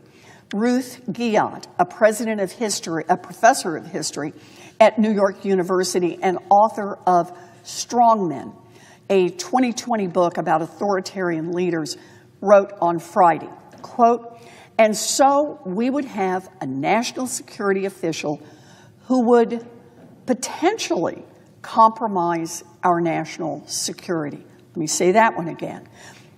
And so we would have a national security official who would potentially compromise our national security. Quote, this war and suffering could have easily been avoided if Biden admin/NATO had simply acknowledged Russia's legitimate security concerns regarding Ukraine's becoming a member of NATO, which would mean U.S. NATO forces right on Russia's border. Gabbard wrote on Twitter, now known as X, when the war began in February 2022. A month later, she posted a video on the platform saying the United States was operating 25 to 30 biological research labs in Ukraine. She accused the Biden administration of covering them up and said they could release dangerous pathogens, although she stopped short of claiming the labs were making biological weapons, as Russia has falsely claimed. Ms. Gabbard's remarks were quickly called out by Republican members of Congress, including Representative Adam Kinzinger of Illinois and Senator Mitt Romney of Utah. Her willingness to criticize the Biden administration made her, like other prominent critics of the government, a favorite source of anti-American content on Russia's state television networks. Vladimir Solovyev, a popular talk show host, called her our girlfriend in a segment in 2022. The program included an interview Ms. Gabbard did with Tucker Carlson, in which she claimed that Mr. Biden's goal was to end Mr. Putin's control of the Russian government, according to Julia Davis, the creator of the Russian Media Monitor, which tracks Kremlin propaganda. Her appearances were regularly picked up by Russia's state media, including the international network RT, which promoted her critiques and lauded her with headlines such as, "Tulsi Gabbard dares to challenge Washington's war machine," and "Biden wants regime change in Russia, ex-Congresswoman." By this year, Ms. Gabbard's politics converged with Mr. Trump's. In October, she joined the Republican Party and hit the campaign trail on his behalf, extolling him as a peacemaker. Quote, "A vote for Donald Trump is a vote for a man who wants to end wars, not start them," she said at Mr. Trump's rally at Madison Square Garden shortly before Election Day. Quote, "And who has demonstrated already that he has the courage and the strength to stand up and fight for peace." That's the end of the article. Tulsi Gabbard, beloved by Russian press, touted in Russian press, and an attacker of America's military. Or take key sections from this letter that William Webster, the only person to lead both the FBI and the CIA, sent to me. He was appointed by President Jimmy Carter, remained director under President Ronald Reagan, and Reagan tapped him to be the head of the CIA. I will quote directly from the letter. "Dear Senator Warren, I had the honor of serving as director of both the FBI and CIA, organizations vital to safeguarding our nation. Their effectiveness depends on operating with complete independence from political influence, a principle essential to maintaining public trust and national security. History has shown us the dangers of compromising this independence. When leaders of these organizations become too closely aligned with political figures, public confidence erodes and our nation's security is jeopardized. This underscores the necessity for these institutions to serve the American people, not the political agendas of the executive or legislative branches. Congresswoman Gabbard's profound lack of intelligence experience and the daunting task of overseeing 18 disparate intelligence agencies further highlight the need for seasoned leadership. Effective management of our intelligence community requires unparalleled expertise to navigate the complexities of global threats and to maintain the trust of allied nations. Without that trust, our ability to safeguard sensitive secrets and collaborate internationally is severely diminished. As someone who transitioned from the FBI to the CIA, I can attest to the steep learning curve, even for a seasoned professional. This is no time in world history for a novice in the field to learn this role. Every president deserves appointees they trust, but the selection process must prioritize competence and independence to uphold the rule of law. As you consider these and future nominations, I urge you to weigh the critical importance of nonpartisan leadership and experience. The safety of the American people and your own families depends on it. Trust in our intelligence and law enforcement agencies is also crucial for our international partners. Without that trust, we cannot be effective in guarding sensitive secrets or collaborating to address shared threats. Thank you for your careful consideration of these pivotal appointments. Sincerely, William Webster, former director of the CIA and FBI. That's the end of his letter. I just want to say how grateful I am, both for William Webster's outstanding public service and commitment to our nation, and for his willingness to stand up now and call out the threats posed by Tulsi Gabbard's nomination to DNI. The Bulletin of the Atomic Scientists echo these concerns in a piece they published this week entitled, quote, "Tulsi Gabbard as U.S. intelligence chief would undermine efforts against the spread of chemical and biological weapons." Quote, "Gabbard's confirmation would undermine one of the signature foreign policy accomplishments of President Donald Trump's first term, countering the threat posed by chemical weapons. Following a sarin attack on the Syrian city of Khan Sheikhoun on April 4th, 2017, the Trump administration launched a cruise missile strike against an airbase that U.S. intelligence determined Assad's forces had used to launch the chemical assault. After intelligence agencies determined that Syrian helicopters had conducted a chlorine gas attack on Douma on April 7, 2018, Trump authorized another missile strike, this time along with the United Kingdom and France, against Syrian chemical weapons facilities. Both strikes were effective at deterring further Syrian use of chemical weapons. After April 2017, the Syrian Air Force did not use sarin, and after April 2018, Syrian helicopters stopped dropping chlorine barrel bombs. Gabbard, however, has repeatedly claimed, including at her confirmation hearing, that the chemical attacks against Khan Sheikhoun and Douma were staged by anti-Assad groups to provoke Western military intervention.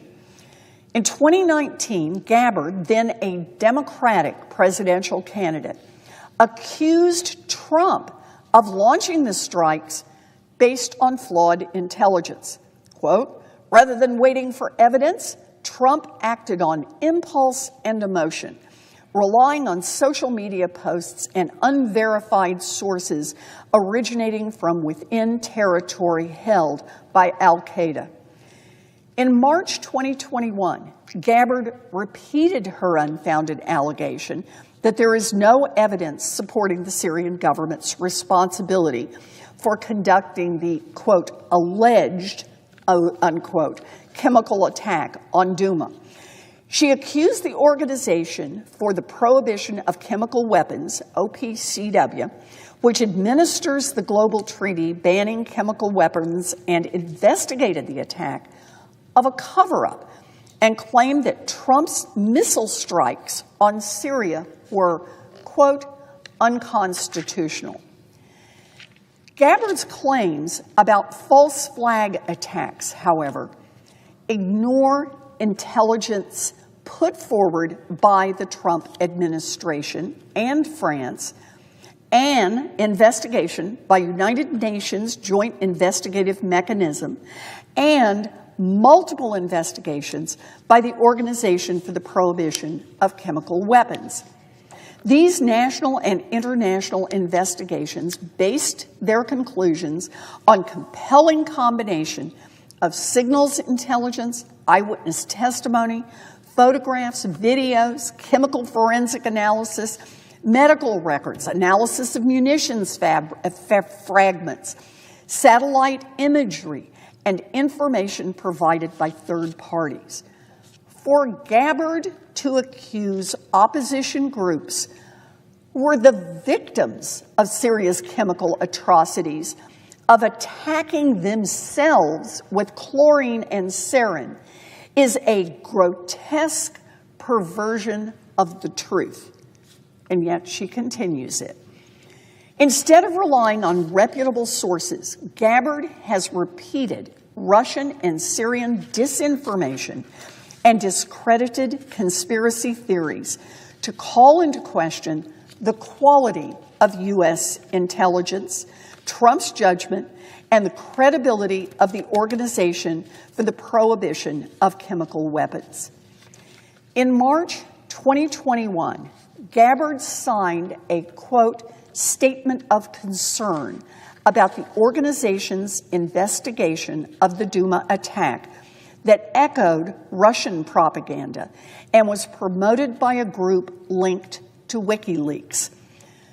Gabbard has made her claims about the Syrian chemical attacks despite warnings from the U.S. intelligence community that these types of allegations are a common feature of the Kremlin's disinformation campaigns. Her reliance on these dubious sources demonstrates a dangerously poor lack of judgment for someone seeking the highest ranking position in the intelligence community. Gabbard's deeply flawed position on Syria's use of chemical weapons is still highly relevant today.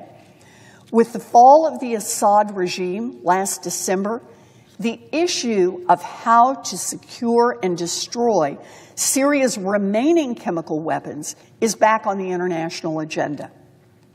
How can Gabbard be trusted to oversee intelligence on this topic if she refuses to believe that Syria used chemical weapons after it joined the Chemical Weapons Convention, CWC, that treaty banning chemical weapons in 2013?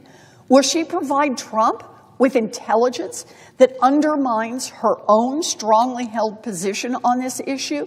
Or will she twist intelligence to fit her own worldview? And there is more at stake than just the threat posed by Syria's remaining chemical weapons. Between 2017 and 2020, the Trump administration found Russia in violation of both the Chemical Weapons Treaty and the Biological Weapons Convention, which bans biological weapons.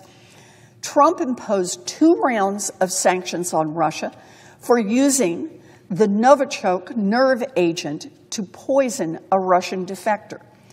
In August 2020, Trump blacklisted 3 Russian institutes responsible for developing chemical and biological weapons. Since then, the United States has accused Russia of using chemical weapon chloropicin, and the Organization for the Prohibition of Chemical Weapons has confirmed Russia's use of riot control agents on the battlefield in Ukraine, both of which are violations of the Chemical Weapons Treaty. There are also disturbing signs that Russia is modernizing its biological weapon program by building a new maximum containment laboratory in a military facility.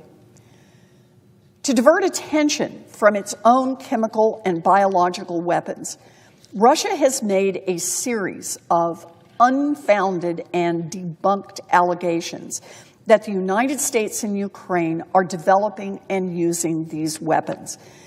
Gabbard came perilously close to endorsing these claims in 2022, and she did embrace other elements of Russian and Chinese disinformation about the allegedly nefarious and dangerous activities of U.S.-supported public health labs in Ukraine, including labs built during Donald Trump's first term.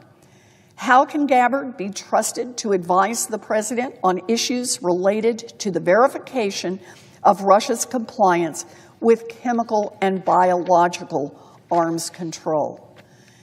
Based on this track record, it is difficult to see how Gabbard can be relied upon to provide the quality of intelligence and national security advice needed by the Commander-in-Chief during these perilous times. For the Senate to confirm Gabbard would be national security malpractice. And that is the end of the piece. I am looking to see who else is going to be here. Am I? Just finish up? Okay, just wanted to make sure that I know what's happening here.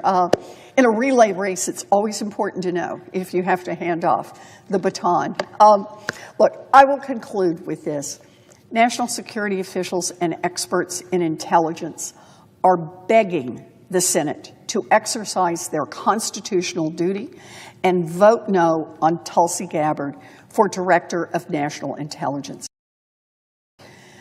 We are being asked to vote for someone whose loyalty to this country has been questioned repeatedly and who has raised alarms for our allies across the globe. It would be a dangerous mistake to give Tulsi Gabbard access to all of our secrets, and an even greater mistake to trust Tulsi Gabbard to protect this country. I urge all of my colleagues to vote no. Madam President, I yield the floor.